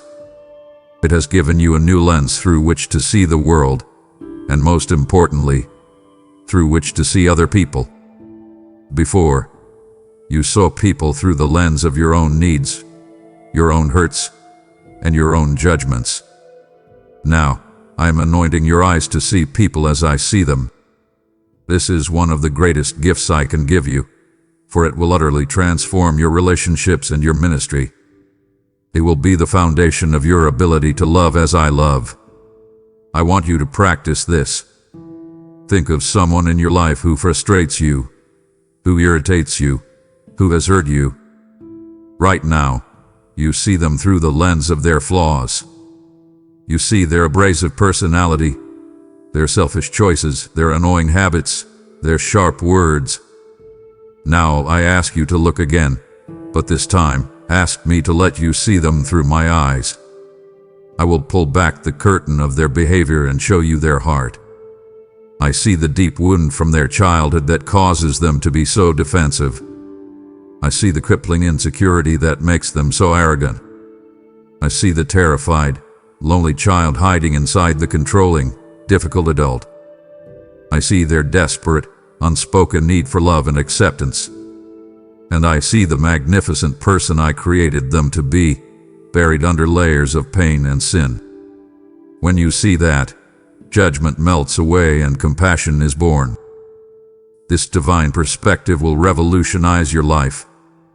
It will be impossible for you to hold on to a critical spirit or a grudge when you see the deep brokenness that is driving the behavior that offends you. You will no longer be reacting to what people do. You will begin responding to who they are precious souls for whom my son died. This will empower you to love the unlovable and to reach the unreachable. The person everyone else has given up on will become the focus of your compassion, because you will see in them the potential for a glorious miracle of redemption. I am commissioning you to be an agent of my compassion in the world. Your trial has made you tender. Your heart has been broken open, and now it is a vessel that can carry my love to other broken hearts. So, I give you this final, life-altering command. From this day forward, make it your practice to see every single person you encounter as a soul for whom my son deemed it was worth dying. See the rude cashier at the store, the difficult boss, the estranged family member, the person who cuts you off in traffic. See them all through this lens. This will change everything. It will replace your frustration with patience. It will replace your anger with empathy. It will replace your judgment with a profound desire to see them healed and made whole. This is what it means to be my hands and my feet on this earth. This is what it means to truly love your neighbor as yourself. See as I see, and you will love as I love. My beloved child, as we draw this intimate time of instruction to a close, I must give you the final and most important context for everything we have discussed. Your new assignment, your new strength, your new authority, it all finds its ultimate meaning in one profound, world-altering truth. My son is coming back. This is not a myth, a metaphor, or a distant, hazy hope for some far-off future. He is the most certain and impending event in the history of the universe. He's returning soon. You must now begin to live every day of your life in the bright, clarifying light of this reality. This truth must become the ultimate filter for your choices, your priorities, and your passions. This hope of his soon return is meant to do two things in you. It is meant to purify you and to motivate you. It purifies you because when you are truly living with the eager expectation of seeing my son face to face, the cheap allurements of this world begin to look like the tawdry and temporary distractions they are. The desire to hold a grudge, to pursue selfish ambition, to indulge in secret sin, all of it is exposed as utter foolishness in the light of his imminent appearing. An awareness of his return cleanses your motives and simplifies your desires. You will begin to live for an audience of one. More than that, it is meant to motivate you like nothing else can. This is the final context for your new assignment. Why have I given you a new mantle, a sharpened sword, and a heart full of my glory? To gather the harvest before the master of the vineyard returns. Time is short. The work is urgent. You are a laborer sent out into the fields in the final hour of the day. You do not have time to be distracted by the passing cares of this world. The pursuit of more comfort, more possessions, more recognition from people who will not matter on that final day. These are the things the enemy will use to distract you from the harvest. Do not let him. When you are tempted to waste your time on trivial pursuits, I want you to hear the sound of the King's approaching footsteps. Let it create in you a holy urgency. Live your life as a testimony of readiness. Be like the wise virgins with their lamps trimmed and burning, full of oil, eagerly awaiting the bridegroom. This is not a fearful waiting, but a joyful expectation. You are not waiting for a judge who is angry with you. You are waiting for the King who loves you and is coming to reward you. Your King is coming, and his reward is with him. The crowns we have spoken of, the well done you long to hear, it is all coming. Therefore, let this truth shape your every day. When you wake up, say, perhaps today. As you go about your work, do it with an excellence that is worthy of a king who may return at any moment. As you interact with people, see them as a precious part of the harvest that needs to be brought in. Your new life is not aimless. It is a focused, purposeful mission with a glorious and definite end. Live in light of that end, and you will live a life of eternal significance. My child, we have journeyed far in this conversation. I have poured out my heart to you. I have revealed my plans, named your victory, healed your wounds, and commissioned you for a new season. Your mind may be swirling, trying to hold on to every word, trying to formulate a plan, a strategy, a list of things to do. But now, all the instruction is finished. And my final word for you in this moment is the most important of all. It is a command and an invitation. Be still. Stop striving. Stop analyzing. Stop planning your next move. For this sacred moment, just be. Find a quiet place, close your eyes, quiet your breathing, and let all the noise fade away. After all that has been revealed, you must now absorb it in my presence. And in that stillness, I want you to no asterisk. This is not the knowing of the mind, which is loud and full of effort. This is the knowing of the Spirit, which is quiet, deep, and unshakable. First, be still and know that I am God. Know this in a way you have never known it before. Know that I am sovereign over your past, your present, and your future. Know that I am all-powerful, and no purpose of mine can be thwarted. Know that I am all-wise, and my plans are perfect, even when they are painful. Know that I am utterly in control of all things. Let this deep knowing of my sovereignty be the bedrock upon which you stand. The storms will come again, but the bedrock will never shake. Next, be still and know that I am with you.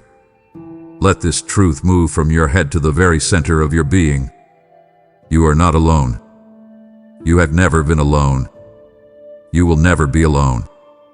My presence is not a feeling that comes and goes. It is a constant reality, closer to you than your own breath. I am with you in your victory, and I will be with you in your next battle. I am with you to the very end of the age. Let the profound comfort of my nearness dissolve any lingering feelings of isolation. Then, be still and know that my plans for you are for good and not for evil, to give you a future and a hope. You have the evidence of your past trial to prove this. What the enemy meant for your destruction, I have turned for your good, for your growth, for your promotion. Trust my heart. Trust my intentions for you. Even when the path ahead is unclear, you can be absolutely certain that it leads to a place of hope, a place designed for your ultimate flourishing. Finally, and most importantly, be still and know that you are deeply, profoundly, and eternally loved. This is the foundation of everything else. Before any assignment, before any victory, before any crown, there is this simple truth: you are my beloved child. My love for you is not based on your performance. It is based on my character. There is nothing you can do to make me love you more, and there is nothing you can do to make me love you less.